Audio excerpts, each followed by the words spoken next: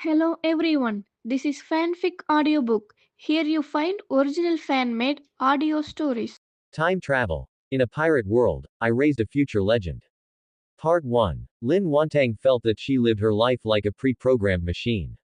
The alarm goes off at 7 in the morning. She lingers in bed for 5 minutes, gets up at 7:10, leaves the house at 7:20, buys a rice ball and an Americano at the subway station convenience store at 7:35, and squeezes onto the morning peak of Beijing subway line 10 at 7:42.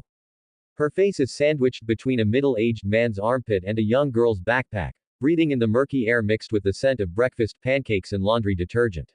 Her phone screen is filled with unread messages, work groups, project groups, client feedback groups, department notification groups. She struggles to free a finger and taps through the group messages one by one. Lin Wantang, the client has more feedback on yesterday's proposal. Finish the revisions and send them to me by 3 p.m. today. Lin Wantang, last week's data report hasn't been submitted yet, finance is pushing for it. Lin Wantang, the afternoon meeting has been moved up to 2 p.m. Remember to prepare the PPT. She finishes reading with a blank expression and locks her screen. Her phone wallpaper is an anime screenshot. A young man standing at the bow of a ship with his back to a blazing fire, looking back with a bright smile. There were a few freckles on his face, and he wore an orange cowboy hat with two smiling bead charms hanging from the brim. Portgas D. Ace. Her favorite character in Pirate King, bar none. To what extent did she like him? She chose Japanese as an elective in university just to understand every word Ace said. Her graduation thesis was titled, Family Themes in Japanese Anime from the Perspective of Pirate King. During the defense, her advisor smiled and asked, "Why is your thesis full of Portgas D. Ace?" She replied righteously, "Because he best represents the spiritual core of Pirate King." After graduation, she joined this advertising agency as a copywriter. The job wasn't bad. Stable pay, stable overtime, and stable exhaustion. She had no family or lover in this city, only a roommate she shared an apartment within a wall full of Pirate King figurines. By her bed was a life-sized body pillow of Ace, which she had custom ordered using half a month's salary. Her roommate once teased her, "You'll never get married like this." She rolled her eyes while hugging the pillow.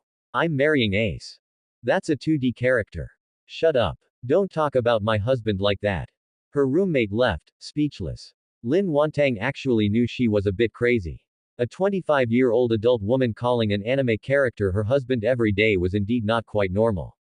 But she didn't care. She didn't have anyone she liked in the real world, and she didn't plan to. Dating was too much trouble. Chatting, dating, getting used to each other, arguing, compromising, she didn't have the energy for it. All her energy was spent on work, the little that remained was given entirely to Ace. Every night when she returned home, showered, and lay in bed, watching Pirate King videos on her phone was the happiest moment of her day. She would watch Ace's clips, his battles, his smile, and him in the Marineford War. She never watched the Marineford War a second time. The first time she watched it, she cried for a whole hour. The next day, her eyes were too swollen to see anyone, so she took half a day off. She never clicked on that episode again. She knew the ending. She knew about that war, that fist, and the final scene where Luffy collapsed in tears while holding Ace's cold body. So she didn't watch it. As long as she didn't watch it, Ace was still alive. He was still the 2nd Division commander on Whitebeard's ship, still chasing Blackbeard, and still shouting, "Pops," with a smile somewhere. Self-deception, she knew. But that was the only thing she could do. That day was Thursday. Lin Wantang no longer remembered the exact date, only that it was a very ordinary Thursday. No rain, no thunder, no omens of any kind. In the morning, she got up at 7 as usual, squeezed onto the subway as usual, and bought a rice ball and an Americano at the convenience store as usual. She arrived at the office at 8:15 a.m., 45 minutes before work started. She turned on her computer, poured a cup of hot water, and began revising the proposal. The client had 17 points of feedback this time. She went through them one by one, revising as she went. When she reached the 5th point, her team leader came over and patted her on the shoulder. The 2 p.m. meeting has been moved up to 1 p.m. You've finished the PPT, right? Not yet, but soon. Hurry up, don't hold us back. She nodded and sped up. She didn't eat lunch, just took 2 bites of the leftover rice ball from the morning and continued revising. The meeting started at 1 and lasted until 3:30. When she came out, half of the PPT had been rejected and needed to be redone. The client said the tone isn't right. Think about it again. The team leader tossed the feedback to her. Okay. She returned to her workstation and started over. At 6 p.m., her colleagues began leaving one after another. Someone asked if she was going, and she said she'd wait a bit longer. 7 o'clock, 8 o'clock, 9 o'clock. There were fewer and fewer people in the office, and rows of lights were turned off one by one. By 10 o'clock, she was the only one left. She rubbed her sore eyes and checked her phone. No unread messages, no missed calls. In her WeChat chat list, the work group was pinned at the top, followed by several official account push notifications, and further down was her university class group. No one had spoken there for a long time. She locked her screen and continued revising. At 11 p.m., she finished the sixth version of the proposal and sent it to her team leader. At 11:15 p.m., the team leader replied, "Check the data in the third section again, it doesn't seem quite right." She took a deep breath and reopened the file. At midnight, she finished the seventh version. At 12:10 a.m., the team leader, "Good work. I'll take a closer look tomorrow. You should head home now." She leaned back against her chair and let out a long breath. Her neck was stiff, her shoulders ached, and her eyes were as dry as if they were filled with sand. She had only eaten one rice ball since morning, and her stomach throbbed with a faint pain. As she stood up, her vision suddenly went dark for a moment. She steadied herself against the desk, waited a few seconds, and her vision returned. Must be low blood sugar, she muttered to herself, deciding to buy something to eat on the way home. She packed up her things, turned off the computer, and picked up her bag. As she reached the door, she looked back at the empty office. Out of 16 workstations, only the small desk lamp on her table was still lit. She turned off that lamp.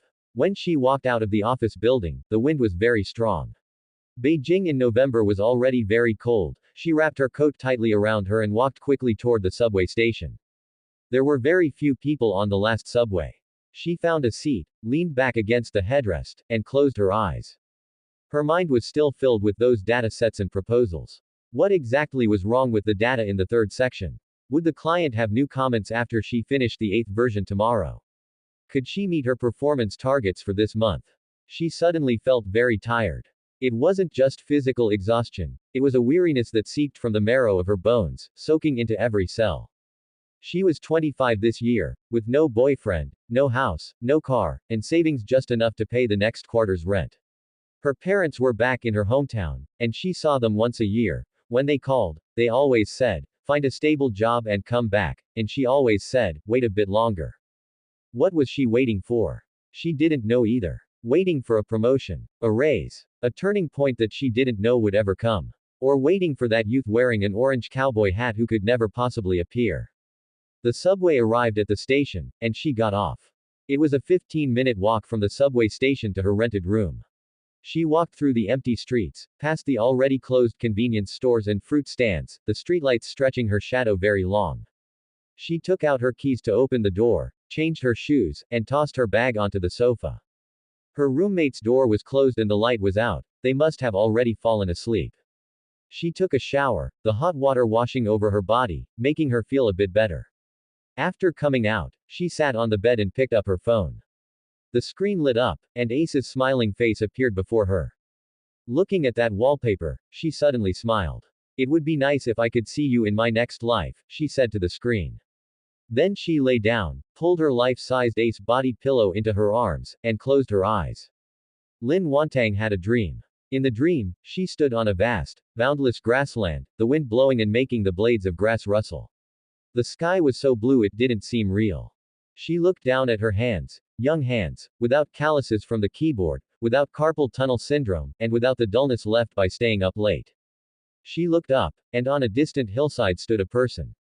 An orange cowboy hat, a yellow short-sleeved cardigan, and a few freckles on his face. He turned around and smiled at her.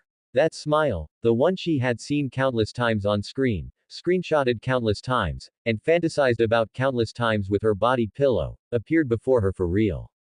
"Who are you?" he asked, his voice lazy and tinged with a bit of curiosity. She opened her mouth but found she couldn't speak. Tears fell first. Why are you crying? He was startled and hurried over in a fluster. I didn't do anything, did I? She shook her head, shaking it desperately. She wanted to say, I've liked you for a long time, to say, do you know you'll eventually die? To say, why did you have to go after Blackbeard? To say, please don't die. But she couldn't say anything. Tears flowed uncontrollably. She crouched down and buried her face in her knees. Ace stood before her, scratching his head in confusion. Don't cry. He crouched down and clumsily patted her shoulder. If there's something making you unhappy, just say it. She looked up and stared at him through blurry, tear-filled eyes. He smiled and reached out his hand. How about I treat you to a meal? She broke into a smile through her tears and reached out to grasp his hand. His hand was very warm. Then she woke up. The way she woke up was not quite right. It wasn't the sound of an alarm, the glare of sunlight, or the sound of a roommate walking around in the living room. Instead, it was a sensation of being squeezed. A suffocating, airtight pressure surging in from all directions. She couldn't open her eyes. Or rather, she didn't even have the concept of eyes yet. She felt warmth, felt liquid enveloping her, and felt a powerful rhythm, thump, thump, thump, like some kind of engine running. She wanted to move, but couldn't. She wanted to speak, but couldn't make a sound. Her consciousness was like a blurry mist, slowly coalescing in the darkness. Who am I? Lin Wantang. Where am I? I don't know. What happened? Did I die suddenly? Overwork. Yes, I died from overwork. So, is this the afterlife? It doesn't seem like it. The afterlife shouldn't be this cramped, this wet, this, like a womb. This thought struck her chaotic consciousness like a bolt of lightning. She tried hard to perceive everything around her, the warm liquid, the powerful heartbeat, her curled up body, the umbilical cord. The umbilical cord. She had an umbilical cord. She was a fetus. Lin Wantang felt like she might be dreaming. But that real sensation of pressure, the sound of the heartbeat, and the muffled noises occasionally coming from outside didn't seem like something a dream could simulate. She tried to calm down. In her past life, she was an adult, a corporate slave who had struggled in society for years, a copywriter who could keep her cool amidst a pile of client feedback. She should be able to handle this situation. Okay, let's analyze this. First, I died. Died from overwork. Second, I was reincarnated. No crossing the Nahi Bridge, no drinking Meng Po soup, no going through any procedures. Third, I retained the memories of my past life. Fourth, I am now a fetus. What the hell is this? Of course, she couldn't speak. She could only vent frantically in her mind. She tried to recall all the transmigrator novels she had read. Reincarnation as a fetus, retaining memories, this setup wasn't rare. But the problem was, where did she transmigrate to? Based on the information currently available, there was nothing. She could only hear vague outside sounds, occasionally voices, occasionally the sound of waves. The sound of waves. She listened carefully. Yes, the sound of waves. And not the gentle kind of waves, but the kind that carried a salty, fishy smell, crashing against reefs, a rough sound of waves. There were also voices. Intermittent, unable to hear the content clearly, but she could identify the language. It wasn't Chinese. It wasn't English either. It was a language she had heard before, but couldn't recall for the moment. She concentrated, trying desperately to listen. Those syllables jumped in the air, carrying a certain familiar rhythm. Then she remembered. It was Japanese. She had studied Japanese for 4 years in university, for the sake of an anime character. Now those syllables rang in her ears, blurry but real. Pirate. Island. Hurry. Intermittent phrases drifted in. Pirate. Her heart skipped a beat, if a fetus had a heart. No way. It couldn't be that coincidental. She tried hard to convince herself not to overthink it. The word, pirate, was very common in Japanese. This didn't necessarily mean it was the world of the Pirate King. Maybe it was just a normal Japanese environment. Maybe she had just transmigrated to some historical period in Japan. But she knew she was deceiving herself. Because she wanted to see that person too much. Wanted to so much that it made the depths of her soul ache faintly. The subsequent memories were fragmented.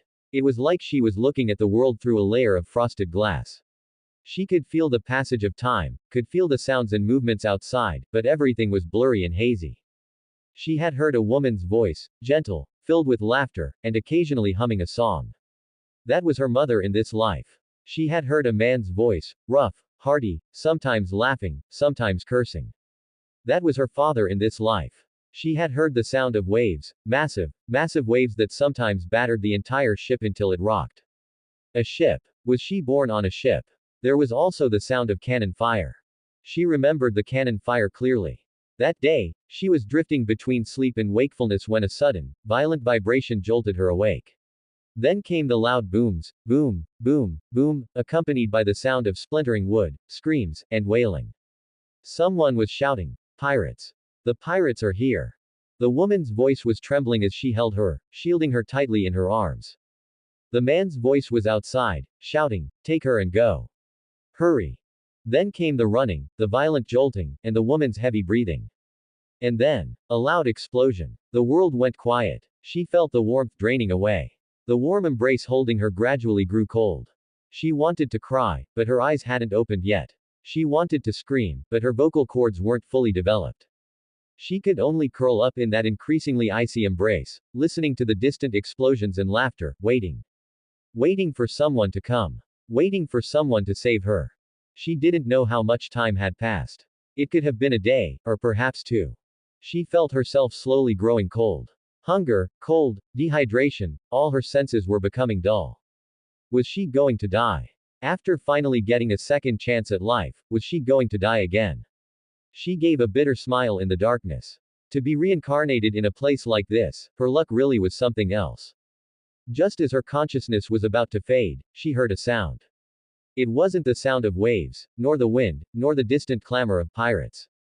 It was the sound of footsteps. Heavy, powerful footsteps, crunching and creaking on the shattered wooden planks. Then came a deep exclamation, filled with disbelief. There's still someone alive here.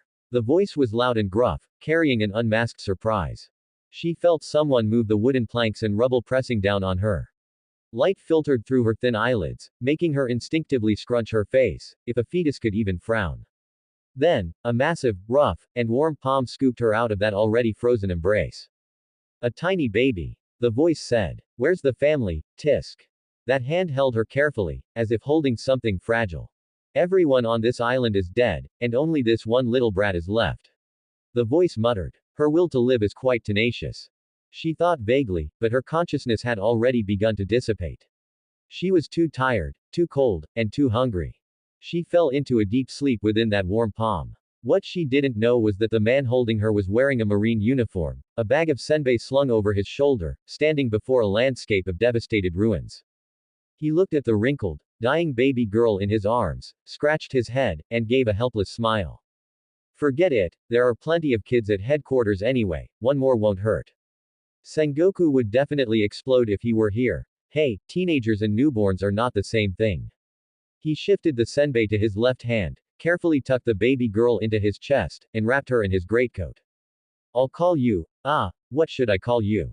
He thought for a moment but couldn't come up with anything. Forget it, I'll let Sengoku name her when I get back. That guy has a knack for names. He turned and walked toward the marine warship anchored at the shore.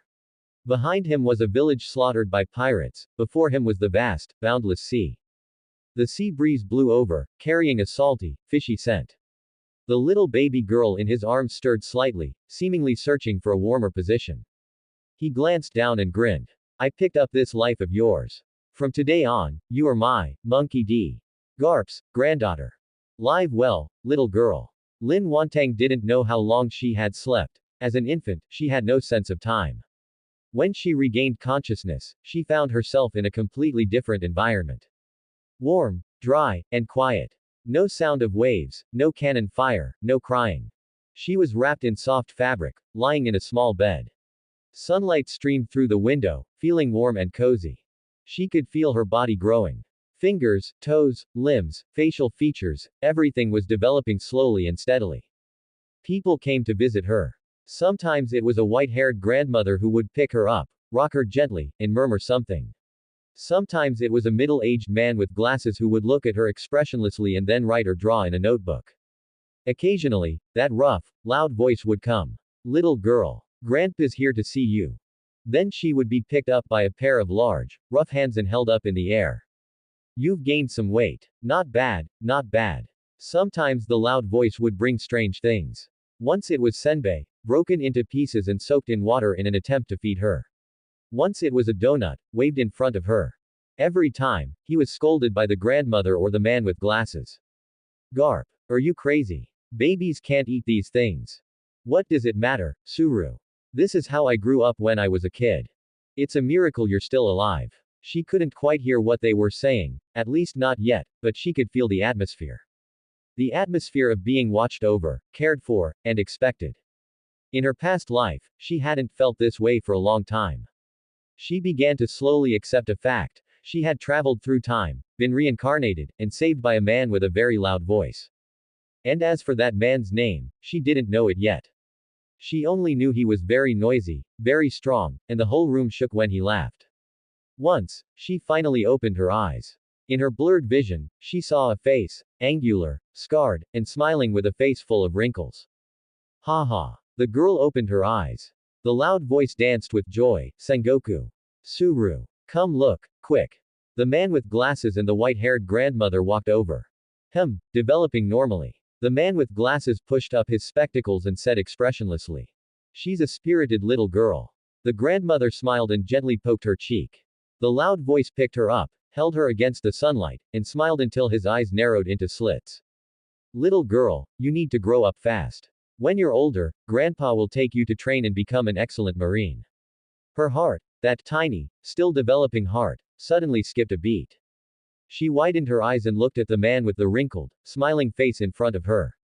Marine uniform. Scarred face. Loud voice. Senbei. And those familiar words: become an excellent Marine. These were the words Garp often said to Ace and Luffy when they were young.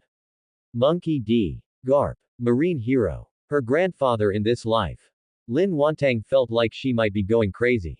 Or maybe she was already crazy. From the moment she died of overwork, she had already gone crazy. She looked at Garp's punchable smiling face, and only one thought remained in her mind. I've traveled to the world of the Pirate King. I am Garp's granddaughter. I'm going to meet Ace. I'm going to meet the living, real, breathing, laughing, talking, eating, fighting Portgas D. Ace. Her lips moved, making an indistinct syllable. Garp looked down at her. What did you say, little girl? Of course, she said nothing. She couldn't speak yet. In Garp's arms, facing the sunlight, she smiled silently. Ace. Wait for me. This time, I won't just be watching you through a screen. The first few months of living at Marineford were chaotic. In her capacity as an infant, Lin Wantang was forced to endure being observed by a large group of high-ranking Marine officials. First, there was Sengoku. This man, the future fleet admiral, and current admiral, had an expression that could only be described as complicated when he first came to see her. Garp. Sengoku stood by the crib, adjusted his glasses, and stared expressionlessly at the baby girl wrapped in swaddling clothes, who was staring back at him with large eyes. You picked up another child. Ha ha ha ha ha. Garp sat nearby munching on rice crackers, laughing without a hint of guilt. This girl has a strong fate. She was the only survivor on the whole island. Was I supposed to throw her into the sea instead of bringing her back? You know Marineford isn't an orphanage, right? What does it matter? The place is huge anyway. Sengoku took a deep breath and rubbed his temples. He looked down at the baby girl. The baby girl was also looking at him. Those eyes, Sengoku frowned. Those eyes didn't look like those of an ordinary infant. They were too clear, too quiet, as if she were observing something. Garp, Sengoku said suddenly, this child's gaze isn't quite normal. Garp leaned over to take a look. What's not normal? She looks quite energetic. Sengoku remained silent for a few seconds, ultimately saying nothing. Forget it. Have you given her a name? Not yet. I couldn't think of one. You help me pick one. I am not your family's naming master. Help me out, Sengoku. Sengoku sighed and looked at the baby girl. She was still lying there quietly, neither crying nor making a fuss, her eyes bright. Lin, Sengoku said suddenly. Monkey D. Lin. Garp tilted his head. Yes. It means, a pleasant sound. Sengoku adjusted his glasses. This girl is quiet and doesn't fuss, but she always gives the impression that she's listening to something. Let's call her Lin. Monkey D. Lin. Garp repeated it once and grinned. Good. Lin it is. Monkey D. Lin. He stood up by the crib, hands on his hips, and announced to the tiny baby girl. From today on, your name is Lin. Monkey D. Lin. My, Garp's, granddaughter. The baby girl, Lin, blinked her eyes. She understood Japanese. Well, she could hear some things clearly now, though not everything. But she could feel the weight of this name. Monkey D. Lin. She had a new name, a new identity, and a new family. The clan of D. That mysterious D. She had researched countless times while following the series in her previous life. She never expected that she would become one of them. She wiggled her fingers inside the swaddling clothes, thinking silently, Grandpa Sengoku, your taste in names is actually quite good. Then there was Suru. Vice Admiral Suru was the most normal person in Marineford. She wasn't crude like Garp, serious like Sengoku, or hot-tempered like Zephyr. She was always gentle and calm, with fine wrinkles at the corners of her eyes when she smiled, making people feel at ease. During the first few months after Garp dumped Lin at Marineford, Suru took care of her most of the time. Suru fed her, changed her diapers, bathed her, and coaxed her to sleep. Her movements were so skillful it didn't seem like her first time raising a child. Suru, Garp asked curiously one time as he watched her skillfully change Lin's diaper, when did you learn how to take care of children? Suru didn't even look up. Every time you bring a child back, don't I end up being the one to raise them? Ah, ever since Dragon was little. Garp rubbed his nose guiltily. Suru picked up the freshly changed Lin and patted her gently. Lin let out a small, comfortable yawn, leaned against Suru's shoulder, and closed her eyes. This child is very well behaved, Suru said. She doesn't cry or make a fuss, she sleeps once she's full, and when she wakes up, she just lies there quietly. She really is an angel of a child. Lin, Suru looked down at the little baby girl in her arms, her tone softening, is too quiet. So quiet it makes one's heart ache. Lin kept her eyes closed, pretending to be asleep. Her feelings were a bit complicated. In her previous life, she was an only child whose parents lived in their hometown, whom she saw once a year. She was used to eating alone, working overtime alone, going home alone, and sleeping alone. The feeling of being cared for, to be honest, she hadn't experienced it in a very long time. Suru's embrace was very warm, carrying the faint scent of laundry detergent. Leaning against Suru's shoulder, she suddenly felt her nose tingle. She wanted to cry. Not because she was sad, but because it had been too long. It had been too long since anyone had held her like this. But she held it back. She was an adult. She wouldn't cry. At least not in front of others. Suru. Garp's voice suddenly became a bit more serious. This girl, I'm entrusting her to you. I know, Suru said. Are you heading out to sea again? Yeah, I have some business. Is it that pirate named Roger again? Garp didn't answer. Leaning on Suru's shoulder, Lin quietly opened her eyes. Roger. Gal D. Roger. The legend of this era. She suddenly realized something. Garp was currently in the critical period of pursuing Roger.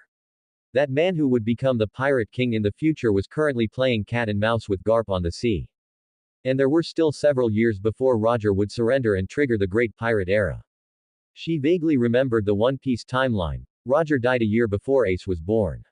In other words, there were still at least a few years before the Great Pirate Era began. But she was just an infant now and could do nothing. She needed time to grow up, get stronger, and get prepared. Then, at some point, that boy named Portgas D.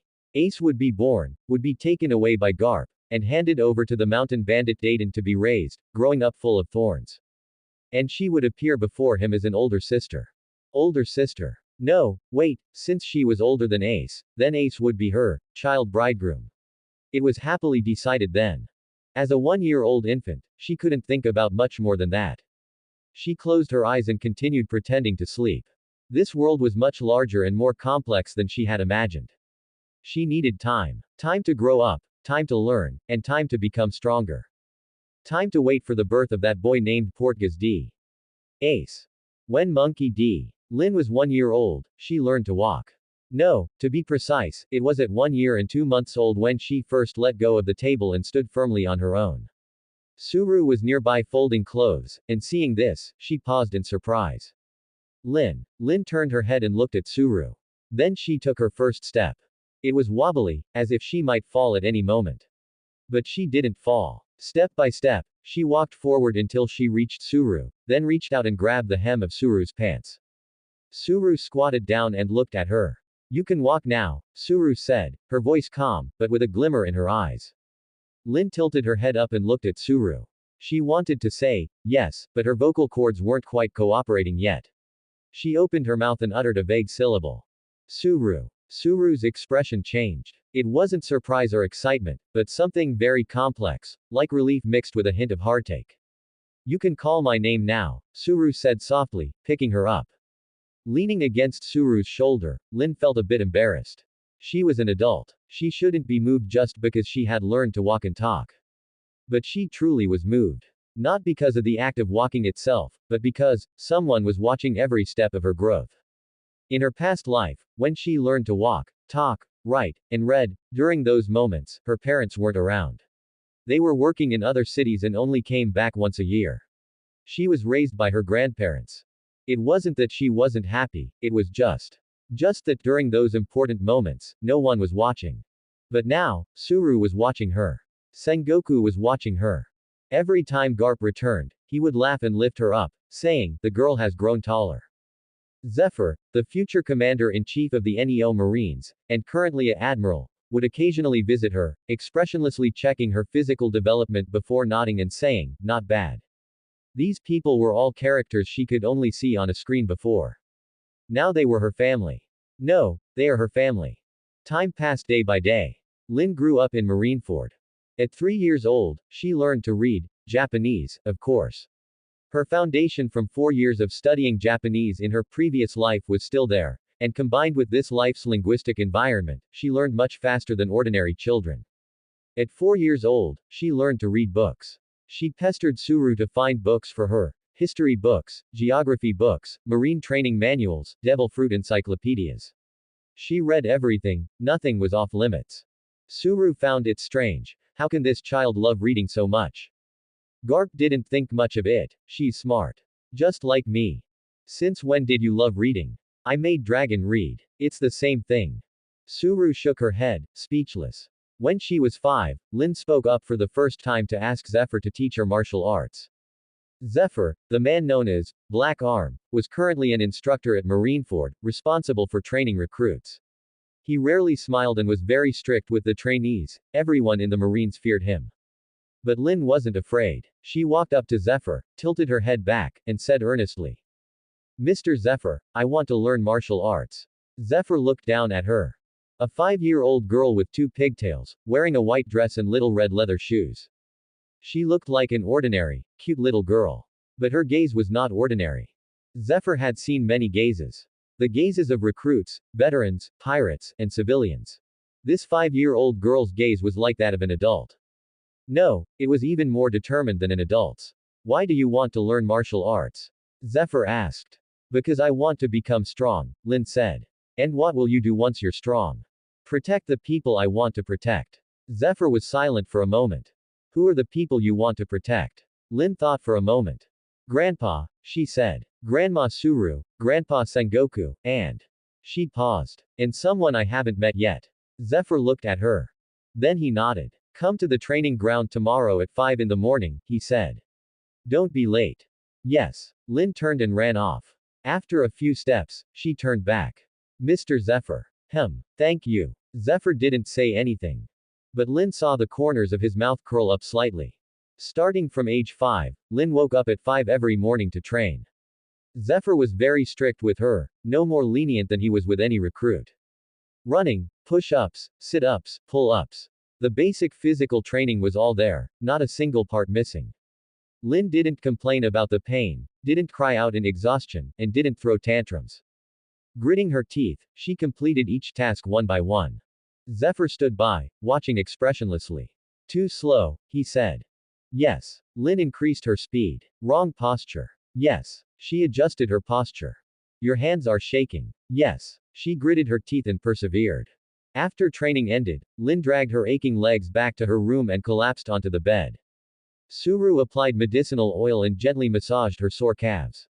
Does it hurt? Suru asked. It doesn't hurt, Lin said. Suru didn't say anything. She knew Lin was lying. But she didn't call her out. Zephyr said you're working very hard, Suru said. But he said you're in too much of a hurry. Lin was silent for a moment. She said, want to grow up quickly. Suru looked at her. Why do you want to grow up so quickly? Lin didn't answer. She couldn't tell Suru, because she knew time was running out. Ace was about to be born. In a few more years, she would have to go see that boy. She needed to become strong. Strong enough to protect him. When Lin was 6 years old, a major event occurred.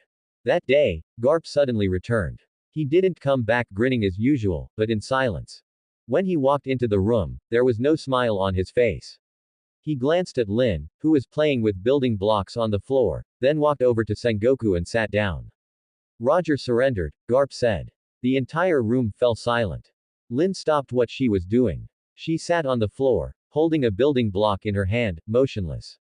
Roger surrendered. She knew all too well what this meant. The Great Pirate Era was about to begin. Roger was to be executed in Logatown. Then he would say those words. Want my treasure? If you want it, I'll give it all to you. Go find it. I left everything in that place. Then the world would be turned upside down. Pirates would swarm toward the Grand Line like locusts. And that boy named Portgas D. Ace would be born more than a year after Roger's death. Sengoku remained silent for a long time. Is it confirmed? He asked. Confirmed. Garp's voice was low. The Navy has already locked him and impelled down. Public execution in Logatown next month. Did you go to see him? Garp didn't answer. But Lin saw his expression. It was the expression of an old man, one who had chased the other for most of his life, only to eventually send him to his death. What exactly was the relationship between Garp and Roger? The original story didn't go into detail. But Lin knew it wasn't just a relationship of pursuer and pursued. It was a relationship of rivals who were also friends, with mutual respect for one another. It was a bond forged through fighting for most of their lives. It was the kind of relationship where, in the end, Garp would help Roger look after his unborn child. Lin put down the building block, stood up wobbling, and walked over to Garp. Garp looked down at her. Little girl. Lin reached out her small hand and patted Garp's knee. She didn't know much Japanese, but she wanted to say something. Grandpa, she said in a milky voice, don't cry. Garp was stunned. Then he smiled. Not a booming laugh, but a very soft, somewhat bitter smile. Grandpa isn't crying. He reached out and rubbed Lin's hair. Grandpa is just a little tired. Lin looked up at him. She knew Garp wouldn't cry in front of her. This old man had been stubborn his whole life, it was impossible for him to cry. But she could feel his sadness. She stood on her tiptoes, reached out, and touched Garp's face. Her small hand pressed against Garp's rough cheek, warm and soft.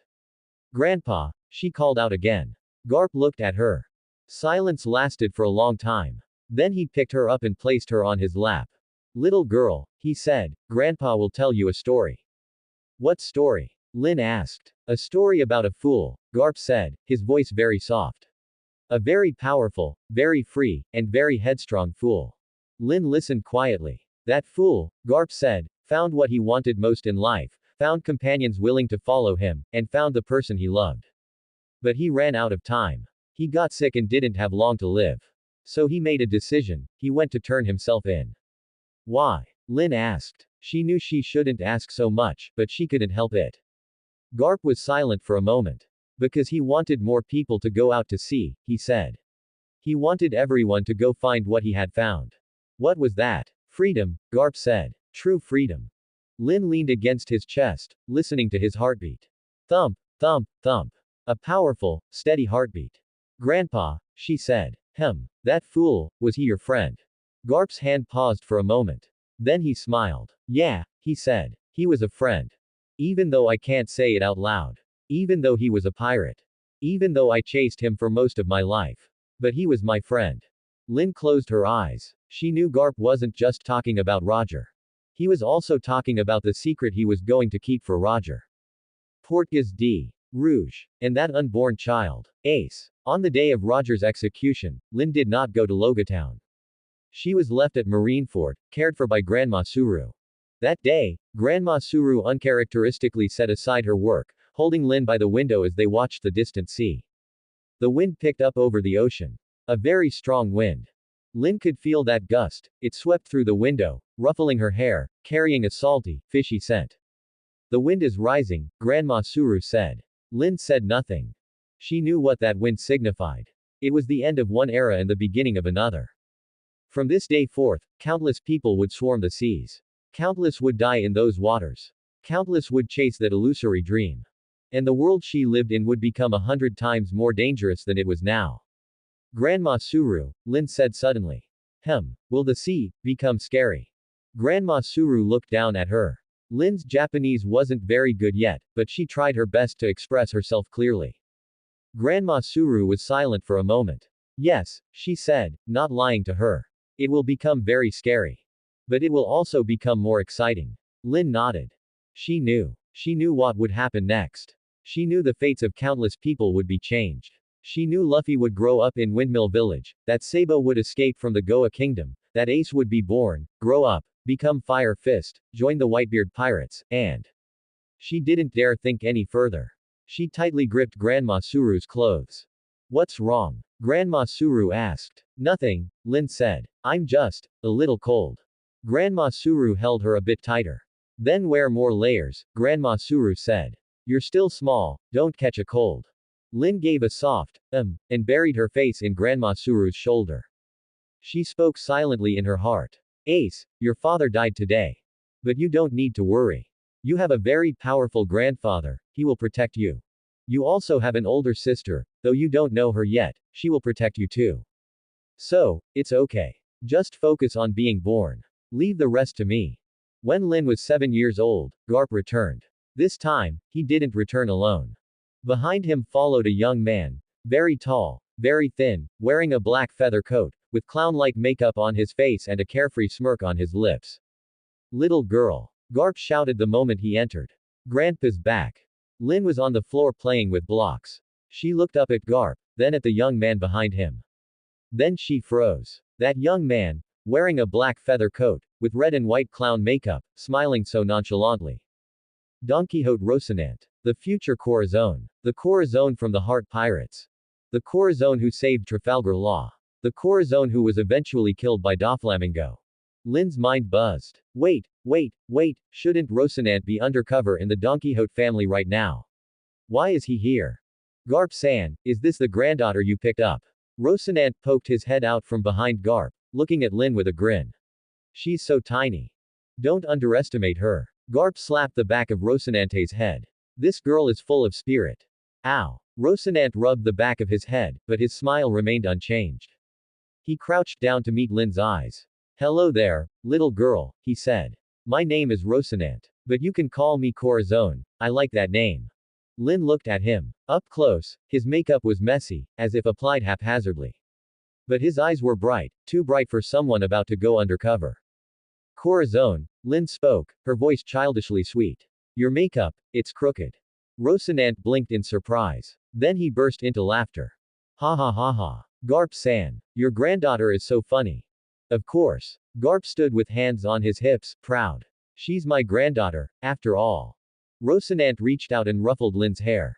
When you grow up, he said, I'll teach you how to paint. I guarantee it'll look better than this. Lin looked at him. She knew Rocinante wouldn't get the chance to teach her to paint. In a few years, he would go undercover. He would spend years in the Don Quixote family. He would expose his identity at the last moment to save Law. He would be killed by Doflamingo. She was only 7. There was nothing she could do. But she remembered this man. She remembered his smile, his voice, his black feather coat. She remembered how he crouched down to look her in the eye. She remembered the light in his eyes when he said, Call me Corazon. Corazon, Lin called out. You have to live well too, she said. Rocinante blinked. Then he smiled, not a carefree smirk, but a very soft, very gentle smile. Okay, he said. I'll try my best. Rocinante only stayed at Marineford for 3 days before leaving. Lin didn't know where he went. But she could guess, he went to the Don Quixote family to carry out that undercover mission destined to end in tragedy. When she watched him leave, she stood at the doorway, clutching Grandma Suru's hem. Grandma Suru, she said. Corazon, he'll come back, right? Grandma Suru was silent for a moment. Yes, she said. He'll come back. Lin knew it was just comfort. But she chose to believe. To believe that in this world, there would be some good changes. Even if just a little bit. When Lin was 8 years old, Garp brought back some news. Girl, do you know? You have a younger brother. Lin's heart skipped a beat. He's the child of a good friend of mine, Garp said with a loud laugh. Lin sat by the table, and the building blocks in her hand fell to the floor. Rouge had given birth. Ace was born. She was 8 years older than Ace. When she was 6, Ace had just been born. She would get to see him. Grandpa, Lin's voice trembled slightly. That boy, what is his name? Garp thought for a moment. It's Ace, he said, Portgas D. Ace. Oh, Lin lowered her head. Her eyes felt a bit warm. What's wrong with you? Garp leaned in to look at her face. Are you crying? No. Lin rubbed her eyes. Sand got in my eyes. Where would sand come from inside the house? You brought it in on your shoes. Nonsense. I clearly changed into slippers. Then it was windblown sand. Where would wine come from inside the house? Lin ignored him and turned to run back to her room. She closed the door, leaned against it, and slowly slid down to sit on the floor. Tears finally fell. Not because of sadness, but because he was finally born. That boy she had loved for 2 lifetimes had finally arrived in this world. Even though he was just an infant who knew nothing right now. Even though it would take many years for him to grow up. Even though he would experience much pain and hardship in the future. But he was born. He was somewhere in this world, alive. Lin buried her face in her knees and cried for a while. Then she wiped her tears and stood up. She walked to the mirror and looked at her 8-year-old self. Her hair was in 2 small braids, her face still had baby fat, and her eyes and nose were red. Monkey D. Lin, she said to the mirror, you have to work hard. You have to get stronger. You have to go see him. You have to protect him. The girl in the mirror nodded. Her gaze was as resolute as an adult's. Because she originally was 8 years old, 9 years old, 10 years old. Lin grew stronger year by year.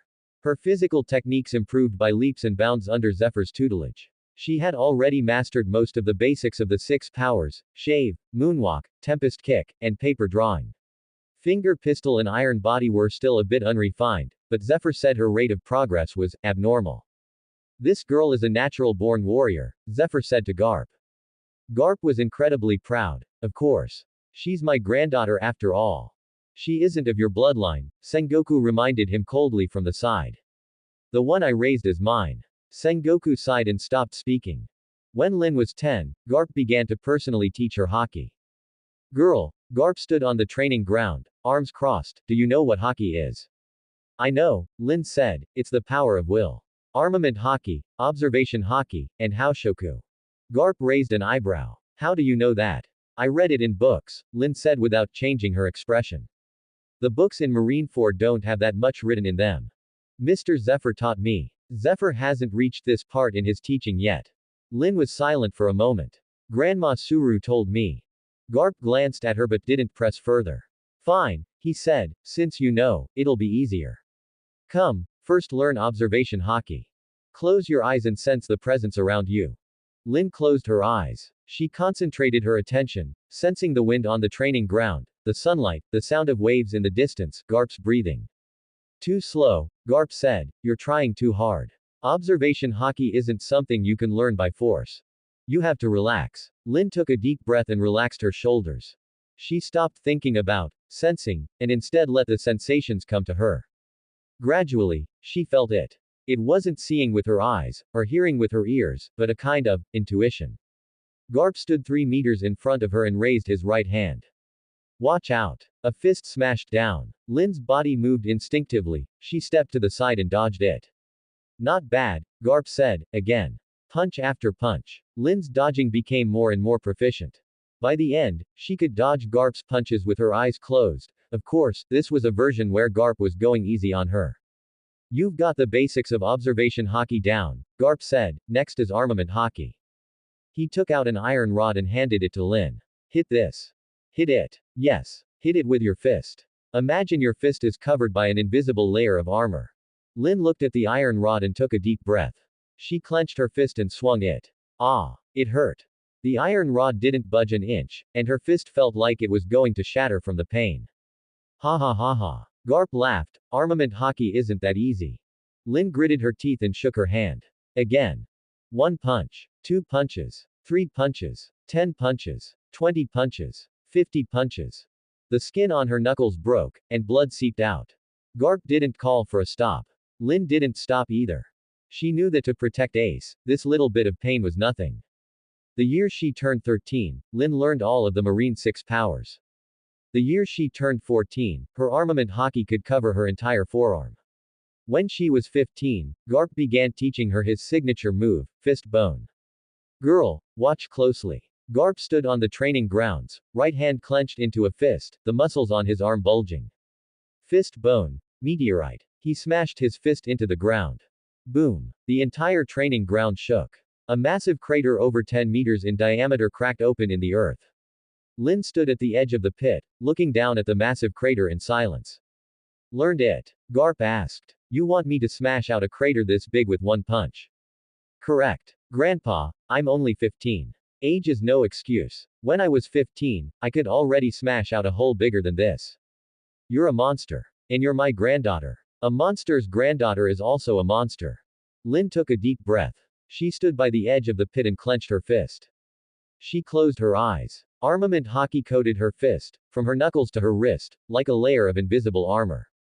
She visualized Garp's movements, the rotation of the waist, the power from the legs, the trajectory of the fist. And then, fist bone, meteor. She smashed her fist down.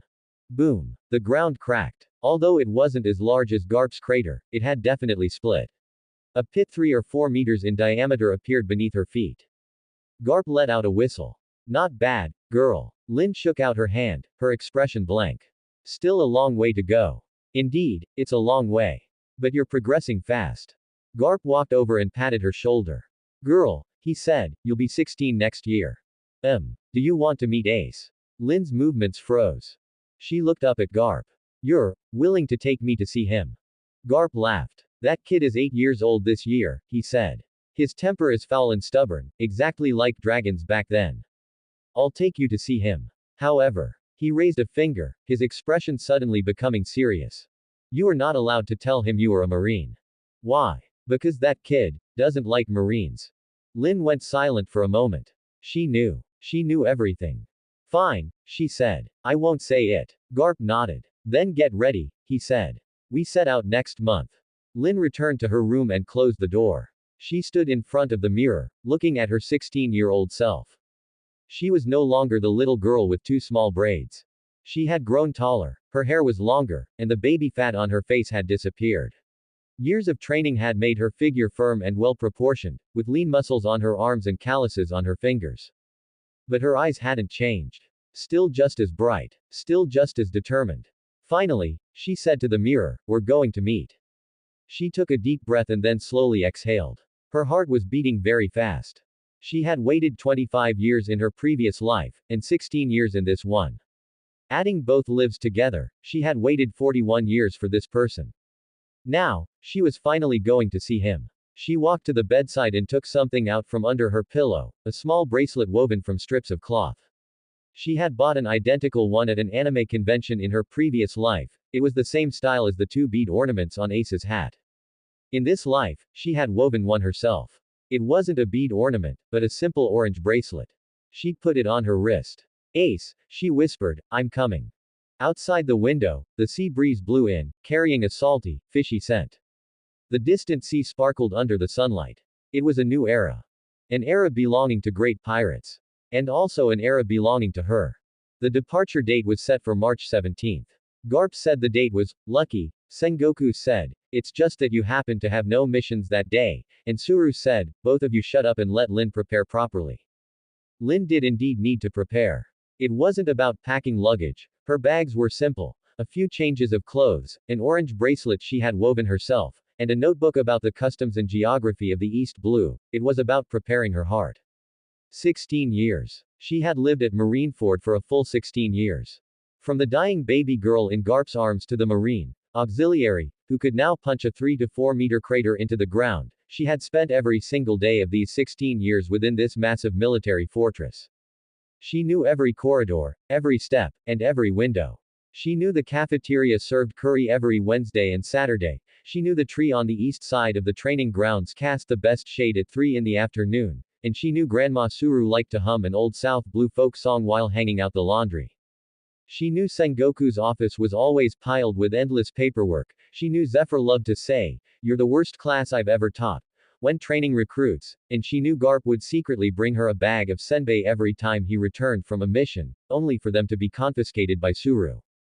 This was her home. Not the cold rental apartment of her previous life, nor that empty room where her only companion was an ace body pillow.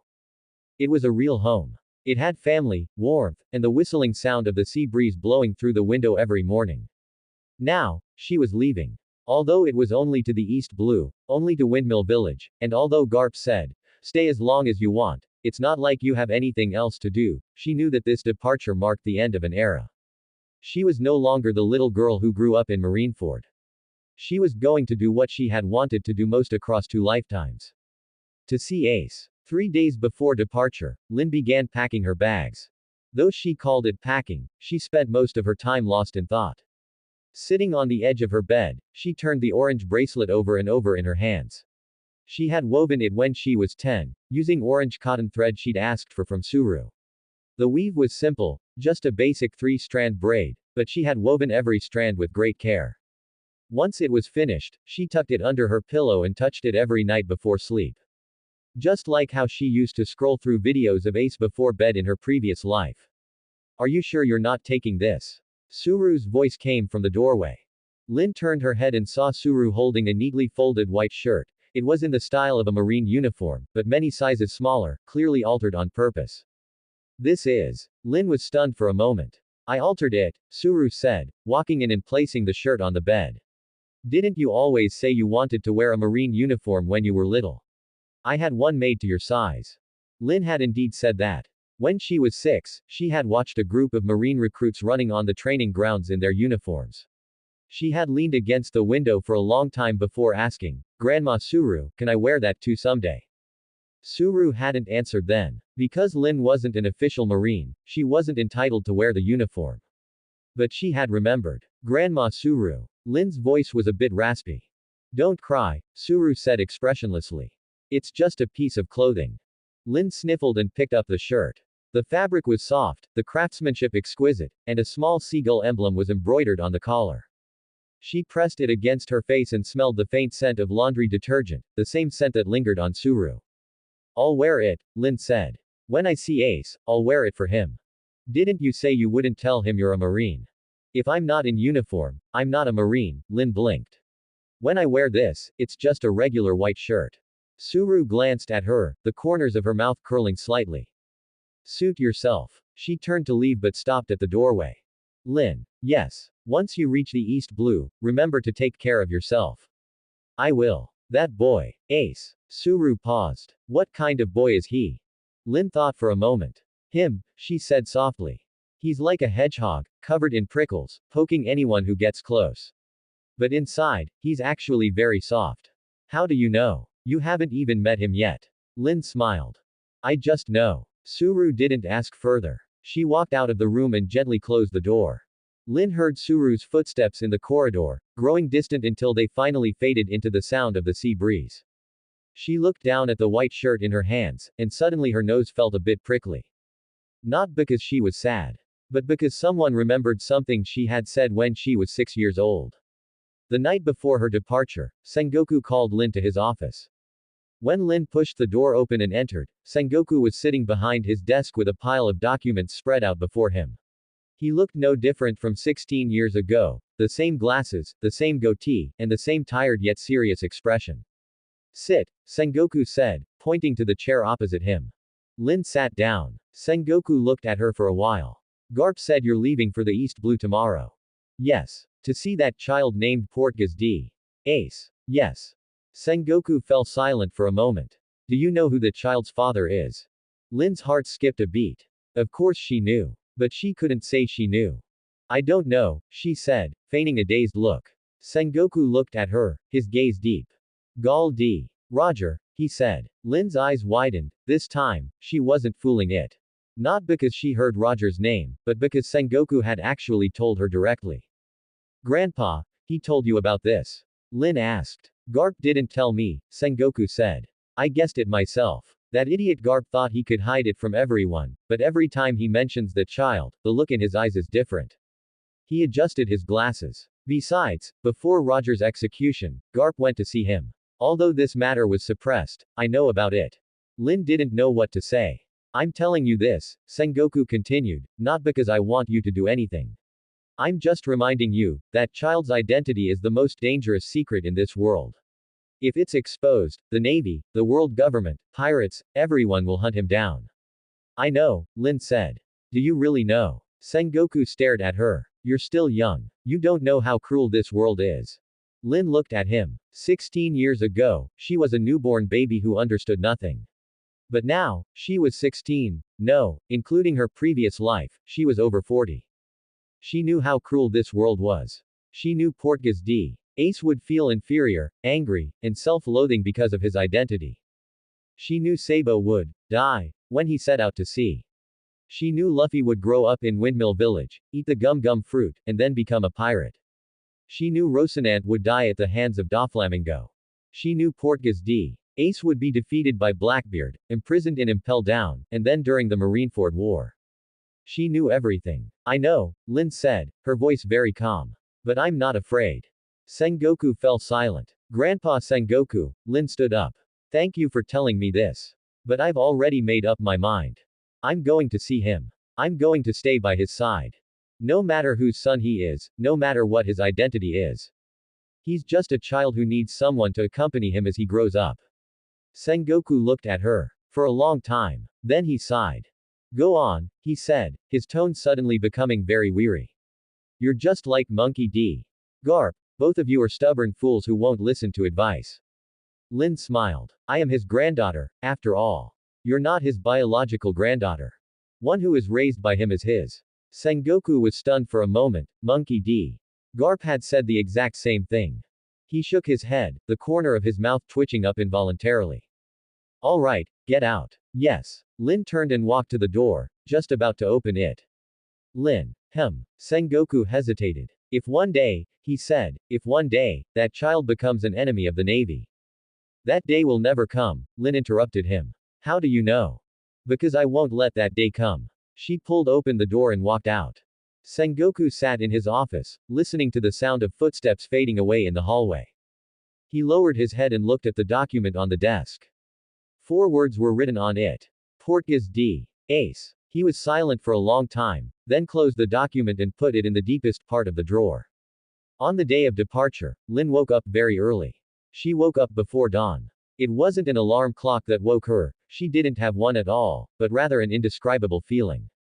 Excitement, nervousness, anticipation, unease. It was all of them. She lay in bed, staring at the ceiling and listening to the sounds outside the window. The sea breeze was the same as usual, making a whistling sound as it blew past the window. In the distance, there were the footsteps of Marines on duty changing shifts, someone shouting commands, and others moving things. Everything was normal. But today was the day she was leaving. She sat up and began to get dressed. On the innermost layer was a white short-sleeved shirt, with a dark blue jacket over it, not a marine uniform, just an ordinary jacket that Suru had made for her last winter. Her pants were black trousers, the durable kind suitable for both training and travel. On her feet was a pair of lace-up ankle boots that she had worn for over a year, they fit perfectly. Finally, she put that orange bracelet on her right wrist. She stood in front of the mirror and looked at herself. 16 years old, 1.68 meters tall, with long black hair tied in a high ponytail, revealing a face with sharp lines. Years of training had made her body firm and well-proportioned. Standing there, she possessed a quiet sense of power. Her eyes were very bright. She took a deep breath, picked up her small backpack, and pushed open the door. The corridor was quiet. She walked past Suru's room, the door was closed. She hesitated for a moment but didn't knock, she had already said her goodbyes to Suru the night before. Suru had been folding clothes at the time, not even looking up. I won't be seeing you off tomorrow. I know. Once you reach the East Blue, remember to eat your meals on time. Okay. Don't push yourself too hard. Okay. If that kid bullies you, tell Garp and have him give the boy a thrashing. Lin smiled. He won't bully me. Suru finally looked up and glanced at her. How do you know? I just know. Suru said nothing more, lowering her head to continue folding clothes. Lin stood at the door and watched her for a while. Grandma Suru. Thank you. Go on. Lin turned and left. She didn't see that the moment she turned around, Suru's hands paused for a second. Just for an instant. Then she resumed folding clothes. When Lin reached the pier, the sky was just beginning to brighten. A thin layer of mist lay over the sea, and the silhouette of the warship was faintly visible through it. People were already busy on the pier, sailors carrying supplies, maintenance workers checking the hull, and squad leaders directing the logistics. Garp stood beside the warship, hands on his hips, talking to someone. As Lin drew closer, she realized that the person was Zephyr. Lass. Garp laughed and waved when he saw her. You're here. Lin walked over and first bowed to Zephyr. Mr. Zephyr. Zephyr nodded and looked her up and down. You haven't been slacking on your training, have you? No. You must continue to train every day even when you reach the East Blue. Don't think you can get lazy just because you're leaving Marineford. I won't be lazy. Good. Zephyr was silent for a moment, then reached out and patted her shoulder. It wasn't the gentle pat of an elder to a child, but that of an instructor to a student, a firm, approving pat.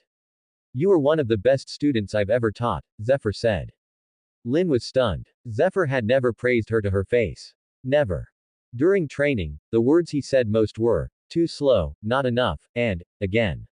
Occasionally she would hear him tell Garp, this girl is good, but he never said it to her directly. Now, he had said it to her. Lin opened her mouth to say something, but her throat felt as if it were blocked by something. Don't cry, Zephyr said. I can't stand sniveling.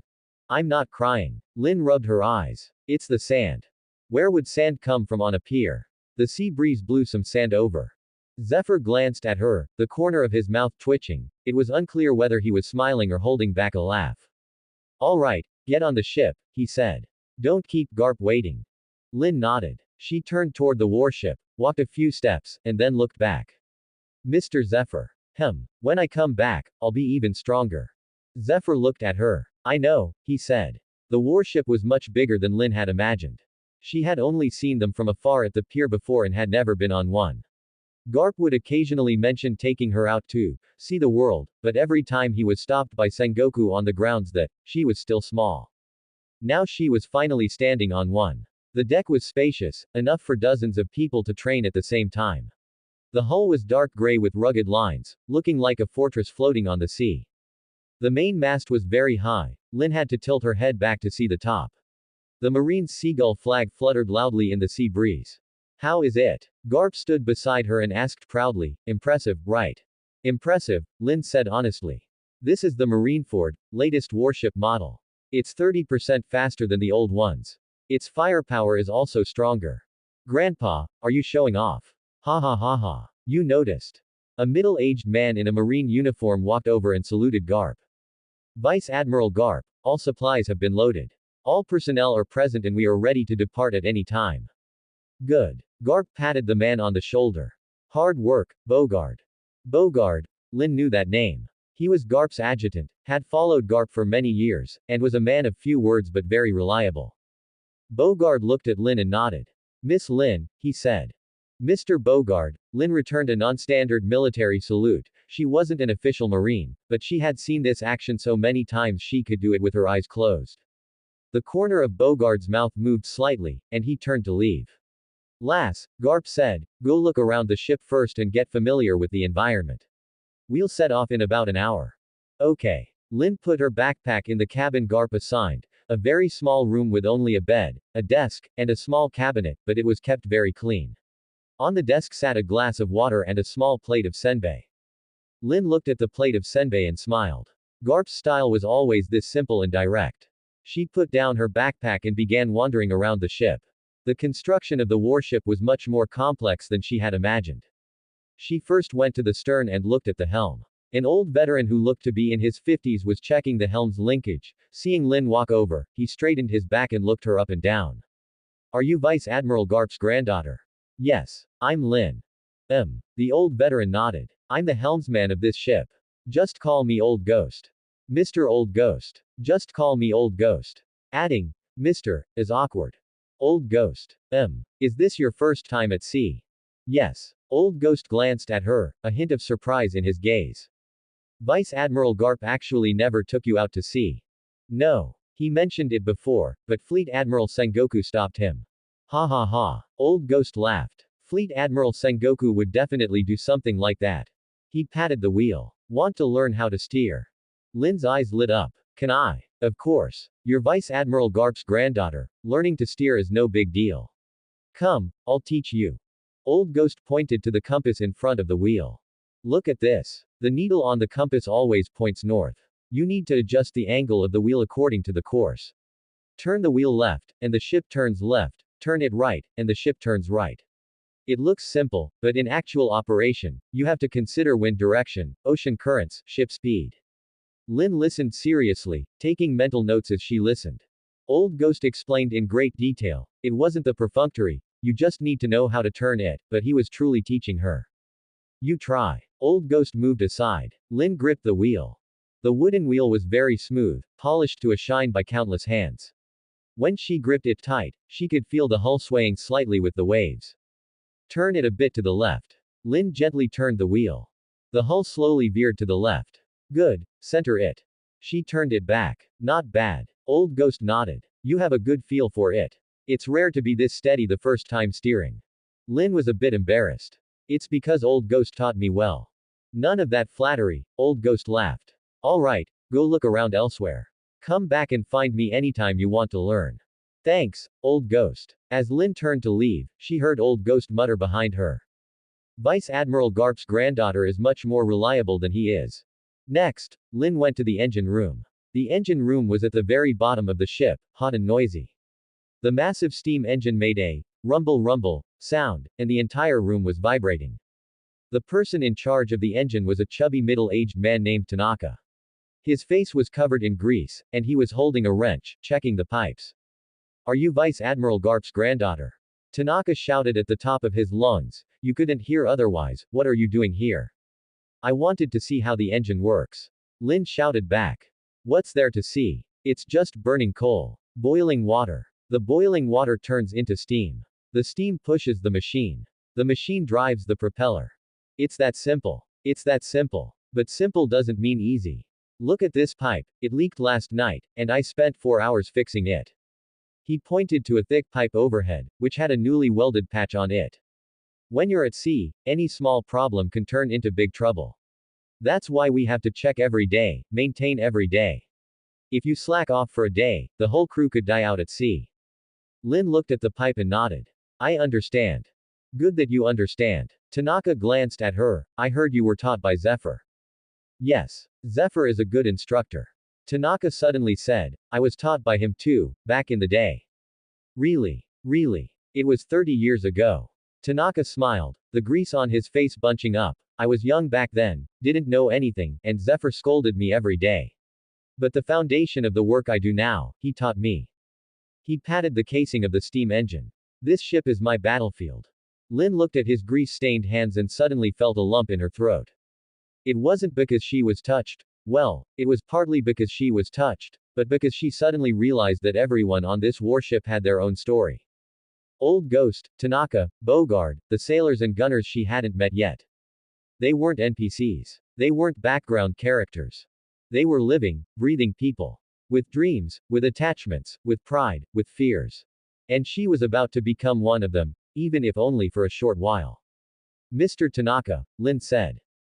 Thank you. Tanaka paused, then smiled. What are you thanking me for? Thank you for protecting this ship. Tanaka was silent for a moment. Then he reached out and patted the top of Lin's head, leaving a black, greasy handprint. Kid, he said, don't die out there. Lin touched the grease on her head and smiled. I won't. An hour later, the warship set sail. The steam whistle blew long and loud, the mooring lines were retracted, and the hull slowly pulled away from the dock. Lin stood by the railing on the deck, watching Marineford get smaller and smaller. The place where she had lived for 16 years, the massive military fortress, the towering Tower of Justice, the training grounds she had run across countless times, the little balcony where Suru hung her laundry, were all slowly receding, slowly shrinking, until finally, they became a tiny gray dot between the sea and the sky. The sea breeze blew over, carrying a salty, fishy scent. Lin gripped the railing tightly. She thought she would cry. But she didn't. She just stood there, watching that gray dot disappear at the edge of the horizon. Kid, Garp walked up beside her, not crying. No crying, Lin said. Garp nodded, you've grown up. Lin didn't answer. She had indeed grown up. Not in terms of her body, Although her body had indeed grown, but in that sense of certainty that emanated from her bones, knowing what she had to do. She had to do one thing. One thing she had waited 2 lifetimes for. Grandpa, Lin said. Is the East Blue far? Not far. From Marineford to the East Blue, if the wind is with us, it'll take about 10 days. 10 days. Lin did the math. In 10 days, she would be at Windmill Village. In 10 days, she would see Portgas d. Ace. Her heart skipped a beat. Grandpa, she asked again, Portgas d. Ace, how tall is he now? How would I know? Garp rolled his eyes, I'm not a ruler. Roughly. Up to where on you? Garp gestured to his waist. About, here. At 8 years old, about 1.2 meters. How would I know what 1.2 meters is? Lin smiled. 1.2 meters. Small, short, and covered in thorns. She imagined the scene in her mind, a little boy wearing an orange hat, standing on the grass of Windmill Village, warily watching everyone who approached. A feeling she couldn't quite describe welled up in her heart. It wasn't pity, well, there was some pity, but more of a longing. Looking forward to seeing him smile. Looking forward to hearing him say her name. Looking forward to holding his hand and telling him, you are not alone. Kid, Garp's voice pulled her back to reality. You're smiling. Lin touched her face. She was indeed smiling. It's nothing, she said, I just thought of something happy. Garp glanced at her but didn't press for details. Let's go, he said, to the mess hall to eat. When sailing at sea, eating on time is the most important thing. Okay. Lin followed Garp toward the mess hall. After walking a few steps, she looked back at the sea. Marineford was no longer visible. Before her was only the endless ocean, sparkling under the sunlight. She took a deep breath, turned, and followed Garp. Third day of the voyage. Lin had basically become familiar with every corner of the warship. Every morning at 5, she trained on the deck with Garp. Running, push-ups, 6 powers practice, and hockey practice. At first, the sailors would gather to watch, but they eventually grew used to it. Vice Admiral Garp's granddaughter is indeed extraordinary, they whispered among themselves. I heard instructor Zephyr taught her personally. She can already use armament hockey at only 16. A family of monsters. When Lin heard these discussions, she just smiled. She wasn't a monster. She was just someone who had trained much longer than ordinary people. Adding her 2 lives together, she had spent more time training than anyone else on this ship. In the afternoons, she would usually go to Old Ghost to learn steering, or to Tanaka to learn about marine engines. Her interest in navigation was growing, not because she wanted to be a captain, but because she felt that understanding how a ship operated was a way of respecting the vessel and everyone on board. You learn fast, Old Ghost said. Faster than many formal Marines.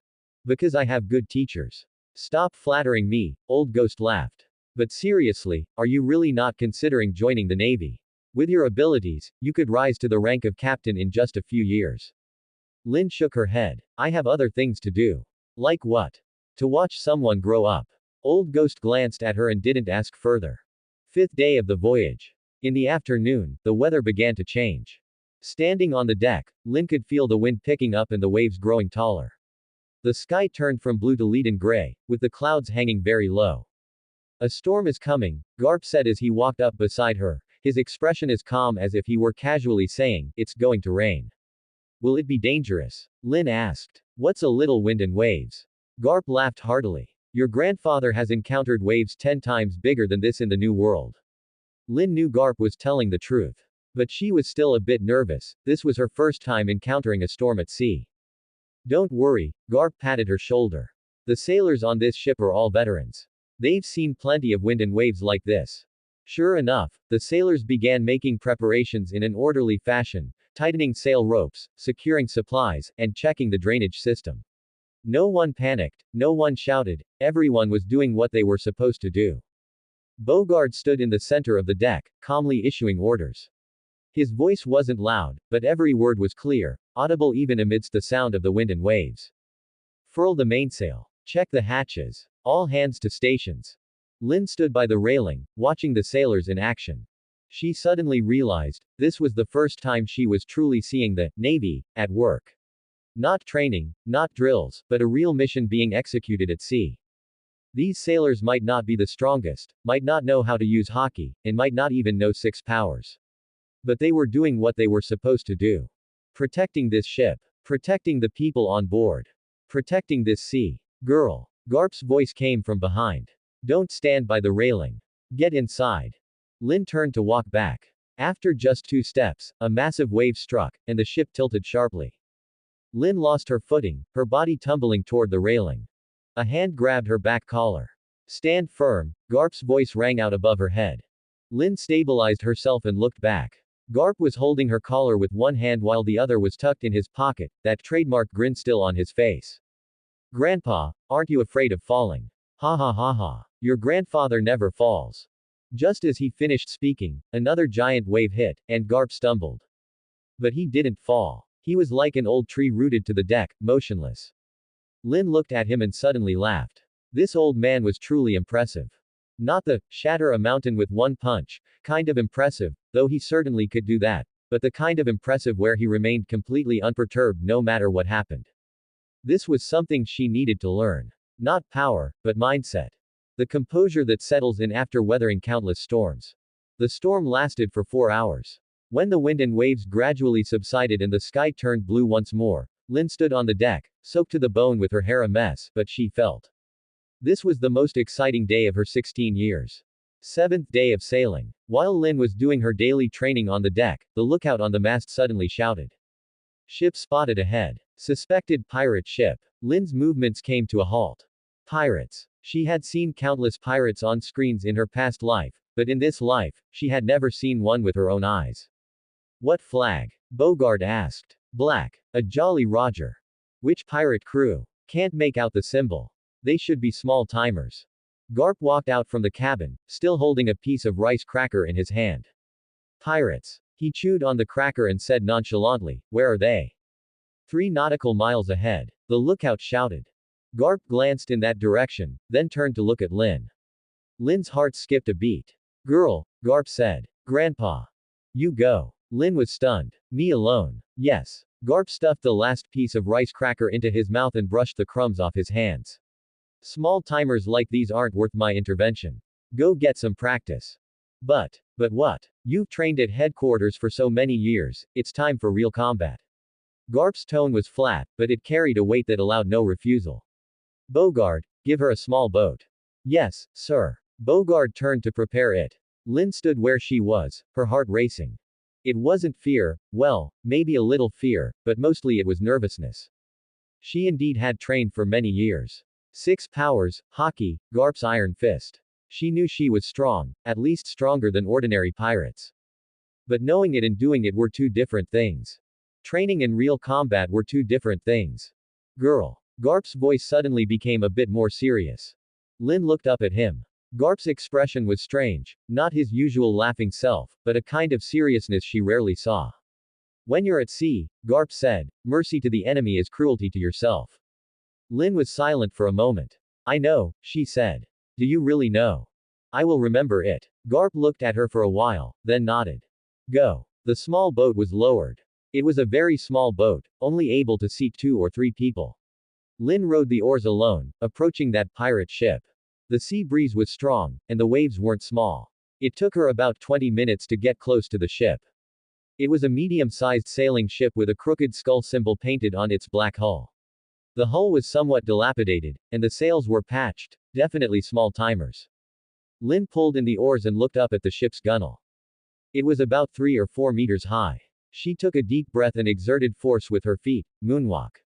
The air solidified into invisible petals beneath her feet. She kicked off and landed steadily on the deck of the pirate ship. There were 7 or 8 pirates on the deck. They clearly hadn't expected someone to fly up from the sea, and their eyes widened one by one. Who are you? A man with a full beard, who looked like the captain, drew his sword. The Navy. Lin stood on the deck and looked around. The pirate ship was very dirty, with wine bottles and food scraps scattered everywhere. A few chests were piled in a corner, with some gold and silver vessels peeking through the gaps, likely plundered loot.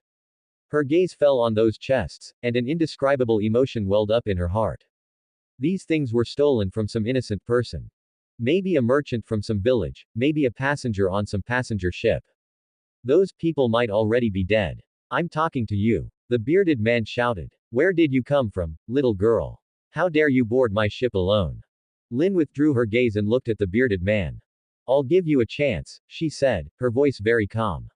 Drop your weapons and surrender. I will hand you over to the Navy. The bearded man was stunned for a moment, then burst out laughing. Ha ha ha ha. Did you hear that? This little girl is telling me to surrender. The other pirates laughed along with him. Little girl, you're one person, and there are 8 of us. On what grounds are you telling us to surrender? Just with that little body of yours. Ha ha ha ha ha. Lin didn't speak. She waited for them to finish laughing. Are you done laughing? She asked. The bearded man stopped laughing, and the expression on his face turned fierce. Little girl, since you've delivered yourself to our doorstep, don't blame me for being ruthless. Boys, get her. The 8 pirates rushed forward simultaneously. Lin stood where she was, unmoving. The first to reach her was a tall, thin man holding a long sword. He swung his sword down. The movement was very slow. Under the perception of her observation hockey, every one of his movements was like it was being played in slow motion. She sidestepped to dodge and clenched her right hand into a fist, punching him in the abdomen. Fist bone. Little meteor. This was her simplified version of Garp's iron fist. She didn't use her full strength, only about 30%. But it was enough. The tall, thin man flew out like he'd been hit by a cannonball, crashing into the cabin wall. The wall shattered, and he lay buried in the broken wood, unmoving.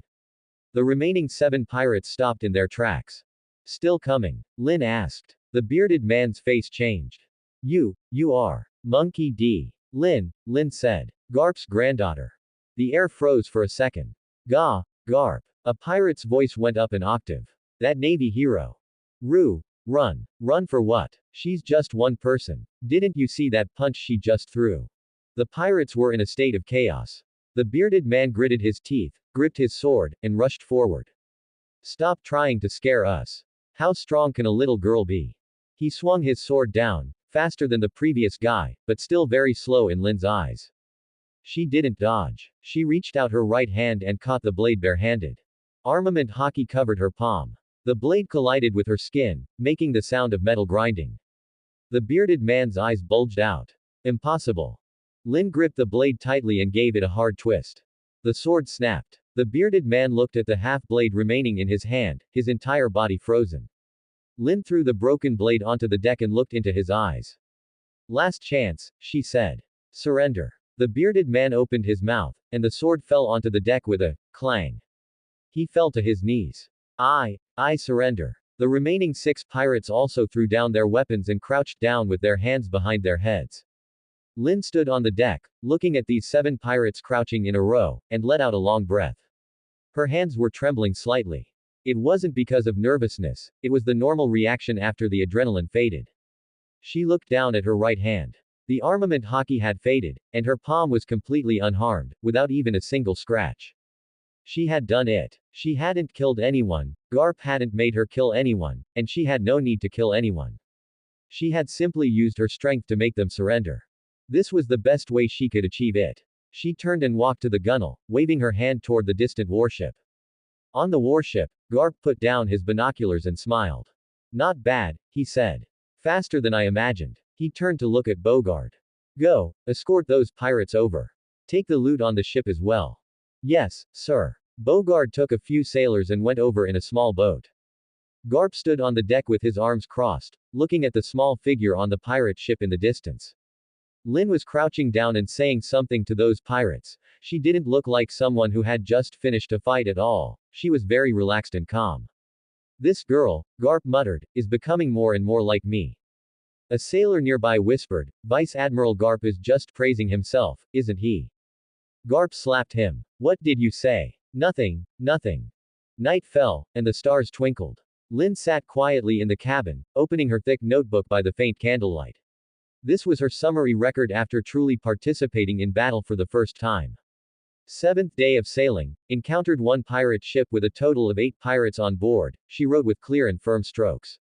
Then, she began to describe the strength of these pirates in detail. They clearly haven't mastered any hockey techniques, nor do they know the so-called 6 powers. From a physical capability standpoint, their martial arts level is roughly equivalent to a recruit at Marineford. Lin felt satisfied with her observations and continued to recall the scenes of the fierce battle that night. As for my personal performance, it was decent, I guess.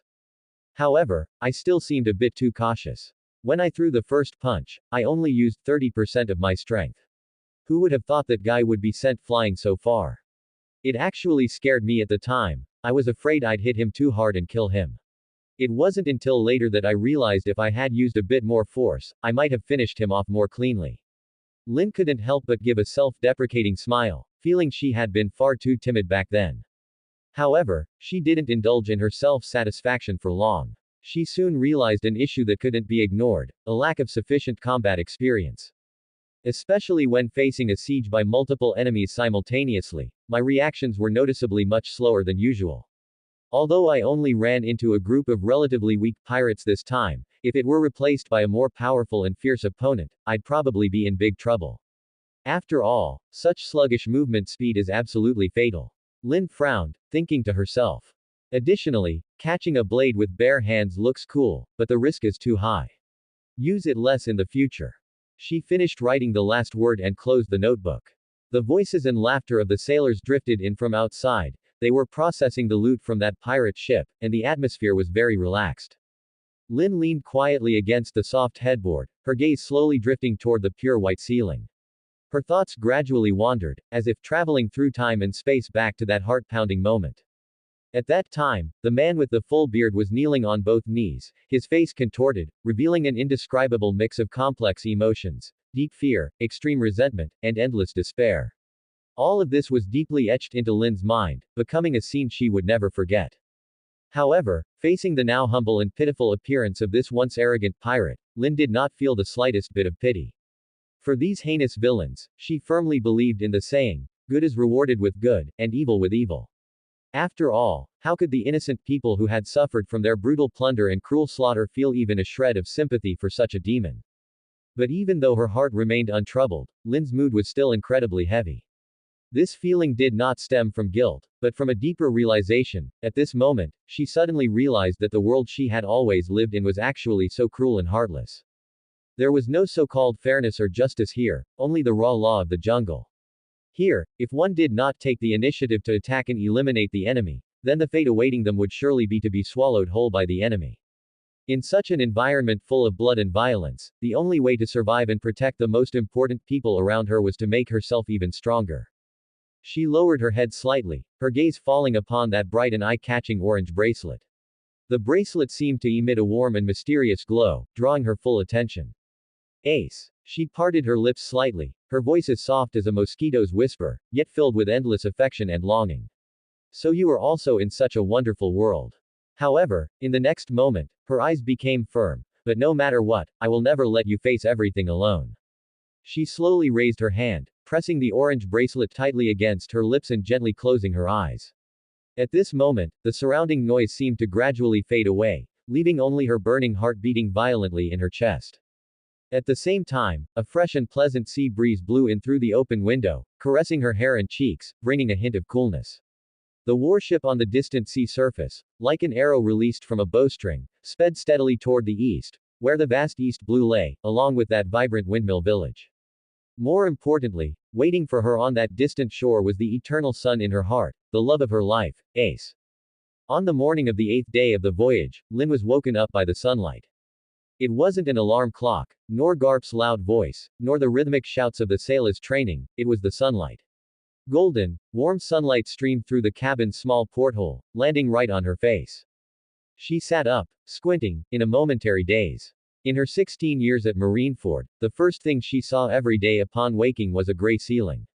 It wasn't that it was ugly, it was just gray. Marine buildings were all gray, solemn, austere, and utilitarian, much like the organization itself. But today's sunlight was different. It was bright and warm, carrying something she couldn't quite put into words. Later, as she stood on the deck facing the sea breeze and looking at the distant horizon where the sea met the sky, she suddenly understood what it was. It was the direction of the east blue. It was the direction of her destination. It was the direction where Ace was. Morning, girl. Garp's voice came from behind her, full of vigor, startling the seagulls on the mast into flapping their wings. Morning, Grandpa. Lin turned around, her smile making Garp pause for a moment. What good thing did you eat today? Garp sized her up. To be smiling like that. I didn't eat anything, Lin said. I'm just in a good mood. In a good mood. Yes. A very good one. Garp scratched his head, not quite understanding.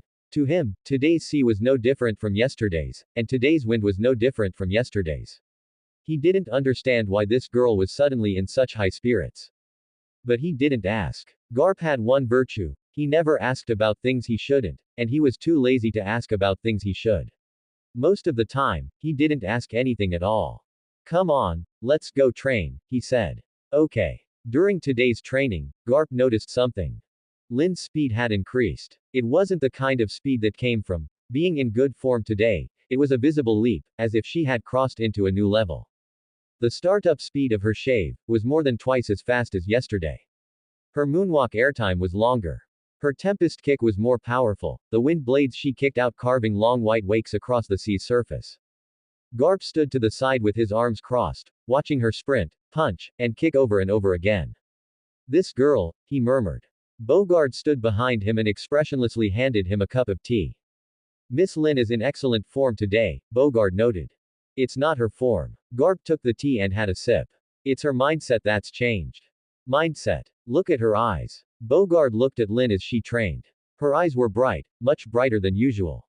It wasn't just the focus of training, she was always focused, it was something deeper. It was as if she had finally reached something she'd been waiting for. This girl, Garp said, has something on her mind. Bogard didn't say anything. He knew Garp would continue on his own. Sure enough, Garp took another sip of tea and continued. But it's not a bad thing. He set down the teacup and suddenly laughed. That expression is about the same as when I saw Luce back in the day. Bogard glanced at Garp. Luce, Garp's late wife. It was a name that was rarely mentioned. Garp didn't say anything more. He watched Lin sweating profusely on the deck, a very soft look appearing in his eyes. After training ended, Lin didn't return to the cabin to rest. She sat by the deck railing with her legs dangling over the edge, holding a newspaper. It was the East Blue Regional News that Bogard had brought in the morning. Lin flipped through it. Most of the content was trivial. A harvest festival in some village, a merchant guild dispute in some town, strange weather on some small island. But she noticed a small news item tucked away in a corner of the paper, only a few lines long.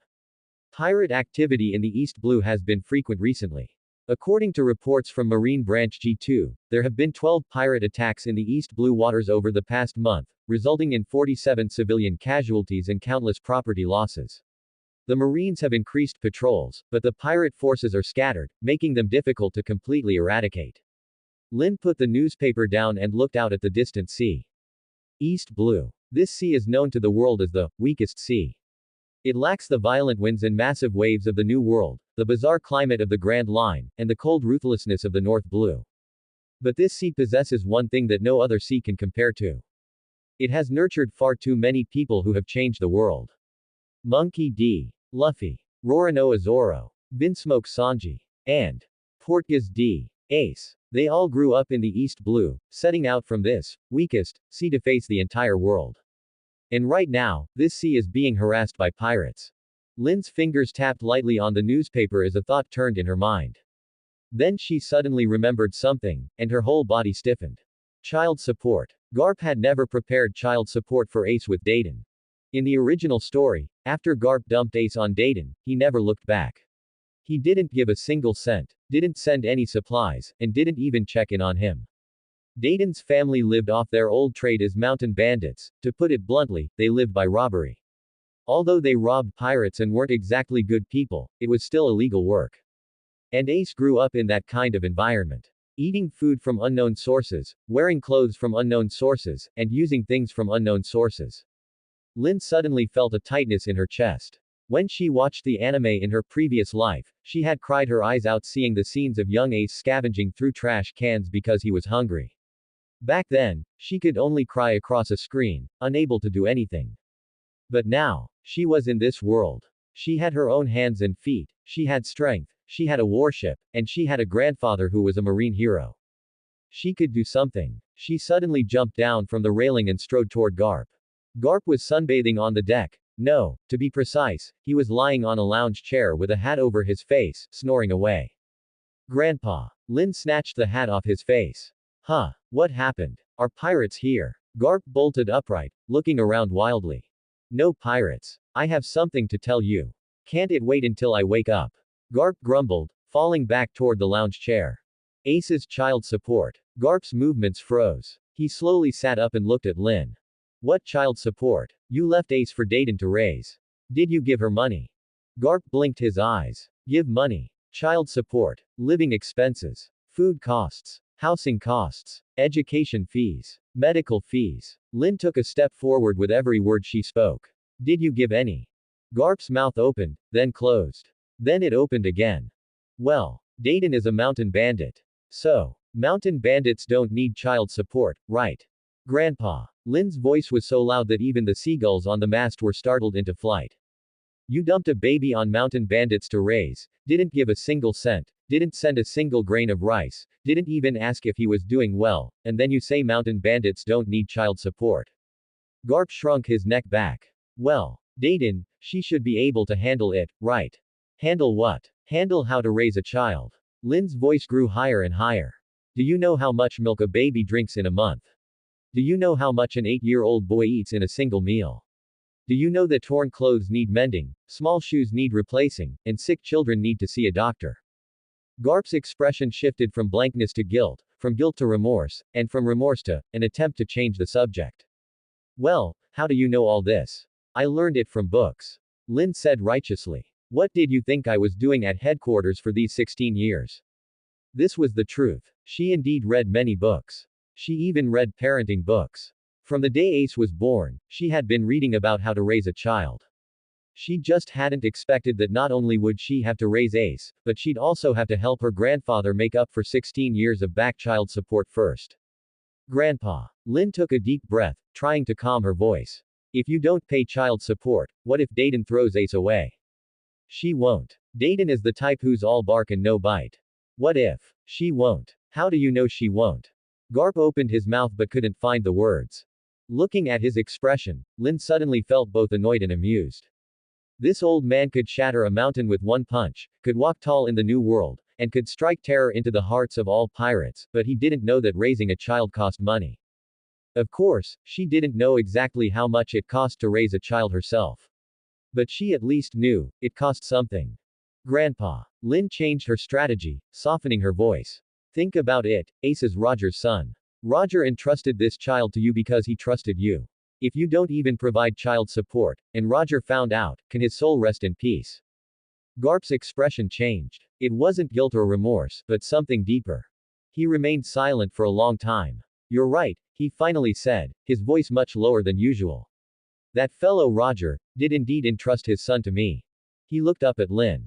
But I don't know how much to give. It's fine, Lin smiled. I'll find a way. What way? Lin's eyes lit up. Grandpa, are there any pirate crews nearby? Garp was stunned for a moment. What are you planning? No. After hearing Lin's plan, Garp's first reaction was to refuse. Why? Lin asked. Because you are a Marine's family member. You can't go around committing robbery. I'm not robbing anyone. I'm going to wipe out pirates. Executing justice. Taking their treasure after wiping them out isn't called executing justice, it's called, what was it called again? Spoils of war, Bogart added expressionlessly from the side. Right. Spoils of war. Garp slapped his thigh. After Marines wipe out pirates, the spoils of war are supposed to be handed in. Grandpa, since when have you cared about the rules? Well, the last time you took an entire chest of treasure to buy rice crackers, Grandpa Sengoku almost exploded with rage. How did you know about that? Grandma Suru told me. Garp's face twitched. Well, that was different. How is it different? Garp opened his mouth and realized he really had no ground to stand on for a lecture. He indeed didn't follow the rules much. There was almost no rule in the Marines that he strictly followed. Not wearing the uniform, not wearing his rank, not attending regular meetings, not writing reports, not obeying orders, his motto was, rules are dead, but people are alive.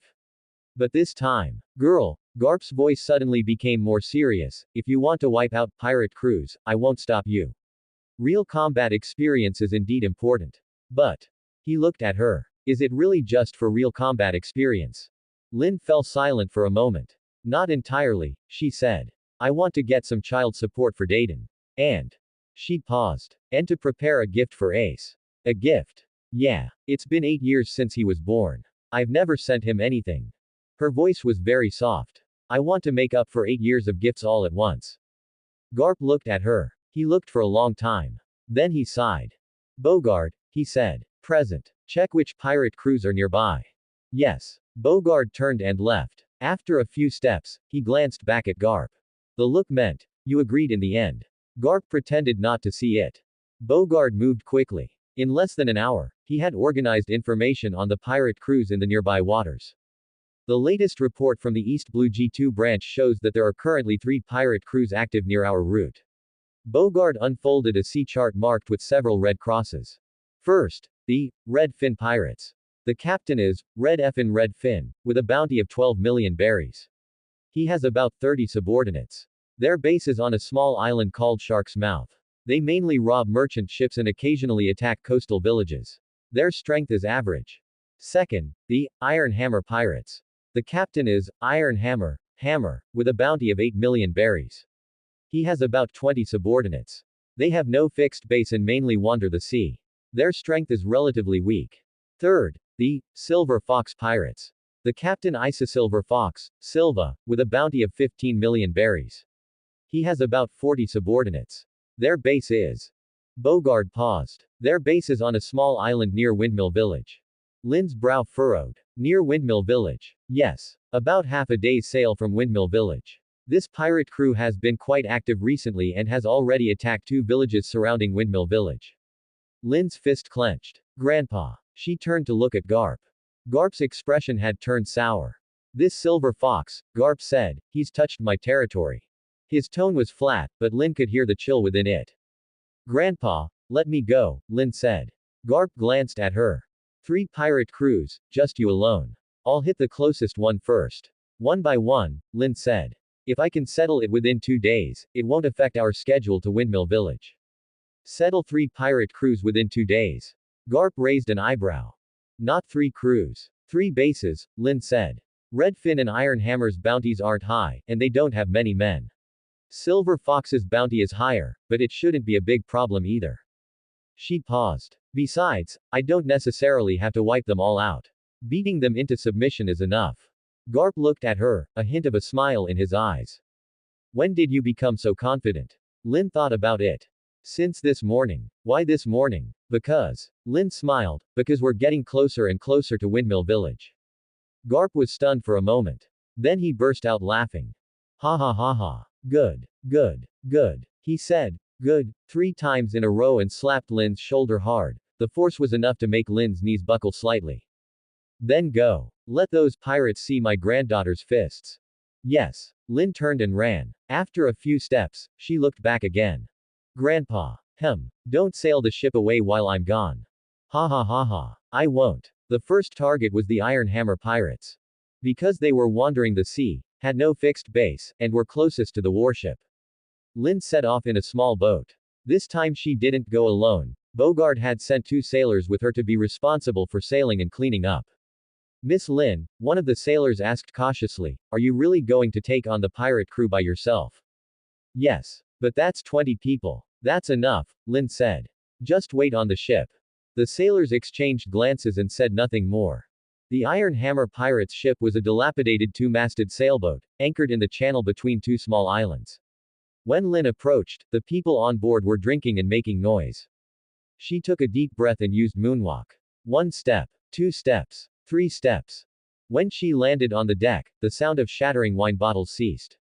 20 pirates looked at her in unison. Who are you? A bald man stood up, holding a giant iron hammer in his hand. This must be Iron Hammer, Hammer. Lin did not answer. She looked around and counted the number of people. 21. One more than the intelligence report. It didn't matter. I'll give you 2 choices, Lin said, her voice not loud, but very clear on the quiet deck. First, surrender and hand over everything you've plundered. Second. She clenched her fist. I'll beat you until you surrender. The deck was quiet for a second. Then a burst of loud laughter erupted. Ha ha ha ha. What did this little girl say? Beat us until we surrender. Just based on her. Ha ha ha. She's killing me. Hammer didn't laugh. He stared at Lin, his eyes filled with some vigilance. Who are you? He asked. Monkey D. Lin said. The laughter stopped abruptly. Monkey D. Garp, the surname of the marine hero Garp. Garp's name had more deterrence in the East Blue than in the New World. Because the East Blue was the weakest sea, most of the pirates here had never seen true powerhouses, but they had all heard of Garp's name. Cold sweat broke out on Hammer's forehead. What is your relationship with Garp? Garp is my grandfather. I'm the one who's going to beat you up, why bring up my grandfather? The man who had chased the Pirate King for most of his life. The monster who could shatter a mountain with one punch. His granddaughter. Don't be afraid. Hammer shouted. She's alone. Even if she's Garp's granddaughter, how strong can one person be? He raised his iron hammer and charged over. Die. Watching him charge over, Lin had only one thought in her mind.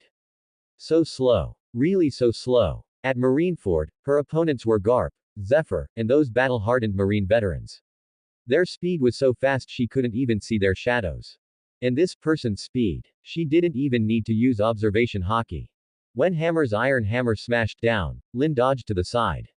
The iron hammer smashed onto the deck, creating a large hole. She seized the opportunity to get behind Hammer and punched him in the lower back. Fist bone. Small meteor. 30% strength. Hammer flew out entirely, crashing into the mast. The mast snapped, and the canvas fell down with a clatter, burying him underneath. Captain. The pirates panicked. Lin didn't give them time to react. She used shave, moving rapidly on the deck, one punch for each. 30% strength. Only one punch for each person. But it was enough. In less than 2 minutes, all 21 pirates were lying on the deck. Some were groaning, some were crying, and some had passed out directly. Lin stood in the middle of the deck, brushing the dust off her hands. Done. She turned and looked at the 2 sailors on the small boat. Their mouths were open wide enough to fit a fist inside. What are you staring at? Lin shouted. Come over and move the stuff. Ah, yes, yes. The sailors rowed over in a flurry, climbed onto the ship, and began to count the pirates' stolen goods.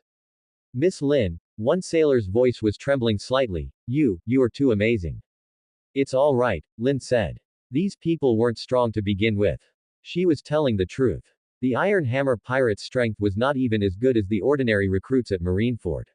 When she trained, any random opponent was 10 times stronger than them. But she didn't say it out loud. Because she saw the admiring looks in the sailors' eyes and felt it was better not to discourage them. Counting results. The Iron Hammer pirates' stolen goods were worth about 3 million berries. There were also some gold and silver jewelry and valuable miscellaneous items. Lin looked at those things and thought for a moment. 3 million berries, she murmured, how long will that last days to eat? She didn't know. But she knew that 3 million definitely wasn't enough. There were 2 more pirate crews. The second target was the Redfin Pirates. Their base was on Sharkmouth Island, a small island shaped like a shark's mouth with a narrow entrance, making it easy to defend and difficult to attack. Monkey D. Lin did not take a small boat this time. She used moonwalk to fly directly across the sea. 2 sailors followed in a small boat, but they couldn't keep up with her speed at all. Miss Lin is too strong, one sailor exclaimed. No kidding, the other sailor said. She is Monkey D. Garp's granddaughter, after all. But even Vice Admiral Monkey D. Garp isn't that ridiculous, right? Flying over the sea at 16. You're right, that really is ridiculous. Monkey D. Lin was unaware that the sailors were discussing her. She was standing at the entrance of Sharkmouth Island, surveying the terrain. The entrance was narrow, with steep rocks on both sides. If someone were guarding the entrance, it would indeed be very difficult to break in. But Monkey D. Lin didn't need to enter through the entrance. She looked up at the top of the rocks, about 30 meters high. Moonwalk. 1 step, 2 steps, 3 steps. She kicked against the air, as if stepping on invisible stairs, and easily ascended to the top of the rocks. Looking down from above, the pirate camp was clearly visible. A few wooden houses, a warehouse, and a training ground. About 30 pirates, most of them wandering around the camp. Monkey D. Lin jumped down from the rocks. From a height of 30 meters, her landing was very quiet. She had used the moonwalk technique to decelerate the moment she landed. A pirate happened to walk out of a wooden house, and seeing Monkey D. Lin descend from the sky, he was completely stunned. Why you? Call your captain out, Monkey D. Lin said. 5 minutes later, Redfin stood before Monkey D. Lin. He was a red-haired middle-aged man with a scar on his face, looking quite fierce. But when he saw Monkey D. Lin, his expression changed. You are Monkey D. Garp's granddaughter. How did you know? I just received the news. Redfin's voice was a bit bitter. That guy Iron Hammer was beaten by you. Yes. So, are you going to surrender? Redfin was silent for a moment. If I surrender, will you hit me? No. But you must hand over all the stolen goods. Fine. Redfin surrendered so decisively that it surprised Monkey D. Lin a little. You're just surrendering like this? Monkey D. Lin asked. What else can I do? Redfin smiled bitterly. I heard you beat Iron Hammer's entire crew by yourself. My men aren't much stronger than Iron Hammer's, there's no need to get beaten up for nothing. He turned and shouted to his subordinates, move everything out of the warehouse. The pirates looked at each other, but since the captain had spoken, they didn't dare to say anything. The inventory results. The Redfin pirates' loot was a bit more than Iron Hammer's, about 5 million berries. There were also some antiques and jewelry that looked valuable. Monkey D. Lin looked at the items and did some mental math. Iron Hammer, 3 million, Redfin, 5 million, a total of 8 million. If the Silver Fox pirates also had around 10 million in loot, she could scrape together nearly 20 million berries. What could 20 million berries be used for? She didn't know how much Dayton spent a month raising Portgas D. Ace, but 20 million berries should be enough for several years. And she had another idea. Gifts for Portgas D. Ace couldn't just be bought with money. She wanted to pick them out herself. The Silver Fox pirates were the toughest nut to crack among the three. It wasn't because their captain had the highest bounty. A 15 million berry bounty in the East Blue was certainly not low, but to Monkey D. Lin, opponents at this level weren't fundamentally different from Iron Hammer or Redfin. The difficulty lay in the location of their base. The Silver Fox pirates' lair was on an island called Moon Crescent Island, only half a day's voyage from Windmill Village. The terrain on the island was complex, with caves and tunnels everywhere, and the pirates were hidden very deeply. Miss Lin, Bogard said, pointing to the nautical chart, the terrain of Moon Crescent Island is very complex. If you go in alone, you might spend a lot of time. And what? And the number of people in the Silver Fox pirates is higher than in the intelligence report. The latest news shows that they recently absorbed a few small pirate crews. There are about 60 people now. 60 people. Monkey D. Lin thought for a moment. I'll still go by myself, she said. Having more people makes it easier to get exposed. It's more flexible for me to act alone. But 60 people. Mr. Bogard, Monkey D. Lin smiled. When I was training at Marineford, I fought 100 recruits by myself. It's just 60 pirates. Bogard was silent for a moment. All right then. But I will have the warship stand by near Moon Crescent Island. If there is danger. There won't be any danger. Monkey D. Lin turned and left. Bogard watched her back and shook his head. Vice Admiral Monkey D. Garp. He turned to look at Monkey D. Garp, aren't you worried? Monkey D. Garp was munching on a senbei. Worried about what? Miss Lin going alone to deal with 60 pirates. Just 60, Monkey D. Garp said, chewing on the senbei, his voice muffled. If that girl can't even beat 60 pirates, she doesn't deserve to be my granddaughter. Bogard sighed. This family was truly full of monsters. Moon Crescent Island was larger than Monkey D. Lin had imagined. The island was shaped like a crescent moon, with pointed ends and a raised center. It was covered in dense forest. From the sea, one could only see an expanse of green. Monkey D. Lin landed on the southern end of the island. She chose a hidden beach and dragged the small boat she had brought with her into the bushes to hide it. Then, she began to walk inland. The forest was dense, and sunlight only leaked through the gaps in the leaves, casting mottled light and shadows on the ground. The air smelled of damp earth, mixed with the scent of some unknown flower. Monkey D. Lin softened her footsteps, using the paper art technique to make her presence almost non-existent. She walked for about 20 minutes before she heard a sound. Someone was talking. She followed the direction of the sound and saw a wooden hut. Two pirates were standing outside, holding swords and chatting. The captain says the wind is blowing hard lately, so we should be careful. Careful of what? Those Navy trash can't even find our shadows. Not the Navy. I heard a tough character has arrived in the East Blue. Who? Don't know. But Iron Hammer and Red Fin have both been taken down. For real. For real. Word is it's Monkey D. Garp's granddaughter. Garp. That Garp. Shish. Keep it down. Monkey D. Lin hid in the bushes, listening to their conversation. News travels fast. She waited for a while, until the two pirates' attention shifted, and then quietly bypassed the wooden hut. She didn't want to alert the enemy. Her goal was to find the pirates' warehouse and take the stolen goods. She preferred to avoid fighting if she could, not because she couldn't win, but because fighting was too noisy and would attract more people. She continued walking inland, discovering a few more sentry posts and wooden huts. The pirates' vigilance wasn't tight, but it wasn't as lax as Iron Hammer and Red Fins either. Silver Fox was indeed more cautious than the other two. It took Monkey D. Lin nearly an hour to finally find the pirates' main camp. The camp was built on a clearing in the center of the island, surrounded by a wooden fence. Inside, there were about a dozen wooden huts, a large warehouse, and a hall that seemed to be used for meetings. There were more people than she had imagined. She counted them, there were about 50 to 60. Some were training, some were drinking, and some were sleeping. The warehouse was in the northeast corner of the camp, with 2 guards at the door. Monkey D. Lin observed for a while and formulated a plan. She circled to the back of the warehouse. There were no guards there, only a wooden wall. She used Tempest Kick, but controlled the force to be very light. A razor-thin wind blade sliced through the wooden wall, making only a very small sound. She squeezed through the opening. The warehouse was piled full of things. Boxes, bags, and various containers were stacked in a mess. Monkey D. Lin opened a few boxes to look. Gold and silver utensils, jewelry, bundles of berries, and some things that looked like antiques. She roughly estimated that the stolen goods here were worth at least 10 million berries. 15 million. 20 million. She wasn't sure, but it was certainly a lot. That was enough. Just as she was planning to pack these things up and take them away, the warehouse door suddenly opened. A man walked in. He was tall and thin, with silver gray hair and pale blue eyes.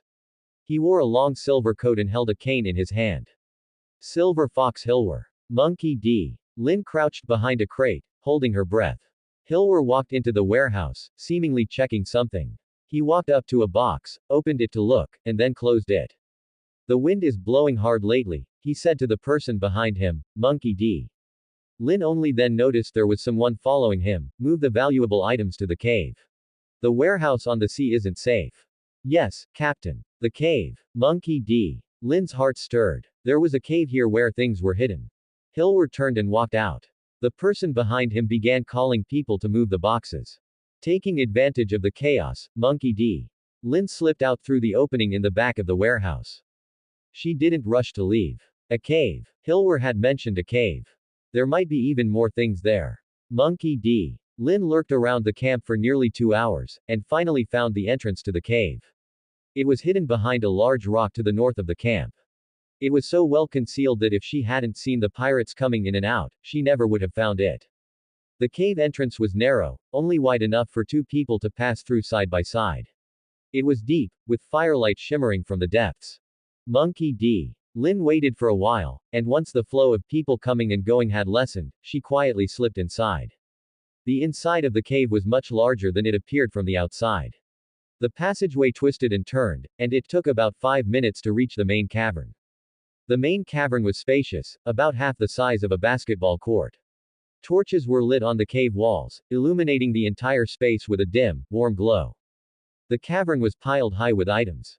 There was far more here than in the warehouse outside. Monkey D. Lin stood at the entrance, staring at the scene before her, stunned for a moment. Gold, silver, and treasure were piled up like small mountains. Crates of berries, bags of gemstones, and stacks of gold artifacts. There were also some statues and vessels that looked extremely ancient, likely dug up from some ruin.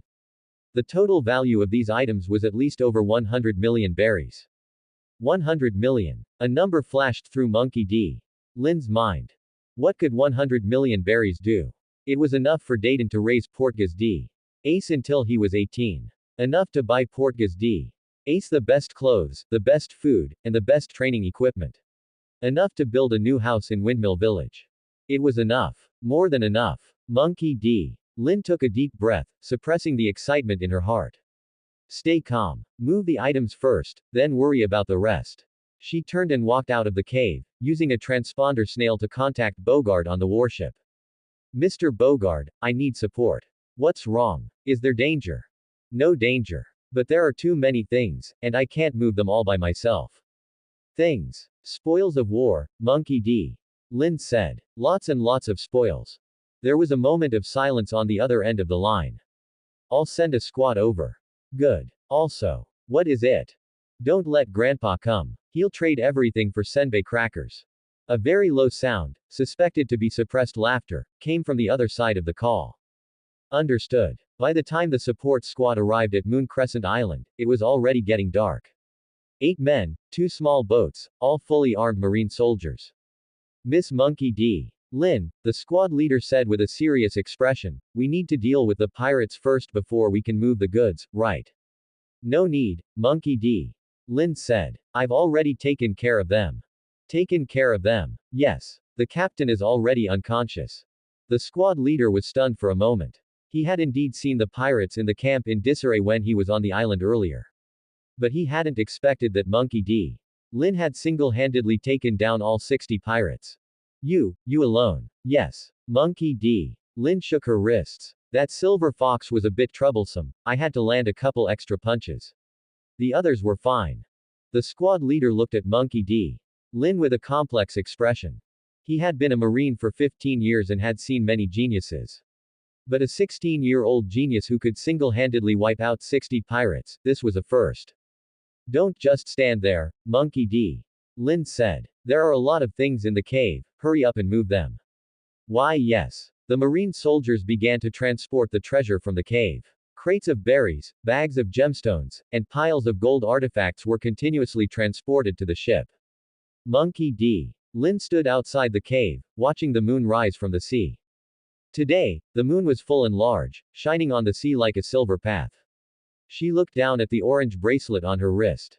Portgas D. Ace, she said softly, Big Sister has secured your living expenses. Dayton won't let you go hungry anymore.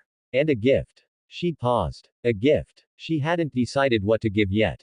Gifts for ages 1 through 8, each one had to be different, and each one had to be meaningful. She leaned against the rock, looking at the moon, and began to think seriously. 1-year-old Portgas D. Ace was still a baby. He didn't understand anything, didn't know anything. He only knew to cry when hungry, sleep when tired, and fuss when uncomfortable. What should she give to a 1-year-old baby? An amulet. An amulet to bless him to grow up safely. She knew there was a small shrine near Marineford, and the amulets sold there were said to be very effective. Although she didn't believe in such things, she thought, what if? What if there really were gods? What if the gods were willing to bless this child? 2-year-old Portgas D. Ace should be starting to learn to walk and talk. A pair of little shoes. To let him walk steadily and not fall. 3-year-old Portgas D. Ace was starting to be curious about the world. A picture book. Not an ordinary picture book, she would draw it herself. Drawing the sea, the sky, and all kinds of fish and birds. To let him know that the world was vast and beautiful. 4-year-old Portgas D. Ace should be starting to understand some things. A small backpack. To let him put his favorite things inside and carry them with him. 5-year-old Portgas D. Ace. Monkey D. Lin suddenly smiled. She remembered what Portgas D. Ace looked like at 5 years old in the original story. Stubborn, lonely, full of thorns. Like a wounded little beast, driving away anyone who came close. What 5-year-old Portgas D. Ace needed was companionship. But she wasn't by his side back then. So what should she give him? A letter. A letter he wouldn't understand at 5, but would understand when he grew up. What to write in the letter? Write, you are not a monster. Write, you are worthy of being loved. Write, someone is waiting for you far away. 6-year-old Portgas D. Ace. Give him a small knife. Not a real knife, but a wooden training sword. To let him learn to protect himself. 7-year-old Portgas D.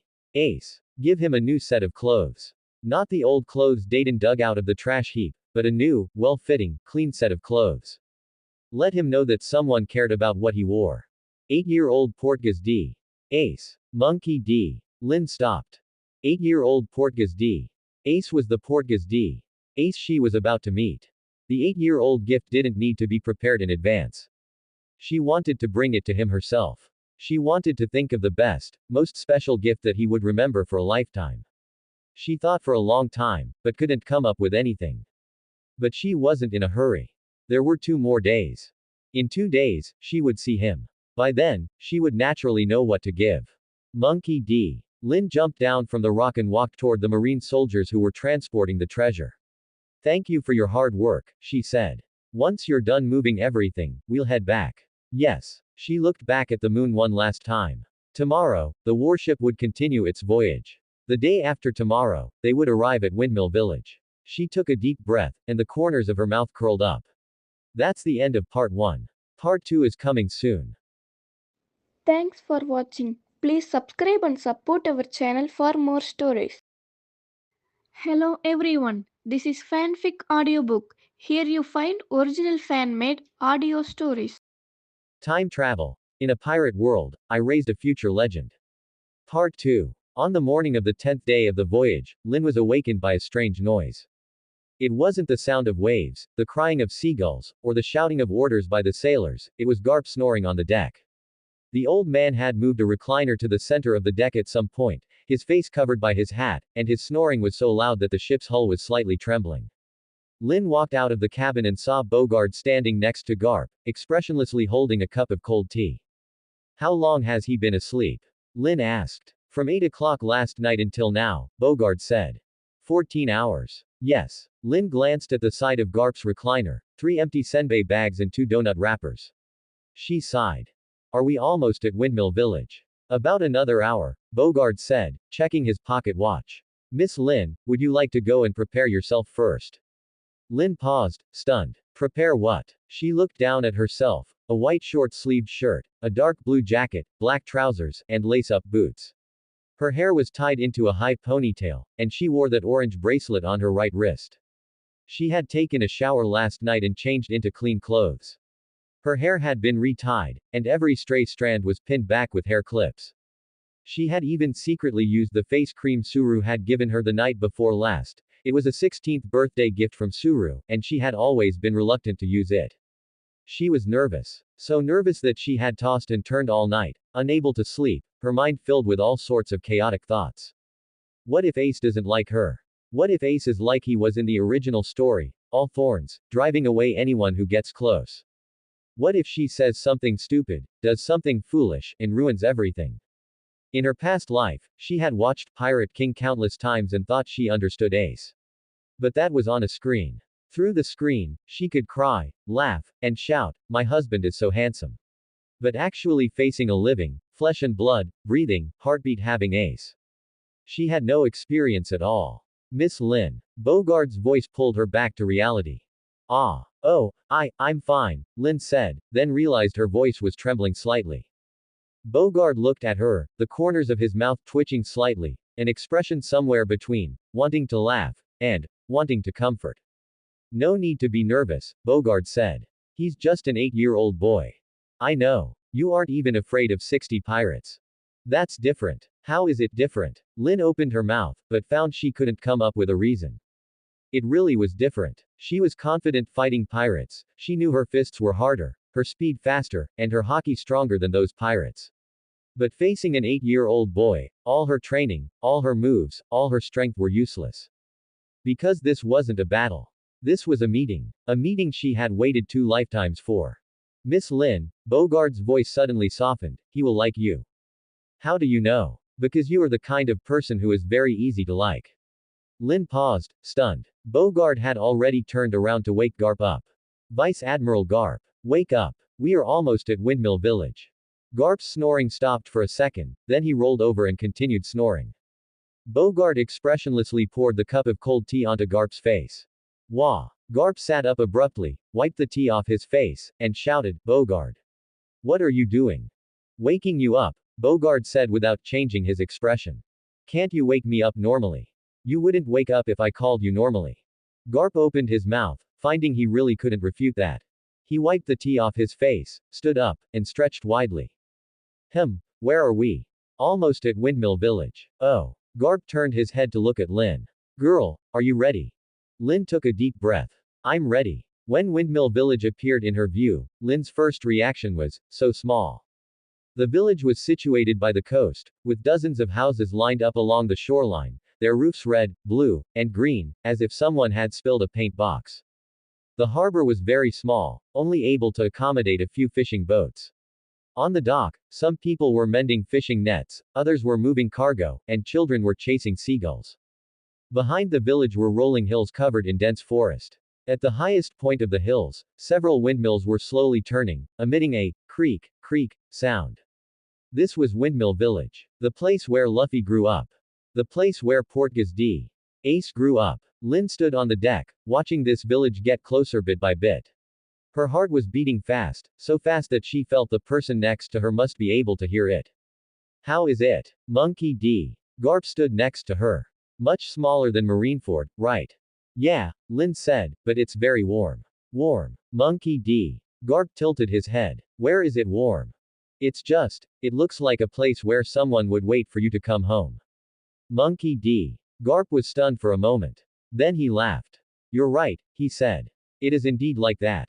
The warship anchored outside the harbor. It had too deep a draft to dock directly. A small boat took them to the pier. The moment Lin stepped onto the pier, the wooden planks beneath her feet gave a creak. She looked down. The wooden boards were bleached white by seawater and time, with fragments of seashells and dried seaweed on them. The air had a salty, fishy sea breeze, mixed with the scent of cooking smoke drifting from afar. The people on the pier greeted Monkey D. Garp as soon as they saw him. Mr. Garp, you're back. How long are you staying this time? That brat Luffy is causing trouble again, you'd better discipline him. Monkey D. Garp laughed while responding to everyone, patting their shoulders with such force that their knees buckled. Lin followed behind Monkey D. Garp, quietly observing everything around her. This was a very ordinary village. It lacked the solemnity of Marineford, the liveliness of a big city, and the clamor of the bustling ports she had seen. But it had something very special. Something that made people feel at ease. It was as if time moved very slowly here. As if the people here didn't need to chase after anything. As if. Like home. Not the home that was Marineford, that was another kind of home, a serious, disciplined home filled every day with sea breezes and slogans. The home in Windmill Village was slow-paced, languid, and surrounded by sunlight and the sound of waves. Lin took a deep breath. She liked it here. Monkey D. Garp made a round of the village, greeted over a dozen people, patted 7 or 8 people on the shoulders, and lifted a crying child up and spun him around 3 times. The child stopped crying and started to laugh, then he finally remembered his business. Right. Monkey D. Garp slapped his forehead. Kid, you go wander around the village first, I have some business to attend to. What business? Going to see that Dayton. And by the way, tell her about Portgas D. Ace. Then what about me? You just wait for me in the village. Don't run around. Don't cause trouble. Monkey D. Garp ran off as soon as he finished speaking, with such speed that it didn't look like he was a man in his 60s at all. Lin stood where she was, watching his back disappear onto the mountain road, and shook her head speechlessly. Wait for him in the village. How could she possibly just wait? She started to stroll around the village. Windmill Village was smaller than she had imagined. Walking from one end of the village to the other took no more than 10 minutes. But with every step, she could see things that softened her heart. An old grandmother was hanging laundry at her doorway. Seeing Lin, she asked with a smile, "Whose little girl are you? You look so pretty." 2 children were chasing a cat in an alley. The cat jumped onto a wall, and one child fell down, but didn't cry, just got up and kept chasing. A young mother was holding a baby, sitting on the threshold basking in the sun. The baby was grabbing the mother's hair and giggling. The scent of stew wafted from the entrance of a small restaurant, and Lin's stomach growled. Only then did she remember that she had been so nervous she hadn't even eaten breakfast. She walked into the restaurant and ordered a curry rice. The proprietress was a round-faced middle-aged woman, her eyes squinting into slits when she smiled. You're from out of town, right? First time seeing you. Yeah. From Marineford. Marineford. The proprietress widened her eyes. That's a very far place. Are you a Marine? No. I am Monkey D. Garp's granddaughter. The proprietress's expression changed from surprise to sudden realization. Oh. You must be the granddaughter Mr. Garp mentioned. He mentioned me. He did. Every time he comes back, he mentions you. Saying, my granddaughter has grown taller again, my granddaughter has become stronger again, my granddaughter is more impressive than all the children in your village. Lin's face flushed a little. He's just talking nonsense. Ha ha ha ha. Mr. Garp does like to talk nonsense, but anyone can see you're a good kid. The proprietress brought the curry rice over. Eat up, don't be shy. This meal is on me. I couldn't possibly. You're Mr. Garp's granddaughter, so you're one of us. One of us doesn't need to pay for a meal. Lin looked at the plate of curry rice, golden curry, white rice, with a fried egg resting on top. She picked up a spoon and took a bite. It was delicious. Not the kind of delicious from a high-end restaurant, but the kind of delicious that tastes like home. She ate very slowly, looking at the scenery outside the window as she ate. Sunlight shone on the surface of the harbor, glistening. In the distance, children were running on the beach, their laughter carried over by the sea breeze, intermittent. She suddenly felt that if Portgas D. Ace had grown up in this place, it probably wouldn't have been too bad. Although Dayton was a mountain bandit, although conditions were very harsh, and although Portgas D. Ace had suffered a lot when he was young. But this place itself was gentle. A place that has gentleness won't raise people who are too bad.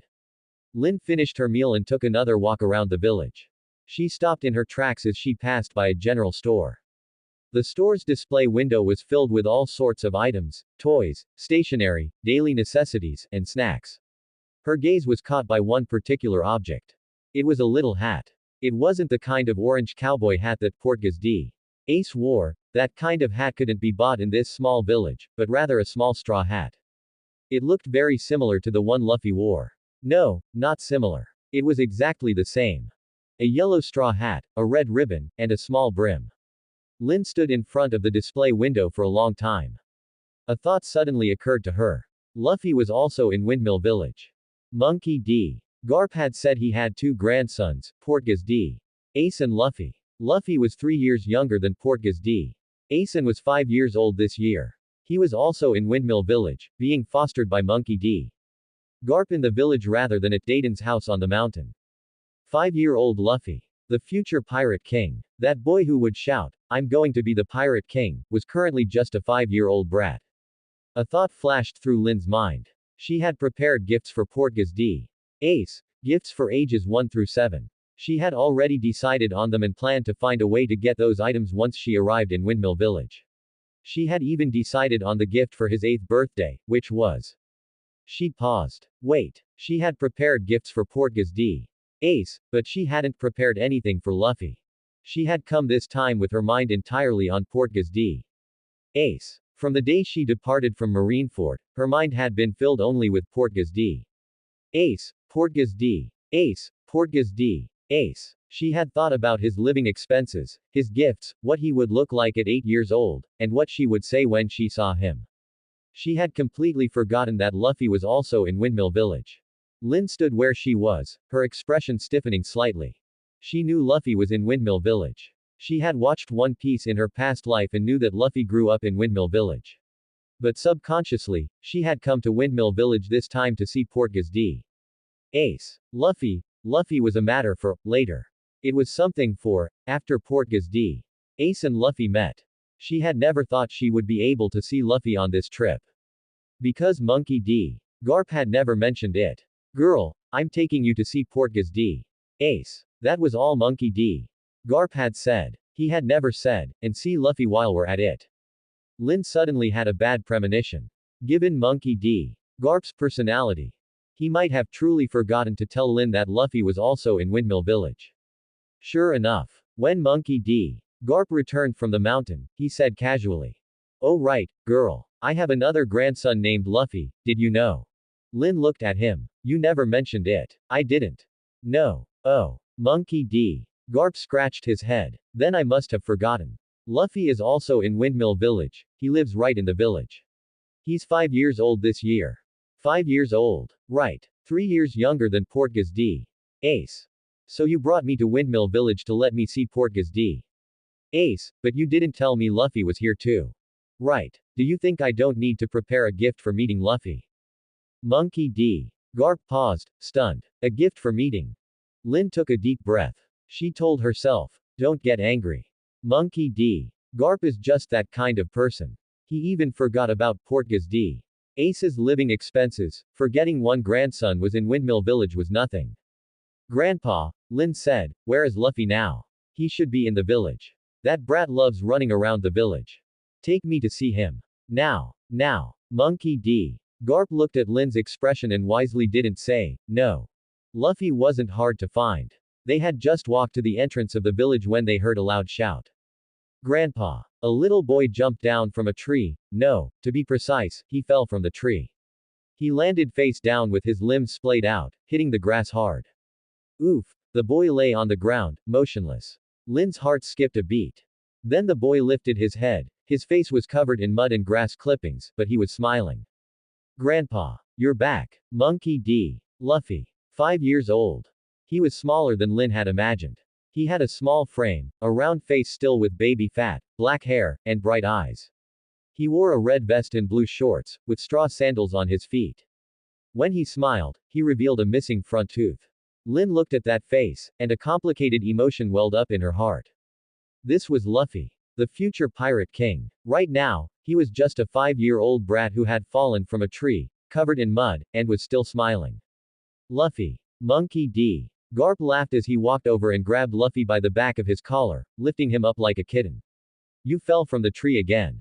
Hee hee hee. Luffy, dangling in midair, laughed without a shred of guilt. Monkey D. Garp put him down and crouched to look him in the eye. Luffy, this is your sister. Say hello to your sister. Luffy tilted his head and looked at Lin. Sister. Right, sister. What's a sister? It's a girl older than you. Oh. Luffy nodded, then grinned at Lin. Sister. Lin crouched down to look him in the eye. Hello, Luffy. Hello. What's your name? Lin. Sister Lin. Lin smiled. This title sounded better than she had imagined. Luffy, she said, this is for you. She took something out of her pocket, the thing she had just bought at the general store. That little straw hat. Luffy's eyes lit up. A hat. Yeah, it's for you. Lin placed the straw hat on Luffy's head. The hat was a little big, and the brim pressed down to his eyebrows, but Luffy danced with joy. A hat. A hat. I have a hat. He ran to a nearby puddle and lowered his head to look at his reflection. Hee hee hee. It looks good. He turned around, facing Lin and Monkey D. Garp, and put his hands on his hips. I'm going to wear it all the time from now on. Lin looked at him and smiled. But there was a hint of heartache in her smile. She knew what this hat meant to Luffy. In the original story, Luffy's straw hat was given to him by Shanks. It was something the red-haired man had traded an arm for, an item Luffy cherished like a treasure. But now, Luffy was 5 years old, and Shanks hadn't come to Windmill Village yet. This hat was given by her. It wasn't the one from Shanks. It was just an ordinary little straw hat bought at a general store. But Luffy liked it. He ran a circle wearing it, then ran up to Lin and tilted his head up. Sister Lin. Look. Does it look good? It does, Lin said. It looks very good. Luffy smiled even more happily. By the way, Monkey D. Garp said suddenly, Luffy, have you been training lately? Luffy's expression changed. From happy to guilty. Oh what? I asked you if you've been training. That. I have. What did you train? Running. How many laps did you run? 1 lap. 1 lap. Monkey D. Garp's voice grew louder. I told you to run 10 laps every day. And you only ran 1. But running is so tiring. Even if it's tiring, you have to run. No. Monkey D. Garp's fist was already raised. Grandpa. Monkey D. Lin quickly stopped him. He's still young. He's not young. He's 5. When I was 5, I could already beat up 10 adults. That's you. He's not you. He is my grandson. My grandson has to be like me. Monkey D. Lin looked at Monkey D. Garp and Luffy, one with his fist raised, the other covering his head. The sight of the two confronting each other reminded her of the grandpa raising his grandson funny videos she had seen online in her past life. She suddenly had an idea. Grandpa, she said, let me handle this. Yeah, I'll check Luffy's training results. Monkey D. Garp glanced at her, then smiled. Good idea. Luffy didn't know what was happening yet. He tilted his head, looking at Monkey D. Lin. Big sister Lin, what are you going to check? Checking if you've become stronger. Monkey D. Lin said, rolling up her sleeves. Come on, hit me. Hit you. Yes. Use all your strength. Luffy hesitated for a moment. Then he clenched his little fist and charged over. Hiya. The fist hit Monkey D. Lin's calf. Monkey D. Lin didn't budge at all. Luffy looked up at her. Big sister Lin, doesn't it hurt? It doesn't hurt. Monkey D. Lin said, my turn. She clenched her fist. Luffy instinctively shrank his neck. Monkey D. Lin's fist came down, hitting him on the top of his head. It wasn't heavy. Probably only about 10% of the force she used in her usual training. But it was enough. With a thwack, Luffy sprawled onto the ground, face down, limbs spread out. It hurts, he shouted while lying on the ground. Stand up. Monkey D. Lin said. No. Stand up. No. It hurts. If you don't stand up, I'll punch you again. Luffy whooshed and stood up. Monkey D. Lin looked at him. That punch you just threw, the power was too weak. When you punch, your waist didn't turn, your legs didn't exert force, only your arm was moving. A punch thrown like that has no power at all. What is a waist? It's the middle part of your body. Oh. Luffy touched his waist, looking confused. Monkey D. Lin sighed. A 5-year-old child, indeed, one shouldn't ask for too much. Come, she squatted down, holding Luffy's hand, I'll teach you how to punch. She adjusted Luffy's posture, feet apart, knees slightly bent, waist slightly turned, fist tucked at the waist. Look ahead, imagine there's a bad guy there. A bad guy. Yes, a very, very bad guy. Luffy's expression changed. His eyes became serious, his lips pressed into a line. Hiya. He threw a punch. It was much better than before. Although it was still very soft, at least the posture was correct. Not bad. Monkey D. Lin said, again. Hiya. Again. Hiya. Again. Hiya. Luffy punched one after another, getting more and more excited. By the end, his face was flushed, there were sweat beads on his forehead, but his eyes were shockingly bright. Big Sister Lin. Am I amazing? Amazing. Monkey D. Lin said, very amazing. Luffy grinned. He. But, Monkey D. Lin added, you only run 1 lap a day, it's not enough. Luffy's smile froze. You're 5 years old, you should run 10 laps every day. After running 10 laps, then throw 100 punches. 100 punches. Yes. That's too many. It's not. That's too many. It's not. Luffy turned to Monkey D. Garp, his face crumpling. Grandpa. Big Sister Lin is bullying me. Monkey D. Garp laughed loudly. She's not bullying you. She's right. You just trained too little. But it's really so tiring. Even if it's tiring, you have to train. Otherwise, how will you become stronger? I don't want to become stronger. I want to eat meat. If you eat meat, you have to become stronger. Why? Because that's what I decided. That's not fair. Monkey D. Garp's fist landed on the top of Luffy's head. Ah. Luffy covered his head and squatted down, it hurts. Told you not to disobey. I did obey. Where did you obey? I run 1 lap every day. 1 lap is not enough. But, another punch. Ah. Monkey D. Lin stood by, watching this old man and young boy, one hitting and one getting hit, and couldn't help but laugh. The interaction between Monkey D. Garp and Luffy was even more lively than she had imagined. After the scuffle ended, Luffy sat on the grass, rubbing the bump on his head. Grandpa is a big idiot. He muttered. What did you say? Monkey D. Garp raised his fist. Nothing. Monkey D. Garp snorted and lowered his fist. Alright, I'm leaving. Where to? Luffy asked. To the warship. Have some things to do. Oh. Luffy nodded, then bye-bye. He waved his hand, his smile bright.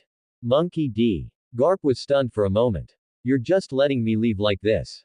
Yeah. Don't you want me to stay? No. Not even a little. No. Monkey D. Garp's expression changed. Monkey D. Lin saw the corner of his eye twitch. Then, bam. Monkey D. Garp's fist landed on the top of Luffy's head, 10 times heavier than before. Ah. Luffy sprawled on the ground, a bump 10 times bigger than before swelling on his head. You unfilial grandson. Monkey D. Garp shouted, your grandpa is leaving. Do you not feel even a little reluctant? But didn't you say you have things to do? Luffy shouted while lying on the ground, if you have things to do, then go. Then you should at least say, come back early. Come back early. That's too perfunctory. Then what do you want me to say?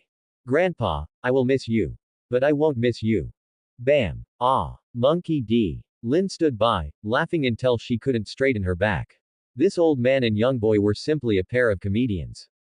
Alright. Monkey D. Lin walked over and pulled Luffy up from the ground. Luffy, listen to me. Luffy rubbed his head, looking at her with teary eyes. Big Sister Lin, your grandpa is leaving, you should say, Grandpa, take care on the road, come back early. Understand? Why? Because it's polite. Even though your grandpa hits you, he loves you very much. Luffy tilted his head, thinking. Grandpa loves me. Of course he does. You are his grandson. Luffy was silent for a moment. Then he turned to Monkey D. Garp. Grandpa. Take care on the road. Come back early. Monkey D. Garp looked at him. He looked for a long time. Then he reached out and patted Luffy gently on the head, not a hit, but a pat. The force was very light, like petting a kitten. Got it. Monkey D. Garp said, his voice a bit hoarse, I will come back early. He turned and left. After walking a few steps, he turned back. Luffy. Next time I come back, you must finish running 10 laps. 10 laps is too much. 10 laps. Not a single punch can be missing. Luffy looked at Monkey D. Garp's expression and swallowed the complaint that was on the tip of his tongue. Got it. Monkey D. Garp nodded and turned to leave. This time he didn't look back. After Monkey D. Garp had walked far away, Luffy tugged at Monkey D. Lin's sleeve. Big sister Lin. Does Grandpa really love me? Monkey D. Lin squatted down, looking into Luffy's eyes. 5-year-old Luffy's eyes were very bright and clean. In his world, there was no concept of Pirate King, no concept of the Grand Line, no concept of adventure. His world was just Windmill Village, Makino's bar, the forest in the mountains, and his grandpa who returned occasionally. Of course he does. Monkey D. Lin said, he hits you because he wants you to become stronger.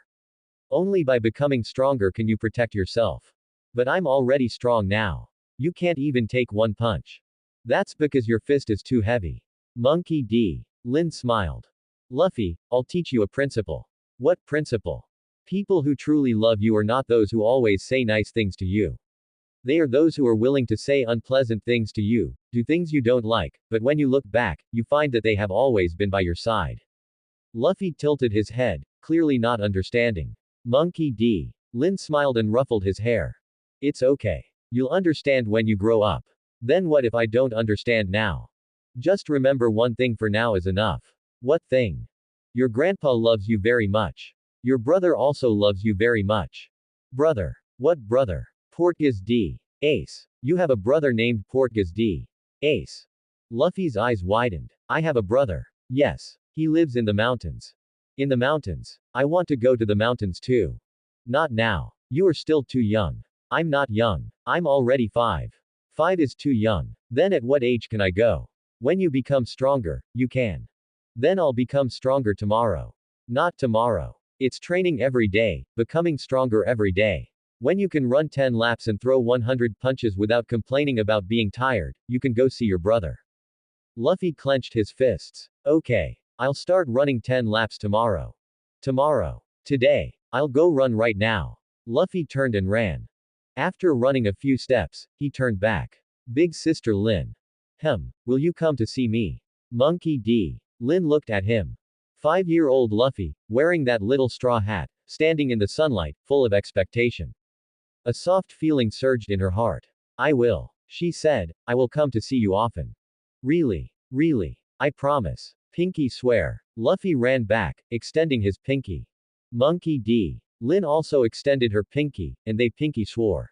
Pinky swear, 100 years no changing. Luffy said seriously. 100 years no changing. Monkey D. Lin said after him.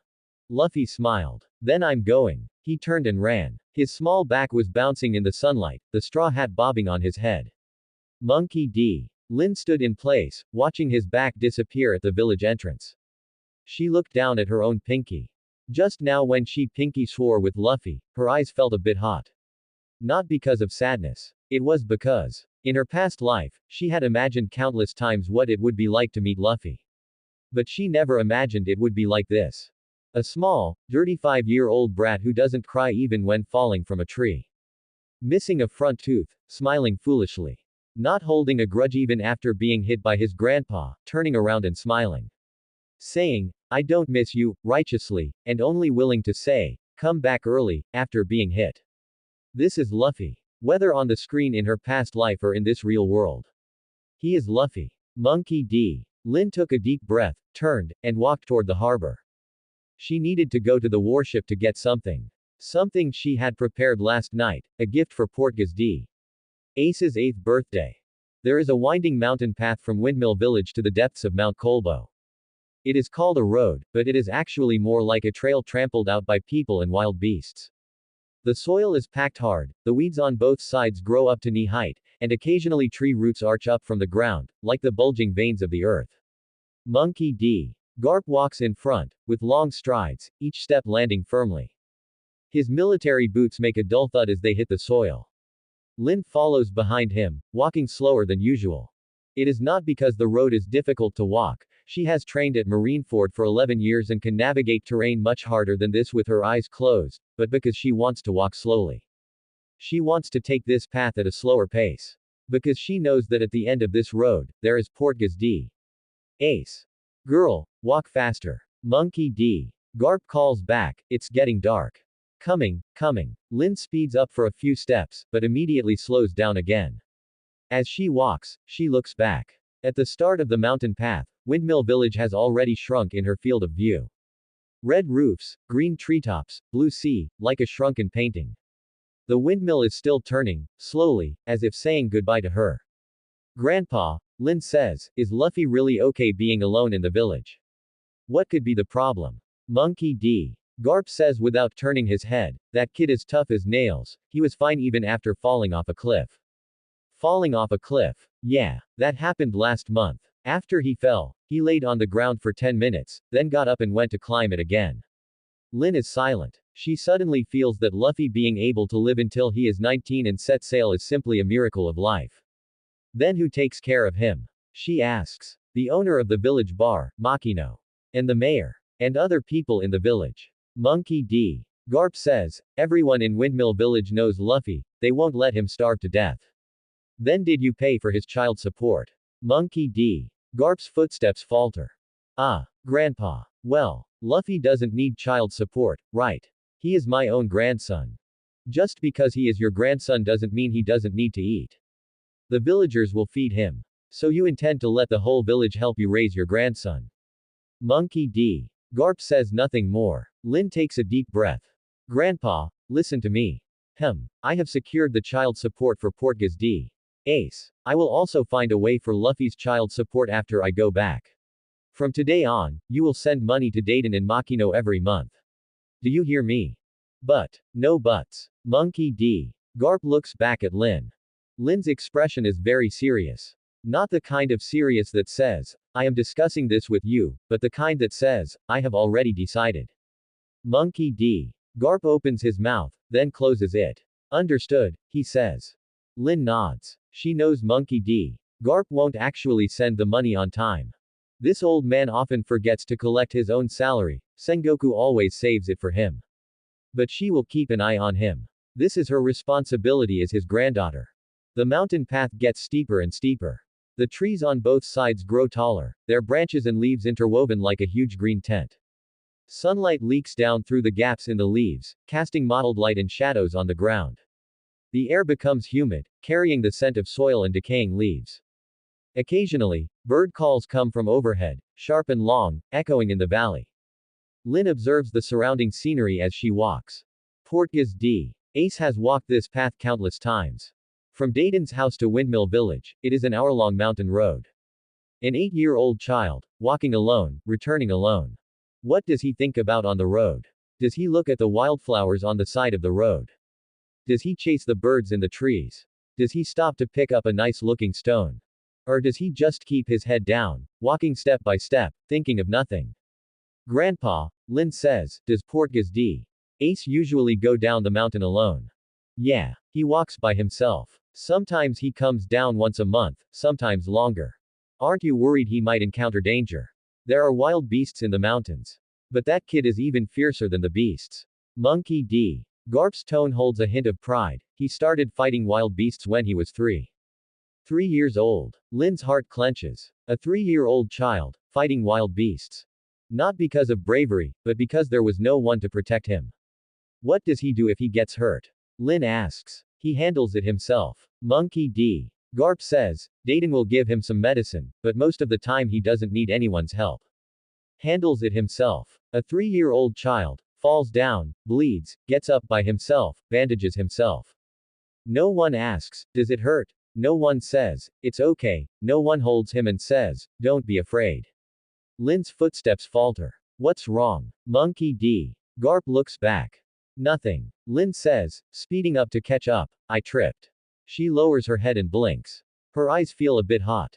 But she holds it back. She cannot cry. She hasn't seen Portgas D. Ace yet.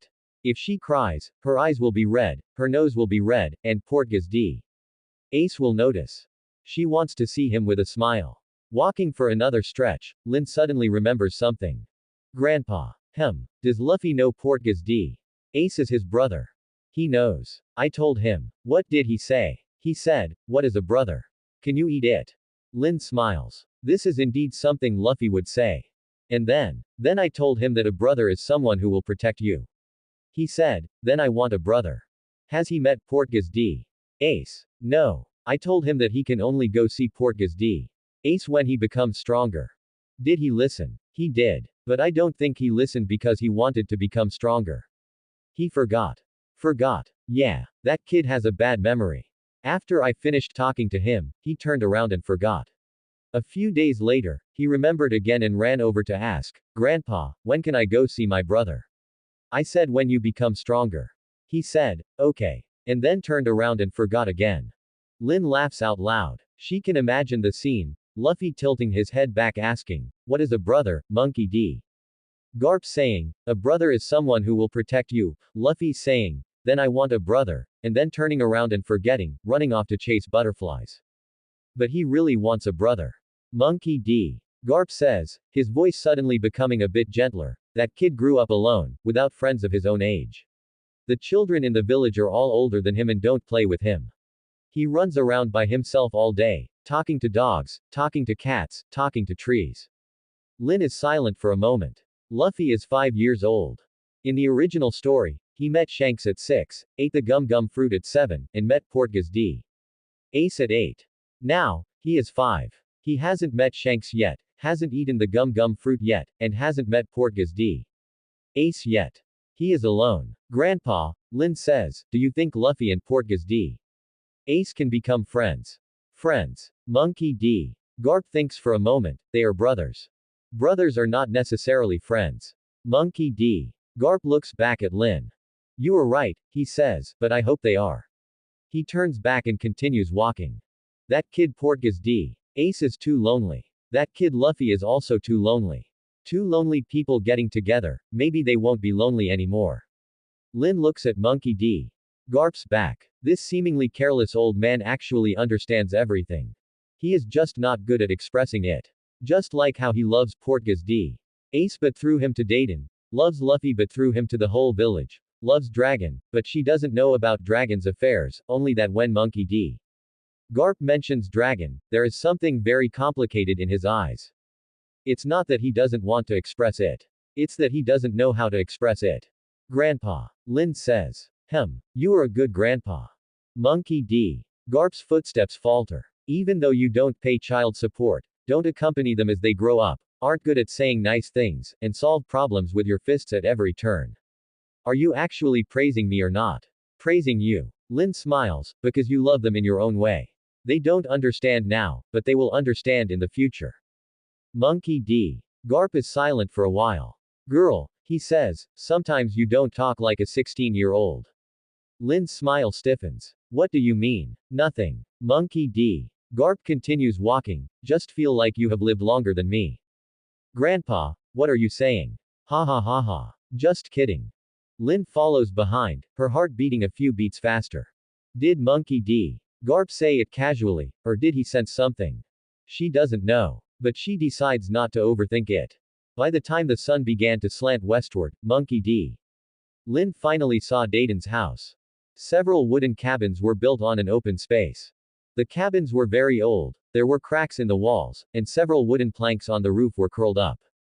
The open space was cluttered with all sorts of things, wooden barrels, ropes, worn-out furniture, and a pile of firewood cut who knows when.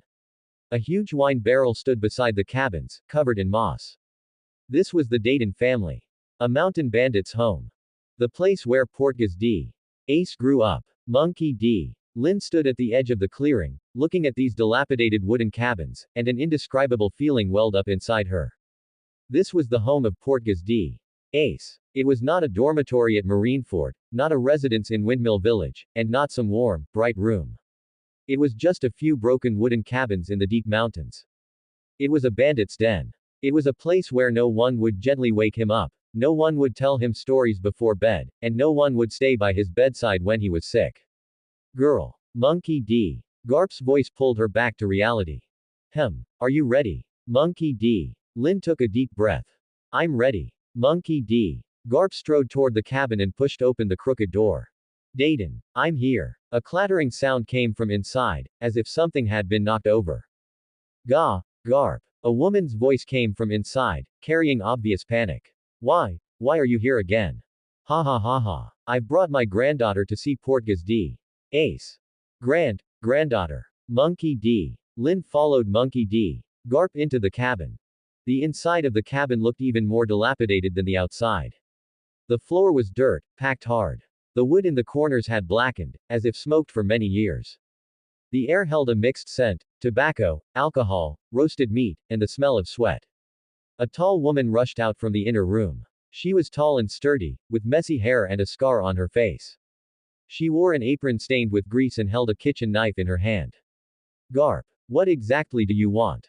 Didn't I tell you? That brat won't see. Her gaze landed on Monkey D. Lin, and she froze. This is your granddaughter. That's right. My granddaughter, Monkey D. Lin. Monkey D. Garp patted Monkey D. Lin's shoulder, with enough force to make her knees buckle again. Dayton looked Monkey D. Lin up and down. She's quite pretty, much better looking than you old geezer.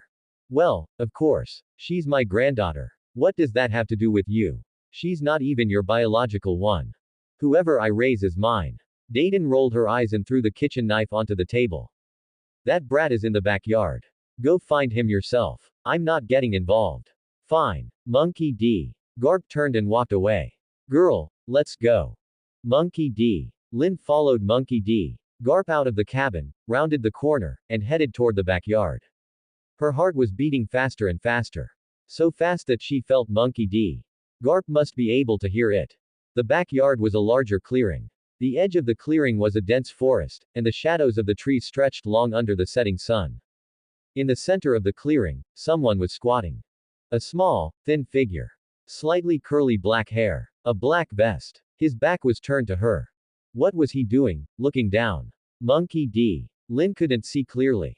She could only see his shoulders, very narrow, very thin. The fabric of the vest was a bit old, with a tear at the collar, sloppily sewn with thick thread. His pants were worn white at the knees, and on his feet were a pair of straw sandals, one of the straps broken and tied with a string. His right hand was wrapped in bandages. The bandages were a bit dirty, and a dark red trace was visible at the edge. That was blood. Monkey D. Lin stood behind Monkey D. Garp, looking at that small back.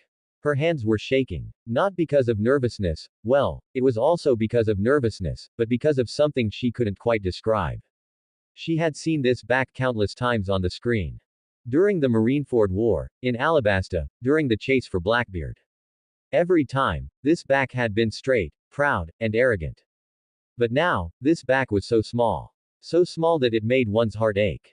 Portgas D. Ace. Monkey D. Garp shouted. That small figure moved slightly. He stood up and turned around. 8-year-old Portgas D. Ace. Even smaller than Monkey D. Lin had imagined. Just over 1.2 meters, thin as a stick of firewood. The skin on his face was tanned, and his cheekbones were slightly prominent, not naturally so, but from hunger. There were several small scars on his face. One on his left cheek, one on his temple, one on his chin. None were deep, but none had been properly treated, scabbing over with dark red crusts. His lips were chapped, pressed into a thin line. His eyes. Dark brown. Large. Bright. But they didn't contain what an 8-year-old child should have. No innocence, no curiosity, no carefree spirit. Only wariness. Like an injured beast, curled up in a corner, baring its teeth at everyone who approached. Monkey D. Lin looked at him. He looked at Monkey D. Lin too. They stared at each other for about 3 seconds. In Monkey D. Lin's feeling, it felt like 3 years. Then Monkey D. Lin spoke. Grandpa, she said, her voice louder, brighter, and more justified than she had imagined. Is this the child bridegroom you prepared for me? Portgas D. Ace's eyes widened. I like him. The air froze. Monkey D. Garp's mouth opened, closed, and opened again. Portgas D. Ace's expression changed from wariness to shock. Pure, undisguised shock. His eyebrows almost flew up to his hat brim, his mouth slightly agape, like a fish slapped onto the shore. Monkey D. Garp was the first to react. Ha ha ha ha ha ha ha ha. He laughed until he doubled over, one hand supporting his knee, the other pointing at Monkey D. Lin, laughing until tears came out. Child bridegroom. Ha ha ha ha. Girl, where did you learn that word? I read it in a book. Monkey D. Lin said, full of confidence. What book? I won't tell you. Ha ha ha ha ha ha. Monkey D. Garp laughed for a full half-minute, laughing so hard that Dayton poked her head out of the house to see what was happening, and laughing so hard that the birds in the forest flew away. Portgas D. Ace stood in the center of the clearing, his expression shifting from shock to anger. His face turned red, not the red of shyness, but the red of being insulted. His fists were clenched tight, his knuckles turning white. The wounds beneath his bandages were pulled taut, seeping fresh blood. You. His voice was hoarse, as if he hadn't spoken to anyone in a long time. What did you say? Monkey D. Lin looked into his eyes. In those eyes, beneath the anger, was an even deeper wariness. He was waiting for her to reveal her true colors. Waiting for her to mock him, insult him, hurt him. This was his experience. Every time someone approached him, it always ended up like this. I said, Monkey D. Lin squatted down to be at eye level with him, you are very good looking. Portgas D. Ace was stunned. Although your clothes are torn, your bandages are dirty, and you have injuries on your face, Monkey D. Lin continued, you are still good looking. Portgas D. Ace's mouth opened, then closed again. He clearly didn't know how to respond to that statement. Monkey D. Lin stood up and turned to look at Monkey D. Garp. Grandpa, what about the gift?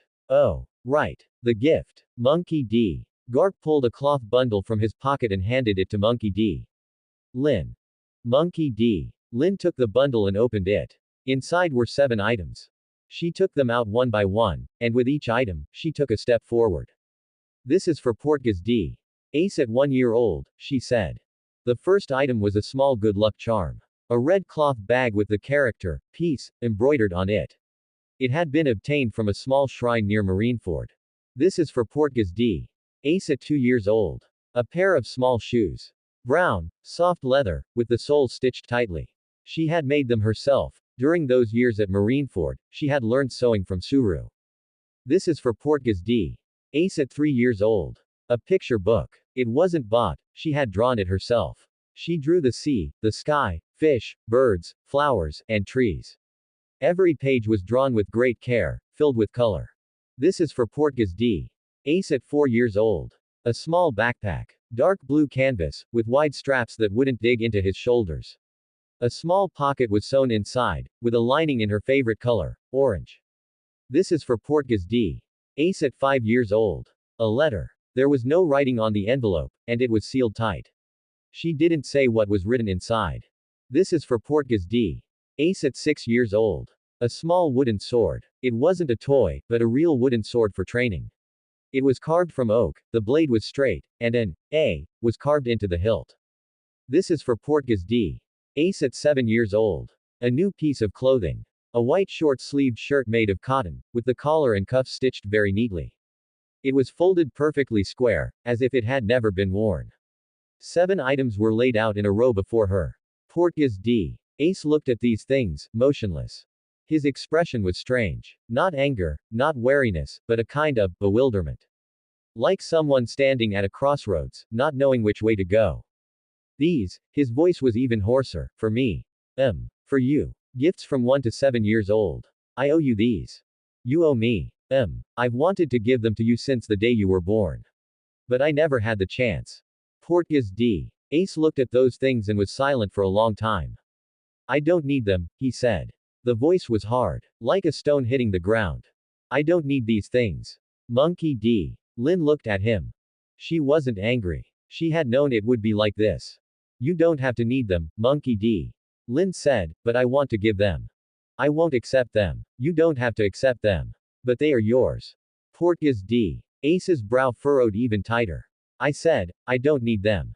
I know. Then why did you bring them out? Because I want you to know, Monkey D.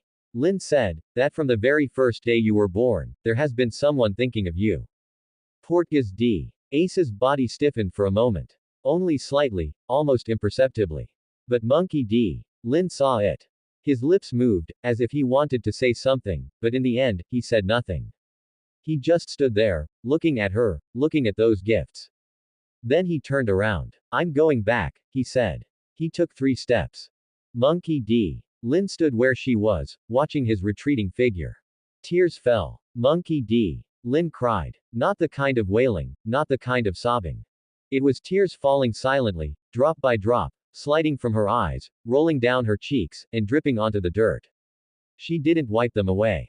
She stood there, watching Portgas D. Ace's back, tears continuing to fall. Monkey D. Garp saw it. His expression changed. This man in his 60s had seen great storms, life and death, and the cruelest things in this world. But he had never seen his granddaughter cry. Never. When Monkey D. Lin was 3, she rolled down the stairs, skinned her knee, and blood ran down her leg. She didn't cry. When Suru bandaged her up, she bit her lip and didn't make a sound. When Monkey D. Lin was 7, Zephyr's training wore the skin off her hands, revealing raw, red flesh. She didn't cry. She just soaked her hands in ice water and, once they were numb, continued training. When Monkey D. Lin was 12, she cracked 2 ribs while learning Iron Body, and even breathing hurt. She didn't cry. She just lay in bed, and when Monkey D. Garp came to see her, she said, Grandpa, I'm fine. 16 years. He had never seen this girl cry. Not even once. Now she was crying. Because an 8-year-old brat said, I don't need them. Monkey D. Garp's fists clenched. Portgas D. Ace. His voice was low and heavy. Portgas D. Ace stopped in his tracks. You made her cry, Monkey D. Garp said. Portgas D. Ace turned his head. He saw the tears on Monkey D. Lin's face. His expression changed, not guilt, not heartache, but something more complex. Like a thorn piercing into a place he didn't even know existed. He opened his mouth. Monkey D. Garp had already walked over. His fist was raised, not the fist for training, not the fist for patting shoulders, but a real, angry fist. You little brat. Grandpa. Monkey D. Lin's voice interrupted Monkey D. Garp.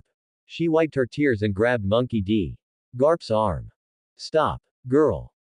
I said stop. Monkey D. Lin's voice wasn't loud, but it was firm. Monkey D. Garp looked down at her. Monkey D. Lin's tears hadn't dried yet, her eyes were red, and her nose was red too. But her gaze was calm. Let me handle this, she said. Monkey D. Garp looked at her. He looked for a few seconds. Then he lowered his fist. Fine. He took a step back, crossed his arms, and stood to the side. Monkey D. Lin turned to Portgas D. Ace. Portgas D. Ace stood 3 steps away, his body slightly tensed, like a beast ready to run at any moment. Portgas D. Ace. Monkey D. Lin said, let's fight. Portgas D. Ace was stunned. What? Fight? Monkey D. Lin said. If you win, I leave. If I win, you accept those gifts. Portgas D. Ace looked at her. Are you serious? Serious. Portgas D. Ace was silent for a moment. Then the corners of his mouth curled up. Not a smile, but a dangerous arc. You'll regret it. I won't. The fight went even faster than Lin had imagined. Ace was strong. For an 8-year-old child, he was absurdly strong. He was fast, his reflexes were sharp, and he was much stronger than his peers. He had no systematic training. All his combat techniques were learned from fighting wild beasts. Wild, primitive, and lacking any formal style. But his opponent was Lin. Lin, who had been trained at Marineford for 11 years. Lin, whom Zephyr had taught personally. The heir to Monkey D. Garp's iron fist. The gap in strength could not be bridged by talent alone. The first time Ace charged over, Lin dodged to the side and casually patted the back of his head. Too slow. Ace's eyes widened. That punch of his hadn't even touched the corner of her clothes. He charged again, faster this time. His fist swung from the side, whistling through the air. Lin reached out and caught his fist. Her palm wrapped around his small fist, squeezing gently. Not enough power. Ace pulled his hand back, stepped back twice, and panted. His expression changed. It wasn't anger, but a kind of shock. He had never encountered someone like this. In the mountains, he was the strongest. The beasts couldn't beat him, the people at Dayton's house couldn't beat him, and the children in the village certainly couldn't beat him. But this girl. Your attack just now had 3 problems, Lin said. Ace looked at her. First, your opening move is too telegraphic. Before every punch, your shoulder moves first. If an opponent sees that, they know exactly where you're going to hit. Second, your footwork is messy. When you attack, your center of gravity isn't stable, which is why your punches lack power. Third, you only know how to use your fists. Your legs, your knees, your elbows, your head, these are all weapons. But you only use your fists. Ace pressed his lips into a thin line. What right do you have to teach me? He said, his voice full of anger, but even more so, defiance. The right that I can beat you, Lin said. Come on, try again. Ace gritted his teeth and charged again. This time he used his legs, a sweep, fast and vicious. Lin jumped up, flipped in the air, and landed behind Ace. She reached out and gave his back a light push. Ace staggered forward 2 steps, nearly falling over. The timing for your sweep was wrong, Lin said. You should have attacked when my center of gravity shifted. I was talking to you just now, my center of gravity was stable, so kicking was useless. Ace turned around and stared at her. His breathing grew heavy, and beads of sweat formed on his forehead. Who exactly are you? I told you. Your sister. I don't have a sister. You do now. Ace let out a shout and charged again. This time he didn't use any technique, he just charged straight at her like a little angry beast. Lin didn't dodge. She crouched down, grabbed Ace's wrist, and effortlessly lifted his whole body up. Ace struggled twice in the air, but Lin's hand was like an iron clamp, he couldn't break free at all. Then she pressed him to the ground. Not thrown, but gently and firmly pressed to the ground. One hand pressed on his back, the other on his wrist. Ace lay on the ground, his face pressed against the soil, struggling desperately. Let me go. You lost, Lin said. I didn't lose. You're being pressed to the ground. Let me go. Let's fight again. No more fighting, Lin said. You lost. Admit defeat. I won't admit defeat. Then you can just stay lying on the ground. Ace struggled for a while, his strength gradually fading. Lin wasn't using force to pin him, just holding him down gently. She knew that if she used force, Ace's bones would break. But she wouldn't hurt him. Never. After about a minute, Ace stopped moving. Let me go. His voice was muffled, coming from the soil. Do you admit defeat? If you admit defeat, I'll let you go. Silence. Another dozen seconds passed. I lost. Lin released her hand and stood up. Ace climbed up from the ground, his face covered in mud and grass clippings. His hat was crooked, and his vest was stained with mud. The bandage on his right hand had come loose during the struggle, half of it hanging down. He stood in front of Lin, head bowed, saying nothing. Ace, Lin said. He looked up at her. What should you say? Lin asked. Ace's expression was complex. Anger, unwillingness, shame, and a tiny bit. Grievance. An 8-year-old boy, pinned to the ground and beaten by a stranger. His pride, his self-esteem, the hard shell he used to protect himself, all of it had been shattered. He gritted his teeth. Thank you. The voice was very small, as quiet as a mosquito buzzing. Thank you for what? Thank you for your gift. The voice was even smaller. So small that Lin almost didn't hear it. But she heard it. She smiled. You're welcome. Ace looked at her. He looked at the smile on her face, not mockery, not the smugness of a victor, but something very warm. He suddenly felt very angry. Not angry at Lin, but angry at himself. Gorilla girl, he said. Lin paused. What? Gorilla girl. Ace's voice was a bit louder. So strong, just like a gorilla. Gorilla girl. Lin blinked. Then she smiled. Fine, gorilla girl it is. Ace's face turned red. Sooner or later, I'll beat you. He shouted. Then he turned and ran away. He ran very fast, as if something was chasing him. He ran into the wooden house and slammed the door shut with a bang. Lin stood where she was, looking in the direction he had disappeared. The last ray of the setting sun fell on her face, warm and cozy. All right, she said softly. I'll be waiting for you. Dinner was made by Monkey D. Lin. Dayton had originally intended to handle it herself, but Monkey D. Lin said, let me do it, and then rolled up her sleeves and walked into the kitchen. The kitchen at Dayton's house was even more primitive than Monkey D. Lin had imagined. An earthen stove, an iron pot, a few bowls, and a few pairs of chopsticks. The only seasonings were salt and an unknown sauce. There were plenty of ingredients, though, the prey Portgas D. Ace had hunted was piled in the corner, including wild rabbits, pheasants, and an animal that looked like a deer. Monkey D. Lin looked at the ingredients and then at the tools in the kitchen. She had a rough idea of what to do. She started working. First, she prepared the wild rabbit, cutting it into small pieces and marinating it with salt and the sauce.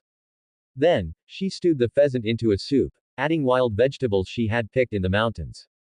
Finally, she roasted the deer leg, propping it over the fire with branches, turning it slowly and roasting it carefully. The people from Dayton's house, a few fierce-looking mountain bandits, stood at the kitchen door, watching Monkey D. Lin work, looking at each other in confusion. This little girl, she's quite capable, one of them whispered. No kidding. Monkey D. Garp's granddaughter, how could she be bad? I don't mean she's strong, I mean she's good at cooking.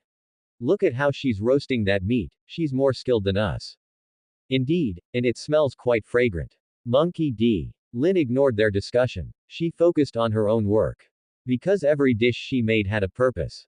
The rabbit meat was for Dayton and her family, and Monkey D. Garp. Large pieces with strong flavors, suitable for pairing with alcohol. The pheasant soup was for everyone. But she added a few extra slices of ginger, the mountains were damp, and ginger soup helped drive away the cold. The roasted deer leg was for Portgas D. Ace. She saved the most tender piece of meat, sliced it thinly, marinated it in the sauce, and roasted it slice by slice. After it was roasted, she arranged it on a clean plate, placing a few wild vegetable leaves and a wild flower next to it. She also cooked a bowl of white rice. After rummaging through the rice jar at Dayton's house for a long time, she only found a small bowl's worth of rice. She piled the rice high, packed it firmly, and inverted it onto the plate. The rice was round and white, like a small hill.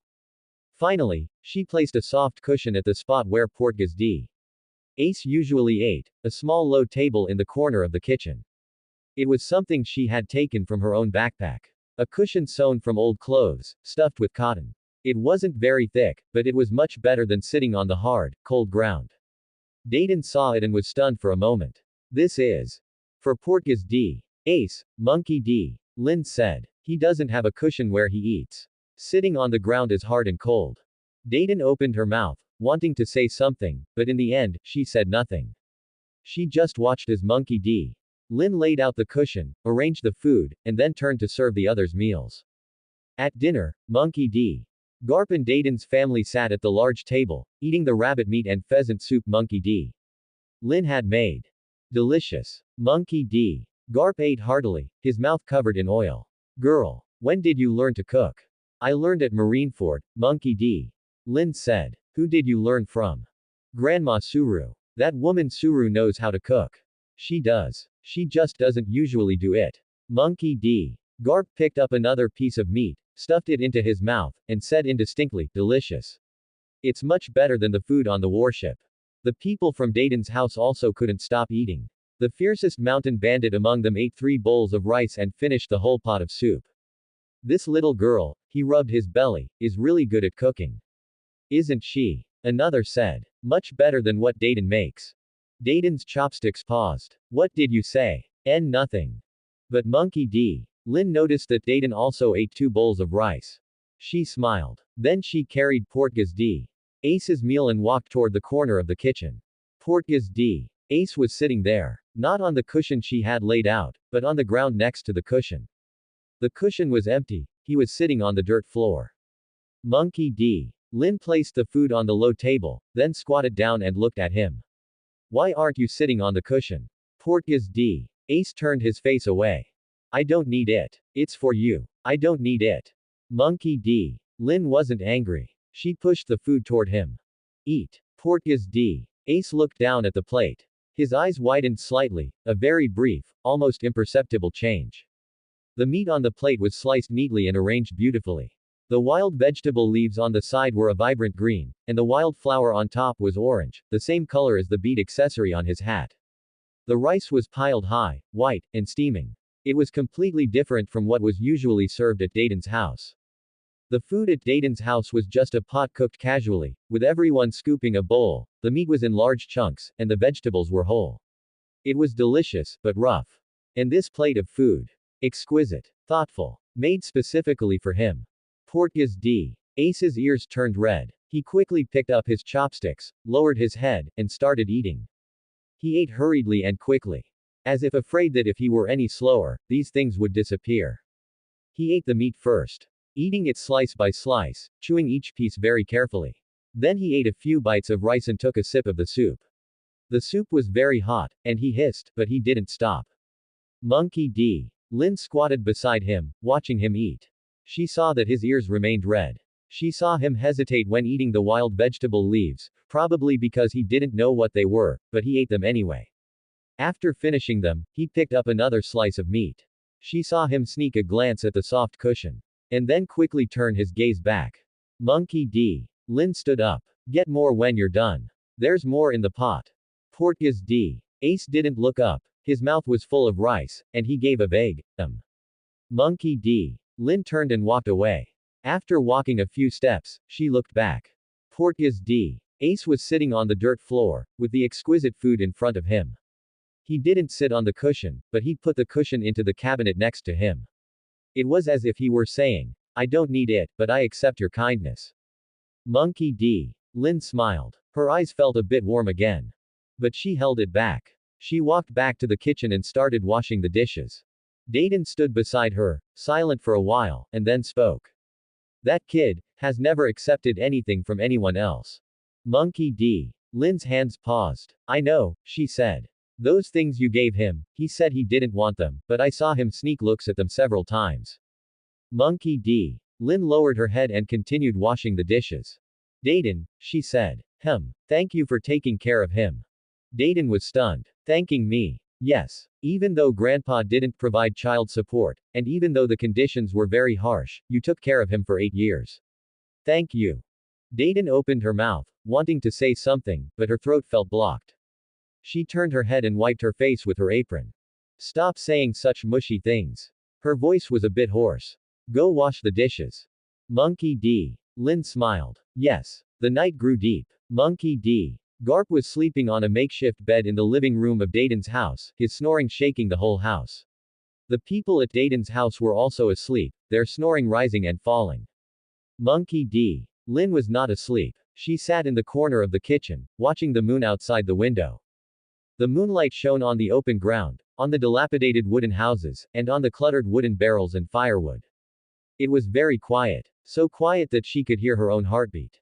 Gorilla Girl. A very small voice came from behind her. Monkey D. Lynn turned her head. Porteous D. Ace stood at the kitchen door, holding an empty plate in his hand. Finished. Monkey D. Lynn asked. He walked over and placed the plate in the sink. Was it good? Monkey D. Lynn asked. Porteous D. Ace had his back to her, silent for a moment. It was all right. Monkey D. Lynn smiled. It was all right. In Porteous D. Ace's vocabulary, it was all right, meant, it was very delicious. What do you want to eat tomorrow? Monkey D. Lynn asked. Porteous D. Ace turned around and looked at her. The moonlight shone on his face, revealing the tiny scars and his slightly red ears. Whatever, he said. Then he left. When he reached the door, he paused. That cushion. I will sit on it tomorrow. He walked away quickly. The sound of his footsteps disappeared into the hallway, followed by the sound of the door closing. Monkey D. Lynn sat in the kitchen, looking at the empty doorway. She smiled. The room Dayton had prepared for Monkey D. Lynn was in the innermost part of the wooden house. This is the one. Dayton pushed open a door and pointed inside. No one usually lives here, so you'll have to make do. Monkey D. Lynn glanced inside. The room wasn't large, probably about 6 mats in size. The walls were bare wooden planks, with old newspapers of unknown origin stuffed into the cracks. The window was small, and the moonlight shone in from outside, casting a crooked patch of light on the floor. A futon was spread out on the floor. There were a quilt and a pillow, but both were very old. The cotton in the quilt had clumped together in some places, and the edges of the pillow were worn white. There was no bed, no table, and no chair. There was nothing at all. The bedding is clean, Dayton said, her tone slightly uncomfortable. I just aired it out a few days ago. Thank you, Dayton, Monkey D. Lynn said, her voice very calm.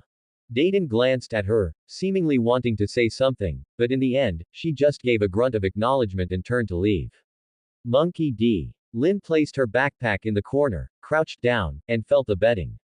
The quilt was indeed clean and smelled of the sun. But it was very thin. When she pressed down with her hand, she could feel the hardness of the floor. She sat down, leaned against the wall, and looked at the empty room. At Marineford, her room had been personally decorated by Suru. There was a small bed covered with white sheets, and on the headboard sat a plush toy that Monkey D. Garp had brought back from outside, a crooked seagull. Monkey D. Garp had said it looks like you, though she still didn't understand how she resembled a seagull.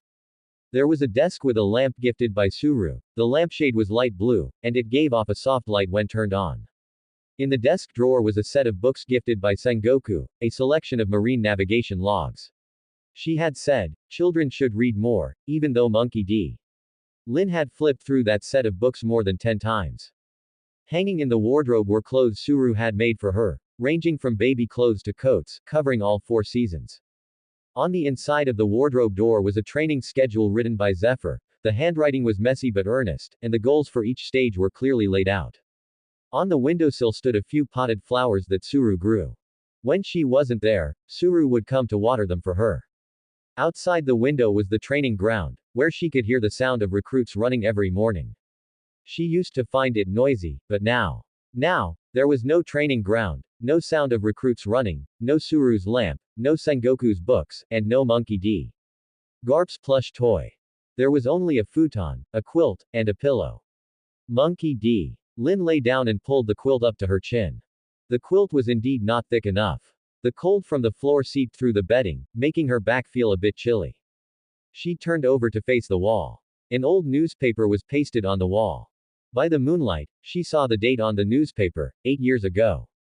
The headline was no longer legible, but the date could still be faintly made out. 8 years ago. The year Portgas D. Ace was born. Monkey D. Lynn reached out and touched the newspaper. The paper was yellowed and brittle, emitting a faint rustling sound when her fingertips touched it. She suddenly thought about how Portgas D. Ace had lived in this house for 8 years. 8 years. What was his room like? Did he have such a thin quilt too? Was the floor just as hard? In winter, it would be even colder in the mountains. Would he be cold? Would he get sick? If he got sick, was there anyone to take care of him? She thought of the vest Portgas D. Ace had been wearing today. There was a tear at the neckline, clumsily stitched together with thick thread. That pair of straw sandals, the strap was broken and tied with a piece of string. The bandages on his hands, they were dirty, with dried bloodstains on the edges. She thought of the iron pot in the kitchen of Dayton's house. The bottom had a thick layer of black grime, and the edges had several dents. That earthen stove, firewood was piled next to it, and there were unswept ashes on the ground. She thought of her own room at Marineford. That bed, that lamp, those books, those flowers. Things she had never considered precious. I want Portgas D. Ace to have them too, she whispered. I want Portgas D. Ace to have a warm quilt. I want Portgas D. Ace to have well-fitting clothes. I want Portgas D. Ace to have delicious meals. I want Portgas D. Ace to have a. She thought for a moment. I want Portgas D. Ace to have a home. Not a home that is just 4 walls and a roof, but a home with warmth. A home where someone says, good morning, to him in the morning, good night, at night, take care, when he goes out, and, welcome home, when he returns. Monkey D. Lynn closed her eyes. The quilt was thin, the floor was hard, and her back was cold. But her heart was warm. Because she was here. By Portgas D. Ace's side. This was the place she had wanted to be most in both her lifetimes. She turned over and buried her face in the pillow. The pillow smelled of the sun, just as Dayton had said. The moonlight shone in through the window, illuminating her face. The corners of her mouth curled up slightly. Then, she fell asleep. The next morning, Monkey D. Lynn was woken up by the chirping of birds. Not seagulls. The seagulls at Marineford always squawked so loudly, as if they were afraid that others wouldn't know they existed, but birds from the mountains. Their sounds were thin and crisp, like someone shaking a bell far away. She opened her eyes and looked at the unfamiliar ceiling. Wooden planks. Cracks. Old newspapers. Right, she was at Dayton's house. She sat up and discovered that at some point, she had wrapped herself tightly in her quilt, like a large cocoon. Perhaps she had felt cold in the middle of the night, and her body had instinctively curled up. She smiled and folded the quilt. The method of folding the quilt was taught to her by Suru. First fold it in half, then in half again, and then smooth out the edges. Suru had said, people who fold their quilts well will have a smooth day. She didn't believe in that, but the habit had become impossible to break. After the quilt was folded, she took a look at the room. It was empty. Just a bedroll, a quilt, and a pillow. Just like last night. But her mood today was different from last night. Last night, she had thought, there is nothing here. Today, she thought, I will make sure this place has everything. She stood up and walked out of the room. There was no one in the kitchen. The ashes on the stove were cold, and pots and dishes were still piled in the sink, the ones that hadn't been washed after dinner last night. Monkey D. Lynn rolled up her sleeves and started working. First, she washed the bowls in the sink. The water was cold, drawn from the water vat outside. Her hands quickly turned red, but she didn't slow down. After washing the dishes, she began preparing breakfast. The food supplies at Dayton's house were running low. There was still some pheasant and venison left from yesterday's catch, and only a thin layer of rice remained at the bottom of the rice jar, enough for about 2 meals. However, there were still quite a few wild vegetables piled in the corner. She thought for a moment and decided to make 2 things. One was for Dayton's family and Monkey D. Garp. Vegetable porridge. There wasn't much rice, so she added more water and vegetables, cooking it until it was thick so it would still be filling. The other was for Portgas D. Ace. She poured all the remaining rice into a small pot, added less water than usual, and simmered it over low heat. When the rice grains had blossomed, she sliced the most tender pieces of pheasant into thin shreds and added them to the porridge. After the chicken changed color, she added a pinch of salt and a few drops of sauce, then sprinkled in a handful of chopped wild vegetable leaves. Finally, she poured the porridge into a clean bowl. The bowl wasn't large, and there was only about half a bowl of porridge, but every grain of rice was thoroughly cooked, and the aroma of the chicken mixed with the fresh scent of the wild vegetables, making it smell appetizing. She didn't save any for herself. She crouched beside the stove, looked at the bowl of porridge, and smiled. Done. Portgas D. Ace's breakfast. When she carried the porridge out of the kitchen, there were already people in the living room. Monkey D. Garp was sitting at the table, talking to Dayton. Dayton's expression wasn't great. Of course, Dayton's expression was never great. Several mountain bandits were gathered around, some were yawning, and others were scratching their heads. Grandpa, breakfast is ready, Monkey D.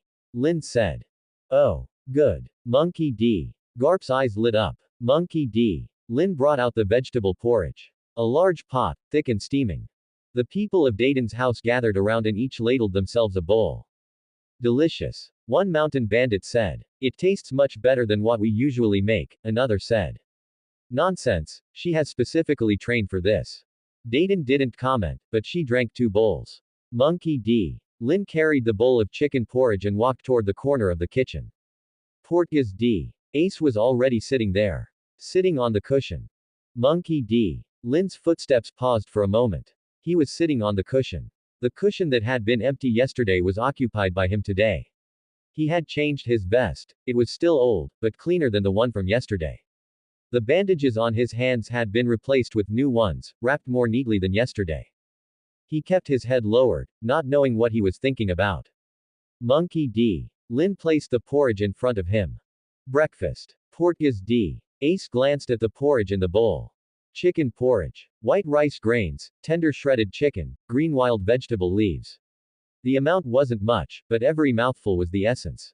His ears turned red again. Why is mine different? He asked, his voice still in that stiff tone. Because you are special, Monkey D. Lynn said. Portgas D. Ace's ears turned even redder. He picked up his chopsticks, lowered his head, and began to eat. He ate very hurriedly, just like yesterday. As if he was afraid that if he slowed down, this bowl of porridge would disappear. Monkey D. Lynn crouched beside him, watching him eat. Eat slowly, don't choke. Portgas D. Ace didn't respond to her, but his speed did slow down just a little. Ace finished the last bite of porridge and set the bowl on the ground.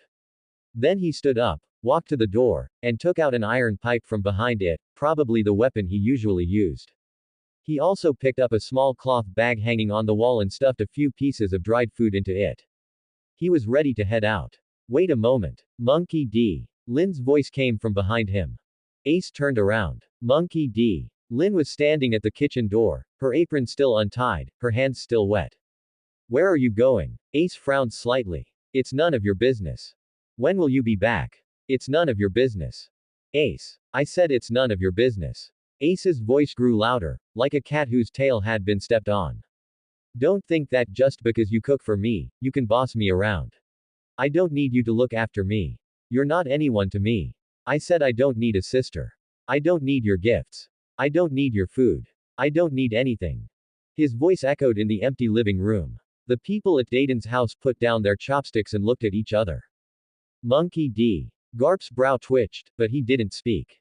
Monkey D. Lin stood where she was, watching him. Then she walked over. 1 step, 2 steps, 3 steps. Ace's body tensed up, but he didn't retreat. Monkey D. Lin walked up to him, squatted down, and met his eyes. Are you done? Ace bit his lip. I'm done. Good. Monkey D. Lin reached out and grabbed the back of his collar. Ace's eyes widened. What are you? Thump. It wasn't a fist. It was a hand chop. Lightly, it tapped him on the top of his head. It didn't hurt, but the sound was loud. You. First. Monkey D. Lin's voice was not loud, but very clear. I am not trying to boss you around. I just want to know when you are leaving and when you will be back, so I can prepare the food. It doesn't taste good cold, and it's not the same when reheated.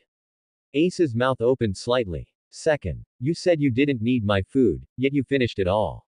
There wasn't a single grain of rice left in the bowl. Ace's mouth closed. Third. Monkey D. Lin let go of his collar and stood up. I don't need to be anyone to you. But if you eat my food, you must say thank you. That's the rule. Ace looked up at her. She stood in the morning light, water stains still on her apron, her hair tied in a ponytail, a few stray hairs blown onto her face by the wind.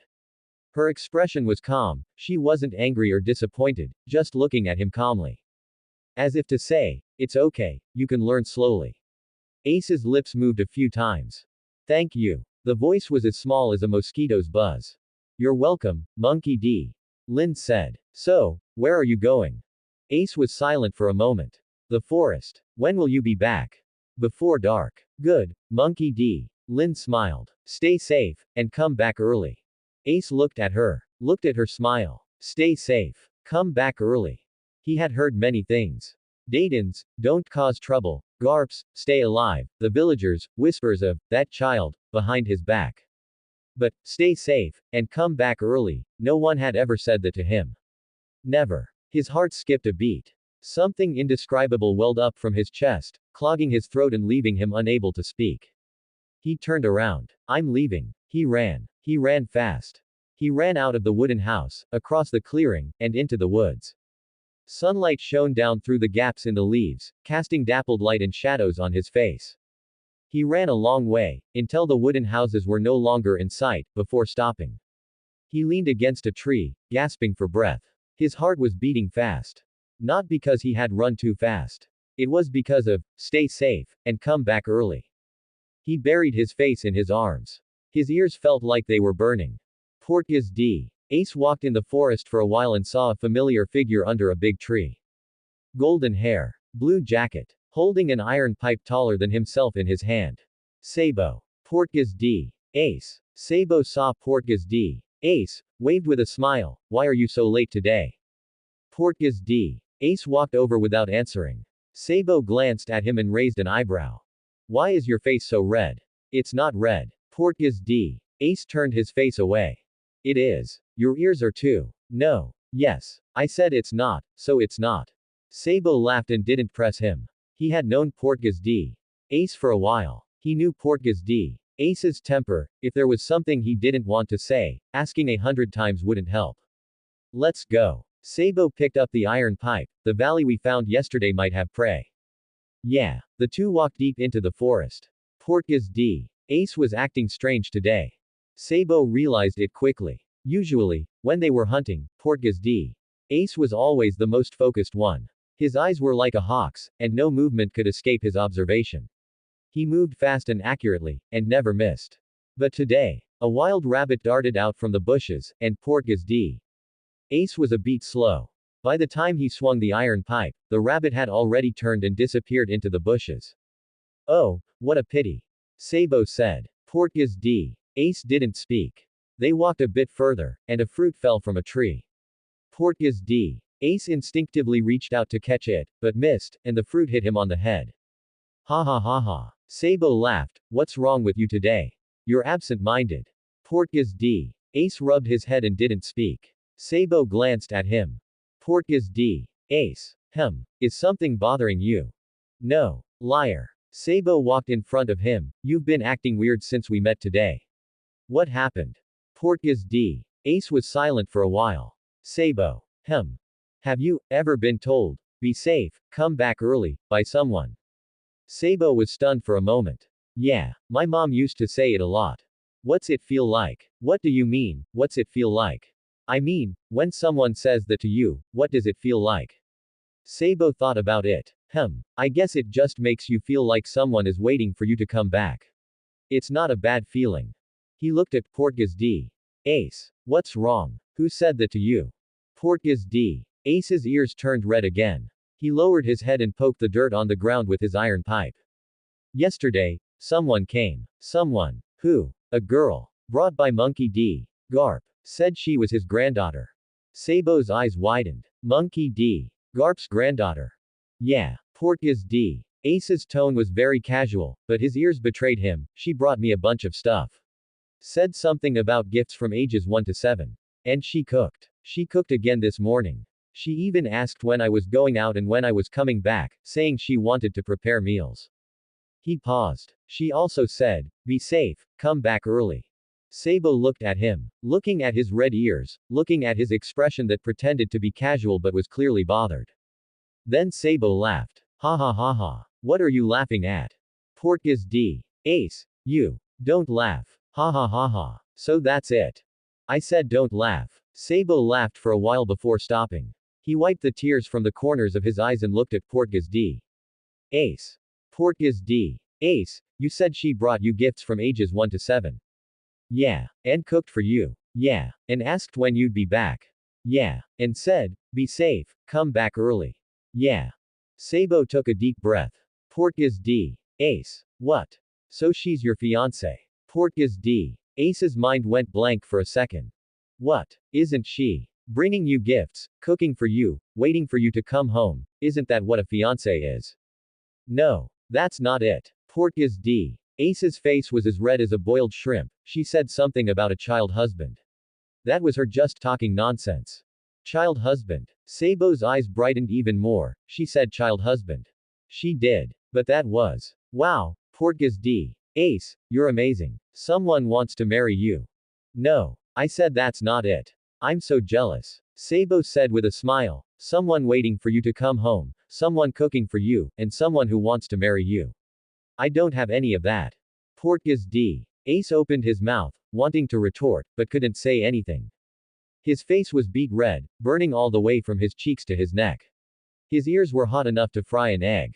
Sabo. Don't you dare bring this up again. Why? Because it's not like that. Then what is it like? It's. Portgas D. Ace couldn't say it. Because he didn't know what it was like either. He only knew that the gorilla girl had cooked for him, asked when he would be back, and told him to, be safe, come back early. And then his heartbeat became very strange. He had never had this feeling before.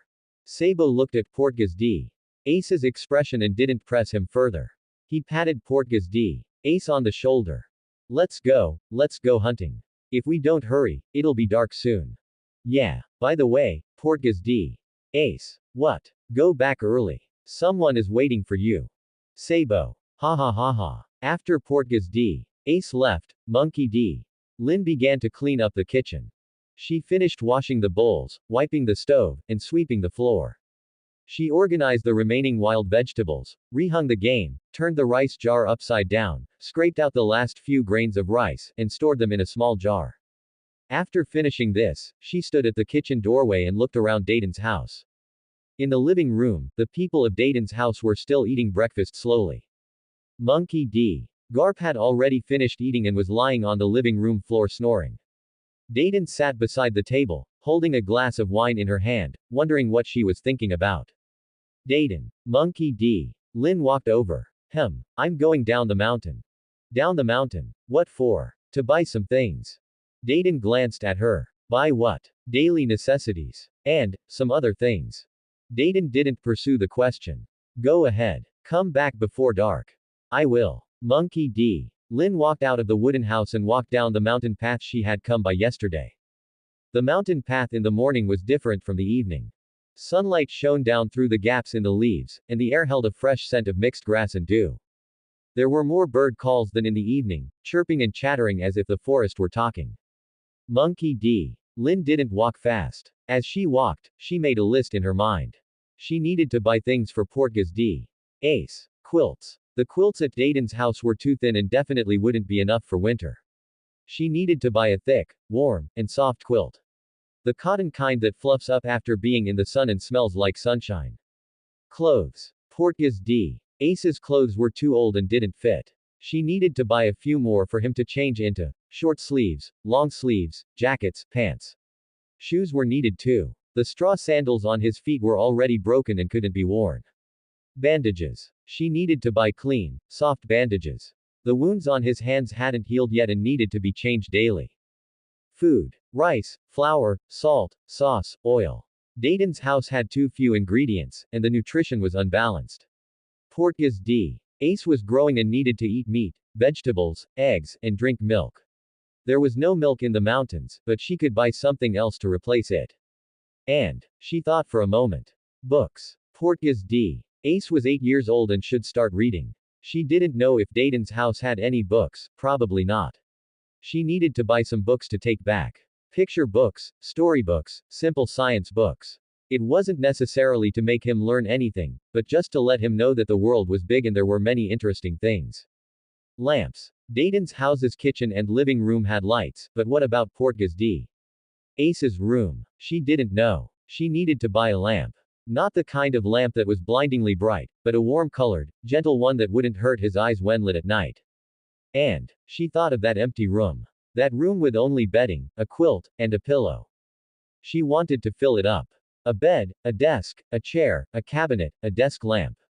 And, she smiled. A plush toy. Monkey D. Garp had bought her a crooked seagull, and now she wanted to buy one for Portgas D.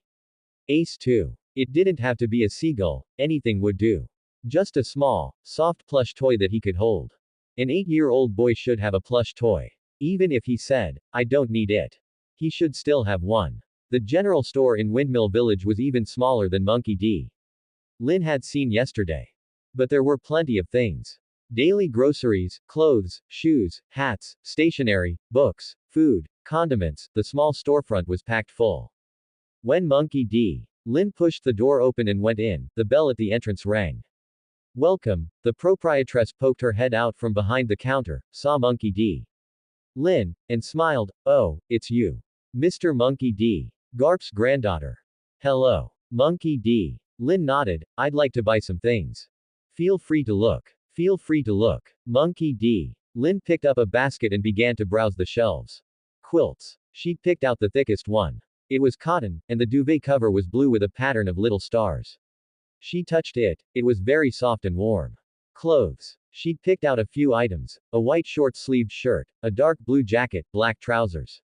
They were all cotton and felt very comfortable. She checked the sizes. Portgas D. Ace was much shorter and thinner than her. Based on the impression she had from seeing him yesterday, she picked out sizes that were roughly appropriate. Shoes. She picked out a pair of brown lace-up ankle boots. The soles were thick and durable, suitable for walking in the mountains. There was a thin layer of fuzz inside the shoes, so they wouldn't be cold in winter. Bandages. She took all the bandages from the shelf. She would use them anyway. Food. Rice, flour, salt, sauce, oil. She took some of each, and the basket was soon full. Books. She stood in front of the bookshelf for a long time and picked out 3 books, a picture book depicting the sea and fish, a storybook about a boy's adventure, and a simple science book introducing various animals and plants. Lamps. She picked out a small desk lamp. The lampshade was orange, the same color as the bead ornament on Portgas D. Ace's hat. She turned it on to test it. The light was soft and not blinding.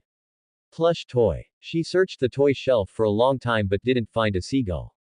There was a little bear, brown, round, and palm-sized. She picked it up to look at it, squeezed it, and it was very soft. I'll take this one. She put the little bear into the basket. The basket was already full. She carried the basket to the counter. Is that all? The proprietress asked. There's more, Monkey D. Lynn said, do you have beds? Beds. Yes. A small bed. About this big. She gestured, and a desk, a chair, and a cabinet. The proprietress was stunned. You want to buy furniture from me? This is a general store, not a furniture store. Are there any furniture stores nearby? There are, in town. It takes half an hour to walk there from here. Okay. I'll go. Monkey D. Lynn paid for the groceries, left the items at the general store, and then walked towards the town. Just as she walked out of the general store, a voice came from the side. Big Sister Monkey D. Lynn. Monkey D. Lynn turned her head. Luffy stood at the entrance of the alley next to the general store, wearing the little straw hat she had given him yesterday, holding a tree branch he had picked up from somewhere. There was mud on his face, mud on his knees, and his clothes were covered in grass stains. Luffy. Why are you here? I'm playing. Luffy waved the branch. Big Sister Monkey D. Lynn, what are you doing? Shopping. Buying what? A lot of things. Is there any meat? No. Luffy's expression immediately crumbled. Big Sister Monkey D. Lynn, I'm hungry. Didn't you eat breakfast? I did. What did you eat? Makino gave me a bowl of soup. You were full from a bowl of soup. No. So I'm hungry now. Monkey D. Lynn looked at him. 5-year-old Luffy, standing at the entrance of the alley, wearing that slightly oversized straw hat, his stomach growling. She sighed. Come on, I'll treat you to a meal. Really? Really? But after you eat, you have to go home. No running around. Okay. Lynn took Luffy to that small restaurant from yesterday. The proprietress smiled when she saw Luffy. Luffy, are you here to catch a meal again? Hee hee hee. Luffy laughed and climbed onto a chair. He isn't catching a meal, Lynn said. I'm treating him. No need, no need, the proprietress waved her hand. This kid doesn't pay for his meals. Everyone in the village knows that. That won't do, Lynn said. I'll pay for whatever he eats. The proprietress glanced at Lynn and didn't refuse again. All right. What will he have? Meat. Luffy shouted. Give him a serving of meat, Lynn said. And another serving of curry rice. Coming right up. Luffy ate very quickly. So quickly that Lynn felt he wasn't even chewing. Eat slowly, she said. Luffy's mouth was stuffed with meat, unable to speak. Lynn watched him and couldn't help but smile. The way Luffy ate was a bit like Ace. Both wolfed down their food as if they were afraid it would disappear. But the reasons were different. Ace did it because of insecurity, he didn't know where his next meal would come from, so he had to eat enough this time. Luffy did it because, well, he just ate fast. Luffy, Lynn said, what do you usually eat? Makino gives me food. Sometimes the mayor gives me some too. And other people in the village. Does someone give you food every day? Yeah, everyone gives me food. Because I'm Luffy.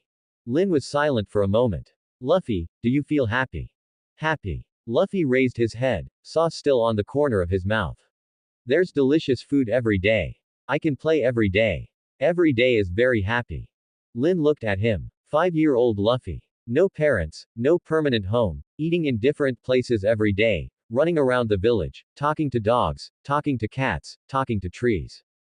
But he was very happy.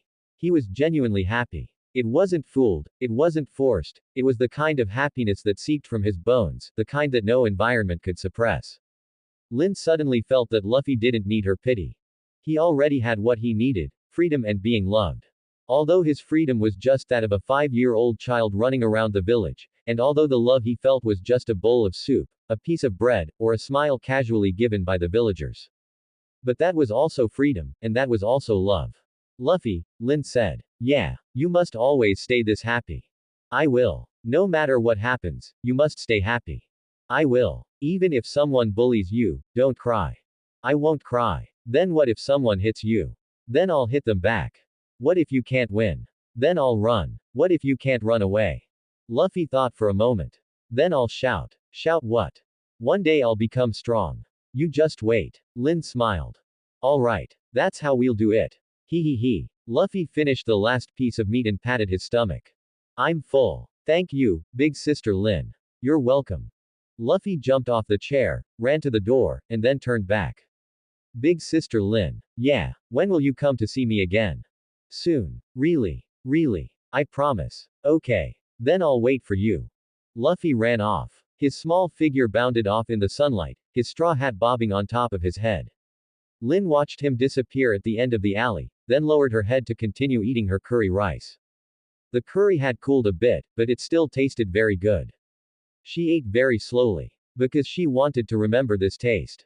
This was the taste of Windmill Village. It was the taste of the meal she had shared with Luffy. When she came out of the furniture store in town, Lin had a huge bundle on her back. The bed had been disassembled, the wooden boards and parts tied together with rope. The desk and chair were the same. The cabinet was slightly smaller, but also not light. The three bundles were stacked together, taller than she was. The furniture store owner watched the thin girl hoist all three bundles onto her back, his jaw nearly dropping. Young lady, can you carry that by yourself? I can, Lin said, adjusting the tightness of the straps. Thank you. She walked out of the furniture store with a steady gait, as if carrying a bag of cotton instead of a pile of wood. People on the road turned to look. That girl is really strong. Is that Garp's granddaughter? No wonder. Garp's granddaughter. That explains it.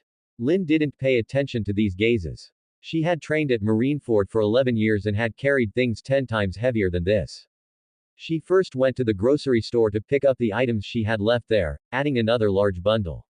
Then she started walking back. The mountain road from Windmill Village to Dayton's house took over an hour. She had come empty-handed and walked for an hour. On the way back, carrying two large bundles, her speed was much slower.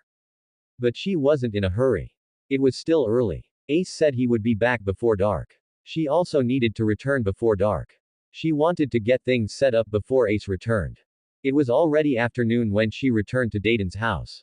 Monkey D. Lin set the two bundles down at the entrance and wiped the sweat from her forehead. Dayton. I'm back. Dayton poked her head out from inside the house, and her eyes widened when she saw the two huge bundles at the door. What did you buy? Things. What kind of things? Quilts, clothes, shoes, food, books, a lamp, toys, a bed, a desk, a chair, and a cabinet. Dayton's mouth fell open. Where did you get the money? I got it when I wiped out those pirates earlier, Monkey D.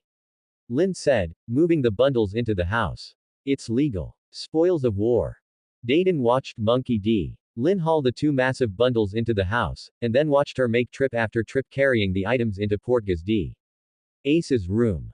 She stood at the doorway, watching Monkey D. Lin make the bed, arrange the desk, and set up the lamp.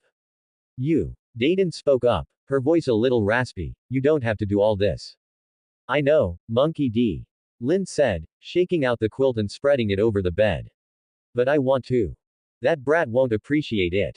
I know. He's going to call you a busybody. I know. Then why are you still doing it? Monkey D. Lin stopped what she was doing and turned to look at Dayton. Because he's worth it, she said. Dayton looked at her. She looked for a long time. Then she turned away. Suit yourself, she said, her voice a bit muffled. I'm going to go prepare dinner. She left. Monkey D. Lin continued tidying up the room. The bed was now perfectly made. The snow-white sheets were spread out flat, like a tranquil snowy field, while the deep, ocean blue quilt rested softly on top as if by magic. Perched on the pillow was a small, exquisite brown teddy bear, its adorable appearance making one want to hug it. The desk was placed securely right against the window. A desk lamp stood quietly at the corner of the table, emitting a soft glow. The orange lampshade resembled a cloud in the afterglow of the sunset, looking exceptionally beautiful under the sunlight.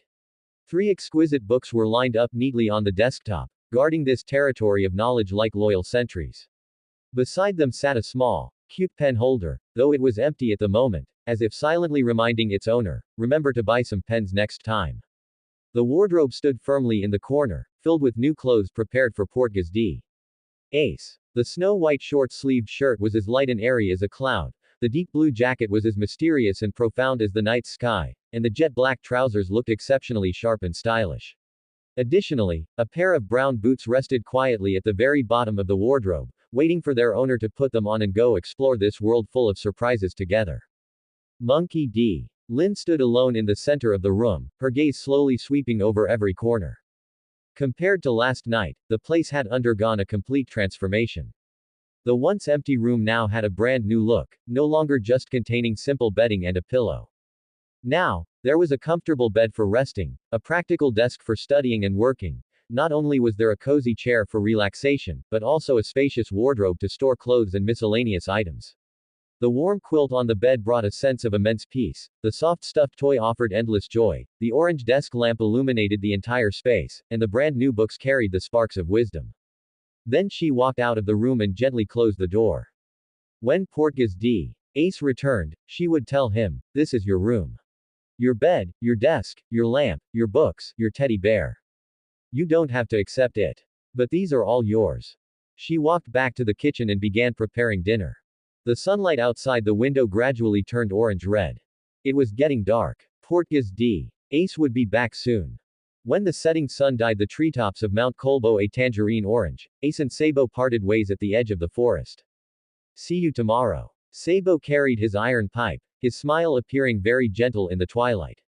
"Yeah," Ace responded, turning to walk in the direction of Dayton's house.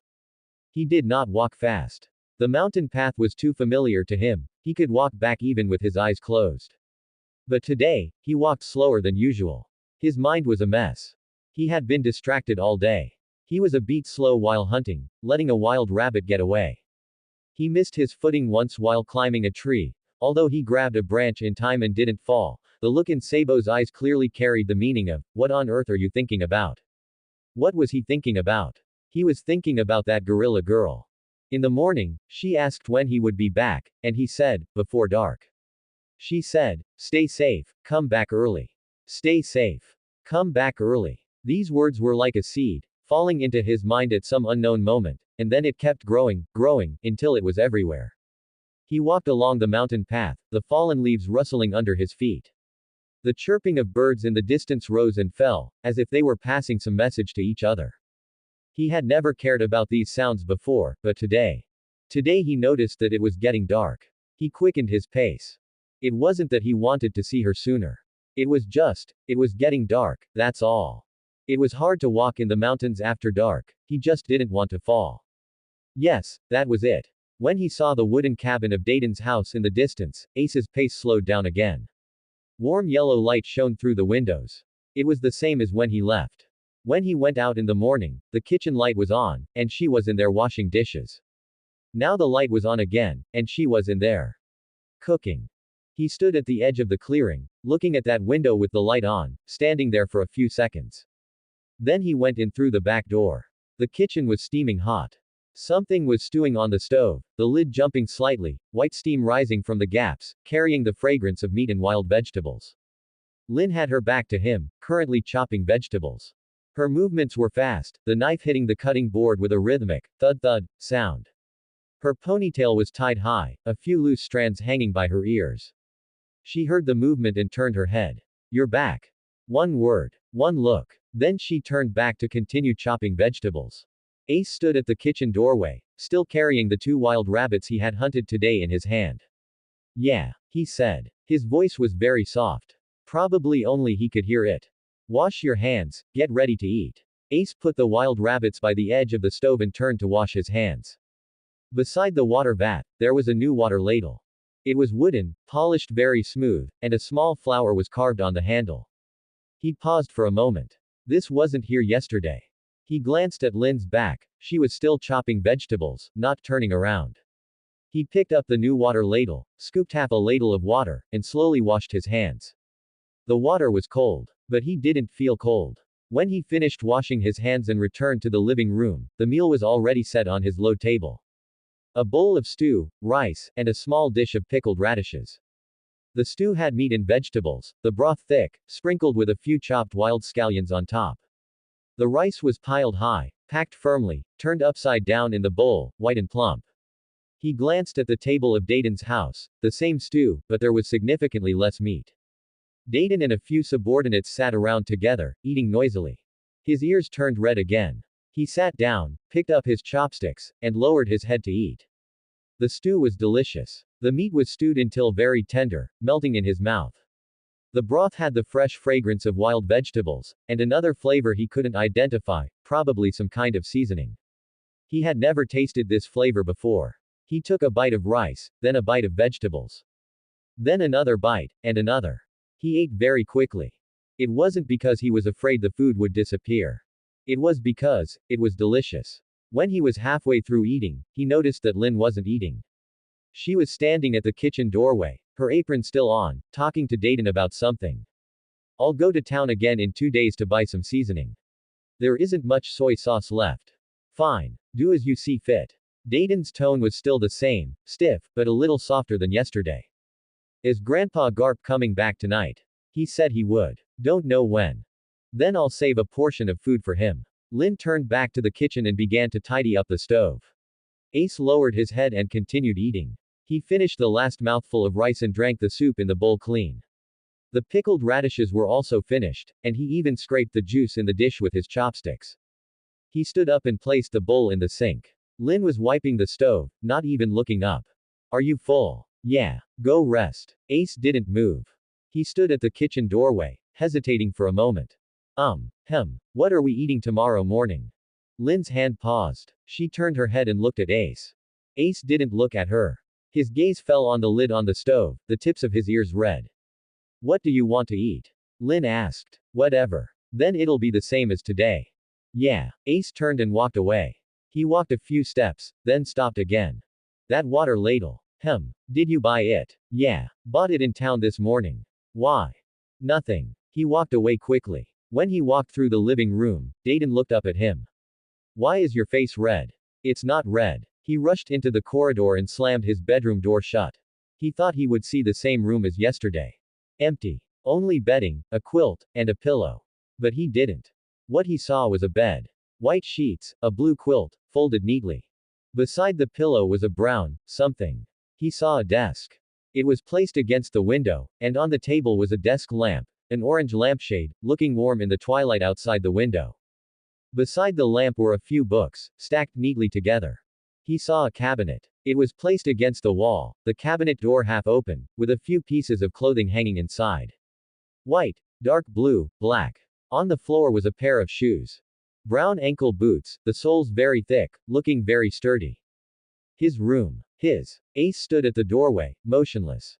He thought he had gone to the wrong place. He backed out and glanced at the corridor. No mistake, it was his room. The storage room next to it, the empty room opposite, were all the same as when he left. He pushed the door open again. Those things were still there. The bed, the desk, the lamp, the books, the cabinet, the clothes, the shoes, and that. He walked to the bedside and looked down at the thing beside the pillow. A small teddy bear. Brown, round, palm-sized. 2 small ears sticking up, black eyes bright, as if looking at him. Ace reached out and touched the bear's ears. Soft. He pulled his hand back as if he had been burned. Then he turned and rushed out of the room. Did you do this? Monkey D. Lynn was in the kitchen cleaning up dishes. She turned around and saw Portgas D. Ace standing at the kitchen doorway. His face was very red. Not the red of shyness, but the red of anger. His eyes were wide, his lips pressed into a thin line, his whole body taut like a string about to snap. Yes, I did it. Monkey D. Lynn dried her hands and turned around. Who told you to touch them? No one told me to. I wanted to do it myself. I don't need it. I know. But I still wanted to. By what right? Portgas D. Ace's voice suddenly grew louder, loud enough that even Dayton in the living room stopped eating. By what right do you enter my room as you please? By what right do you touch my things? By what right? He paused. By what right do you think I need these? His voice echoed in the kitchen. The pot lid on the stove rattled slightly from the vibration. Everyone at Dayton's house looked over, but no one spoke. Monkey D. Lynn looked at him. She wasn't angry. Nor was she sad. She just looked at him. Waiting for him to finish. Are you done? She asked. No. Then keep going. You. Portgas D. Ace found that his anger was like hitting a ball of cotton. She didn't take the bait. She didn't get angry, didn't cry, didn't explain, didn't beg him to accept it. She just looked at him like that, as if saying, you can vent, I'm here. This made him even angrier. By what right? He said again, but this time his voice was lower. You've only been here 2 days. 2 days. You don't know anything. You don't know what I need and what I don't need. You don't know anything. You're right, Monkey D. Lin said. I don't know anything. Portkes D. Ace froze for a moment. I don't know what you like or what you hate. I don't know what time you're used to waking up in the morning or going to sleep at night. I don't know if you prefer your food salty or bland, or if you prefer pictures or words when you read. She took a step forward. But I know one thing. You don't need to sleep on the floor. Portkes D. Ace's lips twitched. You don't need to cover yourself with a blanket that isn't warm enough. He frowned. You don't need to run around in the mountains wearing torn clothes and straw sandals with broken straps. His fists clenched. These things aren't what I think you need. It's what you need. No matter whose son you are, no matter who you need a bed, a warm blanket, clothes that fit, and shoes you can wear. These things aren't because I'm pitying you. It's because you are a person. Whatever a person needs, you need too. Portkes D. Ace looked at her. I don't need your pity, he said. His voice was very low, as if he were gritting his teeth. I am not pitying you. Then what is this? My heart aches for you. Portkes D. Ace's body stiffened. Heartache. This word was like a knife, cutting open all the misery of his past 8 years. Dayton didn't hit him, but she didn't care about him either. Monkey D. Garp came occasionally, but left quickly. When the villagers looked at him, their eyes were always full of that child. No one had ever said to him, my heart aches for you. His eyes suddenly grew hot. He lowered his head, not wanting Monkey D. Lin to see his eyes. Stop acting like a saint here, he said. His voice was trembling. Who do you think you are? You're nothing but a stray picked up by Monkey D. Garp. Just like me, no, you're even worse off than me. You don't even know who you are. At least I know who my parents are. He didn't finish. Monkey D. Lin stood up. It wasn't an angry expression, it was calm. But Portkes D. Ace instinctively took a step back. What did you just say? Portkes D. Ace bit his lip. You're right, Monkey D. Lin said. I was picked up. I don't know who my biological parents are. None of this is a secret, and I've never felt ashamed of it. She took a step forward. But you just said, just like me. Another step. Portkes D. Ace, I don't think you're miserable. And you shouldn't think you're miserable either. Another step. You think I'm miserable, so you refuse my things. You think you don't deserve it. You think you don't deserve to have a bed, a warm blanket, a new set of clothes. She stopped in front of him and looked down at him. Do you not deserve it? Portkes D. Ace didn't speak. His lips were trembling. Answer me. Do you not deserve it? Silence. Monkey D. Lin took a deep breath. Fine. You won't answer. Then I'll answer for you. She grabbed Portkes D. Ace's wrist. Let go. Portkes D. Ace struggled, but Monkey D. Lin's hand was like an iron clamp. He couldn't break free at all. She dragged him out of the kitchen, through the living room, and into the hallway.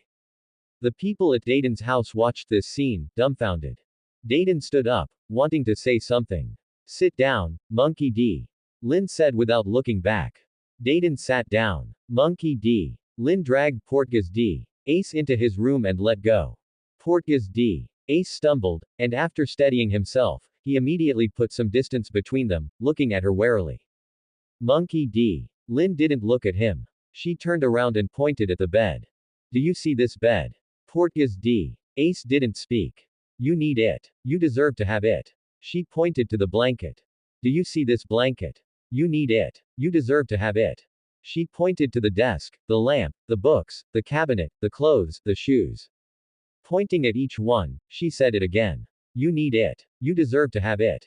Finally, she pointed to the small brown teddy bear next to the pillow. Do you see this bear?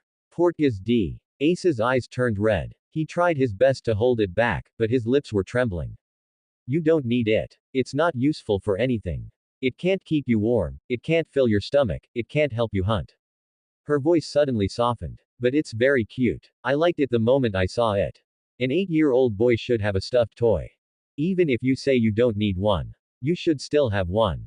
Portkes D. Ace stood there, looking at the little bear. Small, brown, and round. Sitting on the pillow, its 2 ears perked up, its black eyes bright.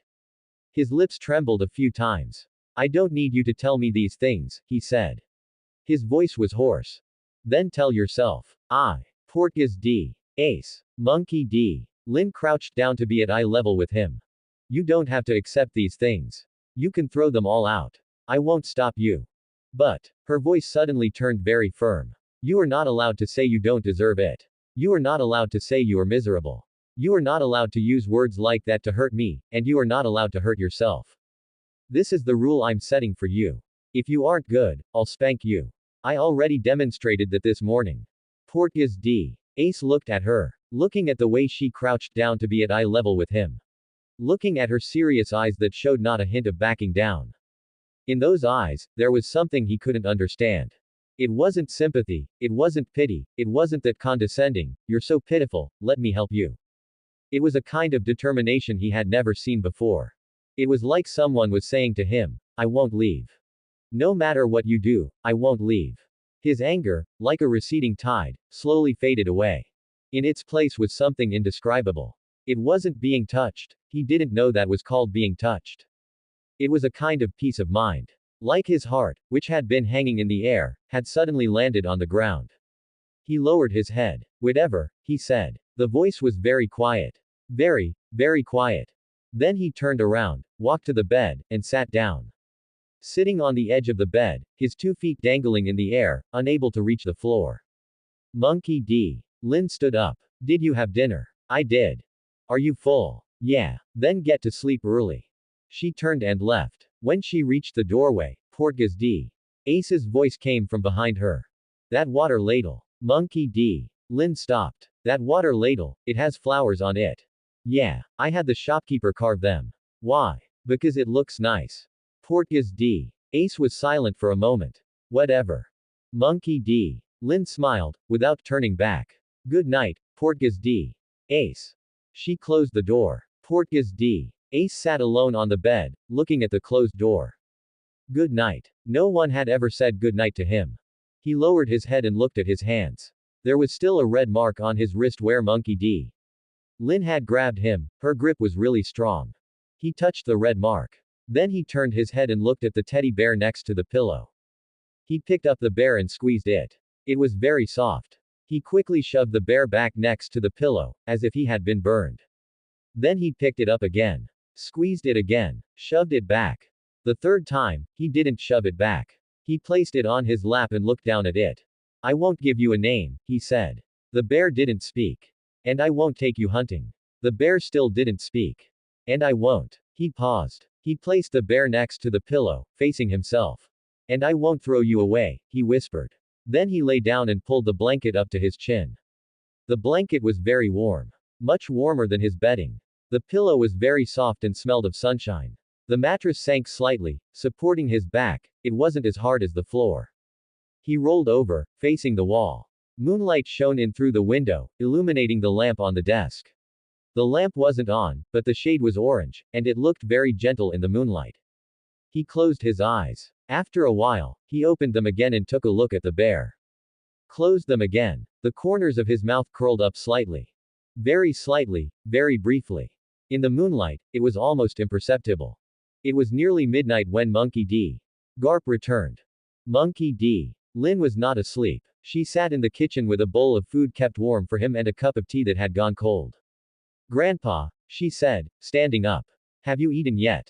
Ate. Monkey D. Garp waved his hand, but still sat down at the table. I ate on the warship.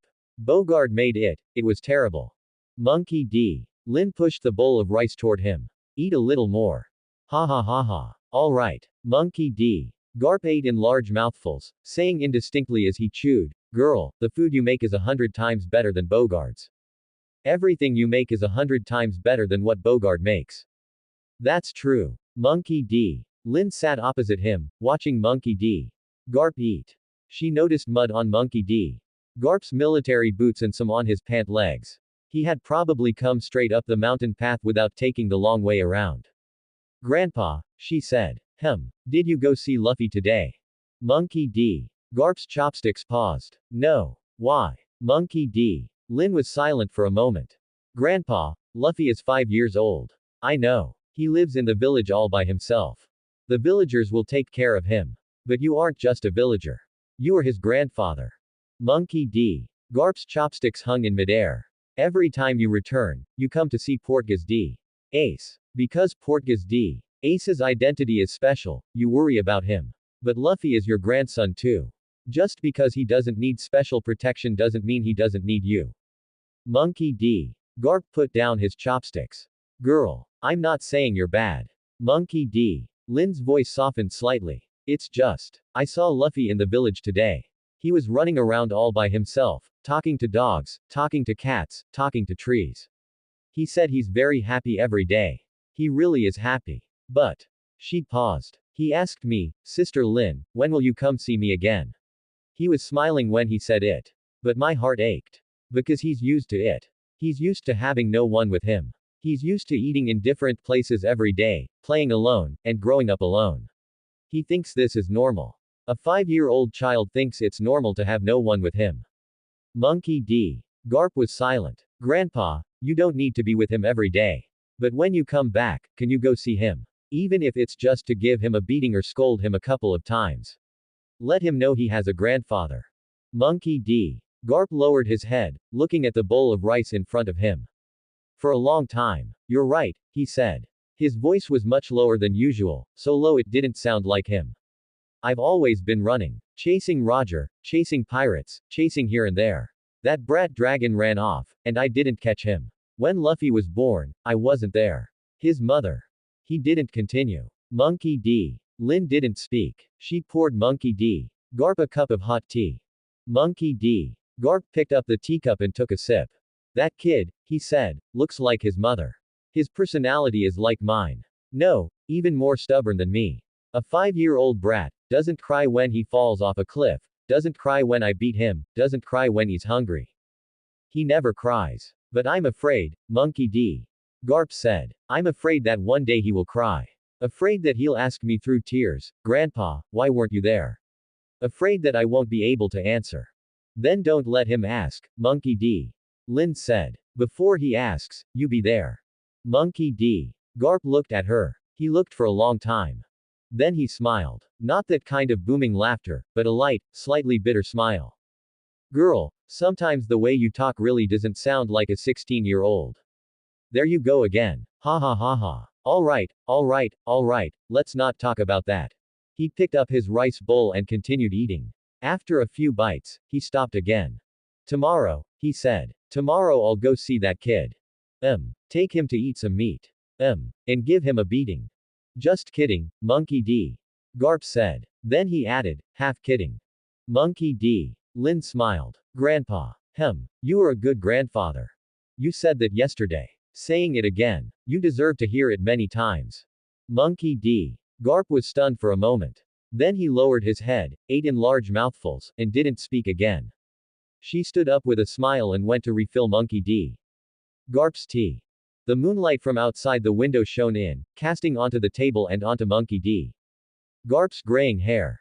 It was very quiet. It was very warm. The next morning, Monkey D. Lin got up very early. The sky wasn't fully bright yet, and the fog in the mountains hadn't dissipated. She pushed open the kitchen door, and the cold air rushed into her face, carrying the scent of grass, trees, and dew. She tied her apron and began preparing breakfast. There wasn't much rice left from yesterday. She poured all the remaining rice into the pot, added water, and let it simmer on low heat. There was no meat. The wild rabbit Portgas D. Ace brought back yesterday hadn't been processed yet, so she thought for a moment and decided to make egg drop porridge. The eggs were bought from the general store in the village. She had bought 10 yesterday and carefully wrapped them in cloth to carry up the mountain, not a single one was broken. She beat the eggs, and when the porridge was cooked to the point where the rice grains blossomed, she poured them in slowly, stirring as she poured. The golden egg liquid spread out in the white porridge like flowers. She added a pinch of salt and sprinkled in a handful of chopped wild vegetable leaves. It was ready. She ladled out the porridge and placed it on Portgas D. Ace's low table. Beside it, she placed a small dish of pickled radishes and a cup of warm water. Then she began to make breakfast for Dayton's house. There was no more rice, so she made wild vegetable stew with meat, using the wild rabbit Portgas D. Ace brought back yesterday. Large chunks of meat, handfuls of wild vegetables, all stewed in one pot. Simple, filling, and eaten with the bread bought yesterday. While she was cutting the meat, footsteps sounded behind her. Very light, but steadier than yesterday. Morning, Portgas D. Ace's voice came from behind her. Monkey D. Lynn turned her head. Portgas D. Ace stood at the kitchen doorway. He was wearing clean clothes, not new, still old, but washed very clean. The bandages on his hands had been replaced with new ones, wrapped neatly. He looked the same as yesterday, yet not quite the same. Morning, Monkey D. Lynn said. The porridge is on the table. Portgas D. Ace grunted and walked over to the low table to sit down. He picked up the spoon and took a bite of the porridge. Then he paused. What is this? Egg drop porridge. Where did the eggs come from? I bought them in town yesterday. You went down the mountain. Bought some things. Portgas D. Ace lowered his head and continued eating. After a few bites, he stopped again. That room. Monkey D. Lynn stopped the knife, waiting for him to continue. I won't say thank you. I know. And I won't call you sister. I know. And I won't. Portgas D. Ace. What? You don't need to say thank you, you don't need to call me sister, you don't need to do anything you don't want to do. She turned around and looked at him. But did you sleep well? Portgas D. Ace was stunned for a moment. It was all right. Was the quilt warm enough? That's good. She turned back to continue cutting the meat. Portgas D. Ace sat by the low table, watching her back. She wore her hair in a ponytail, her apron tied tightly, sleeves rolled up to her elbows. Her movements while cutting meat were fast and efficient, one could tell she was used to doing it. Hey, Portgas D. Ace said. The flour on the water ladle. What about it? Did you ask the shopkeeper to carve it? Yes. Why a flower? Monkey D. Lynn's hand paused. Because flowers are pretty, she said. What do you like? Next time I'll have him carve something else. Portgas D. Ace was silent for a while. No need. Are you sure? A flower is fine. The corners of Monkey D. Lynn's mouth turned up, but she didn't turn around. All right. Then a flower it is. Portgas D. Ace lowered his head and continued eating the porridge. When he reached the last bite, he spoke again. That little bear. Why did you buy that? Because it's cute. You don't like it. Didn't say I didn't like it. Monkey D. Lynn put down the knife and turned to look at him. Portgas D. Ace didn't look at her. His spoon was in the empty bowl, his eyes fixed on the dish of pickled radishes on the table. His ears were red. Monkey D. Lynn smiled. Then keep it. I didn't say I was going to keep it. Then you'll throw it away. Would you throw it away? Portgas D. Ace stood up, picked up the empty bowl, and walked to the sink. He placed the bowl in the sink without answering. I'm going to the forest, he said. When will you be back today? Before dark. All right. Stay safe, come back early. Portgas D. Ace stood with his back to her for a second. Then he left. This time he didn't run. He walked out of the cabin, walked across the clearing, and walked into the woods. His pace was much steadier than yesterday. Monkey D. Lynn stood at the kitchen doorway, watching his back disappear into the woods. She smiled. It was all right, she said, imitating his tone. It was all right means it was delicious. She turned back and continued cutting the meat. Outside the window, sunlight shone down through the gaps in the leaves, casting mottled light and shadows on the ground. Birdsong came from the distance, thin and crisp, as if they were sharing some good news with each other. In the kitchen, the soup in the pot bubbled and gurgled, and the aroma filled the entire room. Dayton poked her head out from the living room. Where's Monkey D? Garp. He went to find Luffy, Monkey D. Lynn said. Dayton was stunned for a moment. Went to find Luffy. First thing in the morning. He said he'd take Luffy to eat some meat. Dayton was silent for a moment. The sun must be rising from the west, she said. But the corners of her mouth twitched. It was unclear if she was smiling or suppressing it. Monkey D. Lynn didn't answer. She lowered her head and continued cutting vegetables. But she smiled. It was light and faint. Just like the morning breeze in the mountains. After Portgas D. Ace left, Monkey D. Lynn busied herself in the kitchen for a while. She washed the breakfast dishes, wiped the stove clean, and prepared half of the ingredients for lunch. The members of Dayton's house began to wake up one by one, and the sounds of yawning and muttering drifted from the living room. Miss Lynn. A mountain bandit poked his head in. What's for lunch today? Stew with bread. Monkey D. Lynn didn't even look up. It'll be ready soon. Oh. The bandit retreated. Monkey D. Lynn put the sliced meat into the pot, added water and seasonings, then covered it to let it simmer slowly.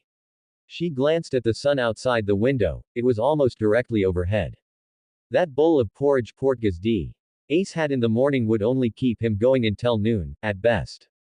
Did he bring any rations? She thought about it. When he left this morning, she hadn't seen him take that small cloth bag from behind the door. She had seen that bag before. It was very old, washed until it had faded to white, and usually contained a few pieces of rock-hard rations. Would those rations be enough to last him the day? Monkey D. Lin put down the kitchen knife and walked behind the door to check. The small cloth bag was still there. He hadn't taken it. She sighed. This guy, she muttered softly, turning back to the kitchen. She found a clean food container, a wooden one she had bought in town yesterday, with a leaf carved on the lid. She filled a bowl with stew, packed the rice down firmly, spread a layer of stew on top, and closed the lid tightly. Then she found a second food container. She didn't know if Portgas D. Ace was alone in the forest or if he had companions. But she remembered that in the original story, she wasn't sure if Portgas D. Ace had met Sabo at this age. That blonde boy, always smiling, had learned to hide his emotions earlier than Portgas D. Ace. She packed an extra portion. She placed both containers into a cloth bag and tied it up. She untied her apron and changed into her outdoor shoes. Dayton. She called out toward the living room. I'm heading out for a bit. Keep an eye on the stew in the pot. Turn the heat down once the soup boils. Where are you going? Dayton's voice came from the living room. To deliver a meal to Portgas D. Ace. That brat won't starve. I know. Monkey D. Lin slung the bag over her shoulder. But I don't want him to go hungry. She walked out of the wooden hut without waiting for Dayton's reply. Midday in the mountains was different from the morning or evening. The sunlight shone straight down from overhead, shrinking the shadows of the leaves into small clumps. The air was filled with a stifling heat, mixed with the scent of soil and grass. The birdsong was much quieter than in the morning, they had likely all retreated into the shade. Monkey D. Lin followed the direction Portgas D. Ace had left in that morning. She hadn't asked him where he was going, but there were only so many paths in the mountains, and not many places to hunt. Relying on the tracks she had observed at the edge of the forest yesterday, she quickly found a path that someone had walked on. Footprints. Small footprints. They were Portgas D. Ace's. And another person's. Monkey D. Lin crouched down to look. The other set of footprints was slightly larger than Portgas D. Ace's, and the tread on the soles was different. It wasn't the same person. She stood up and continued walking. After walking for about 20 minutes, she heard voices. It wasn't the sound of beasts, it was people. Two people were talking, their voices drifting from deep within the forest, intermittent and broken. Are we still going to that valley today? Whatever. You're distracted again today. I'm not. You are. You've been acting strange since this morning. What happened last night? Nothing happened. Liar. Monkey D. Lin softened her footsteps and pushed aside a cluster of bushes. In the clearing, two people sat with their backs to her. One wore an orange hat and a black vest, Portgas D. Ace. The other had blonde hair, a blue jacket, and was holding a metal pipe, Sabo. In front of them was a small pile of fire, now extinguished, leaving only ashes. Beside it lay a few leftover fruit pits and a piece of oil paper that had wrapped some rations. Portgas D. Ace's lunch. Those rations. Monkey D. Lin looked at the crumbs remaining on the oil paper. The rations were very hard, likely having been kept for a long time. Portgas D. Ace had eaten a few bites with water and packed the rest away. She took a deep breath and stepped out from behind the bushes. Portgas D. Ace. Both of them turned their heads at the same time. Portgas D. Ace's eyes widened. Sabo's eyebrows arched. Why are you here? Portgas D. Ace stood up, his voice carrying a hint of, not anger, but panic. To bring you lunch. Monkey D. Lin held up the cloth bag in her hand. You didn't bring your rations. I don't need. You only had a bowl of porridge this morning. It's noon now. Monkey D. Lin walked over and placed the cloth bag on a flat stone. You're still growing, you can't go hungry. Portgas D. Ace's mouth opened, then closed again. Sabo watched this scene from the side, the corners of his mouth slowly curling upward. Portgas D. Ace, Sabo said, is this the person you were talking about? Portgas D. Ace's ears turned red. No, I didn't. Hello. Monkey D. Lin crouched down to be at eye level with Sabo. My name is Monkey D. Lin. I'm Monkey D. Garp's granddaughter. Sabo. Sabo smiled and extended his hand. I've heard Portgas D. Ace mention you. Monkey D. Lin took his hand and shook it gently. What did he say about me? He said you were a gorilla girl. Monkey D. Lin laughed. Well, he's not wrong about that.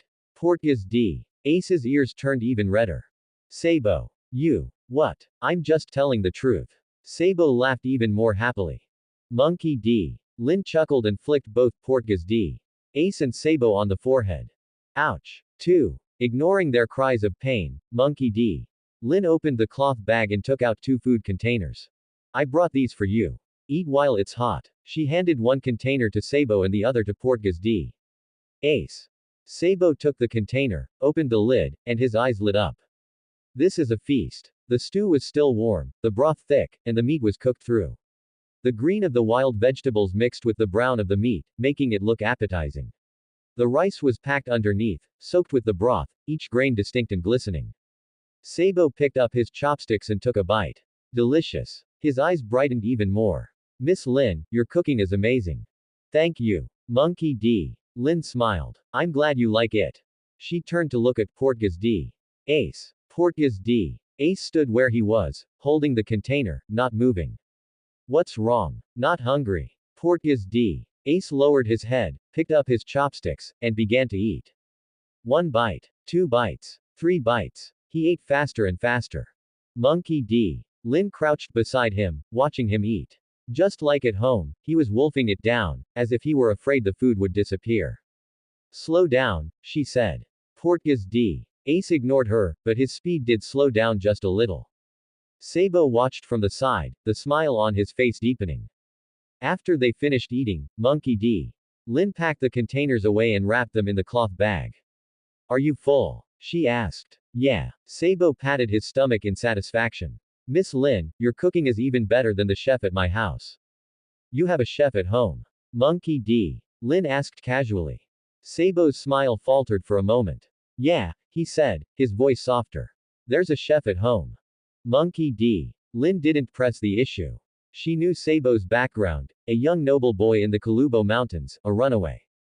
The things hidden behind his smile were even more complex than Portgas D. Ace's. Miss Lin, Sabo quickly regained his smile. Did you come all this way just to deliver lunch? Not entirely. Monkey D. Lin stood up and brushed the grass from her knees. I also wanted to teach you something. Teach what? How to fight. Sabo was stunned for a moment. Portgas D. Ace looked up, a flash of light in his eyes. You're going to teach me how to fight. There was a hint of defiance in Portgas D. Ace's voice. Yes. You lost yesterday, didn't you? Portgas D. Ace pressed his lips into a thin line. That was yesterday. It'll be the same today. Portgas D. Ace put down the food container and stood up.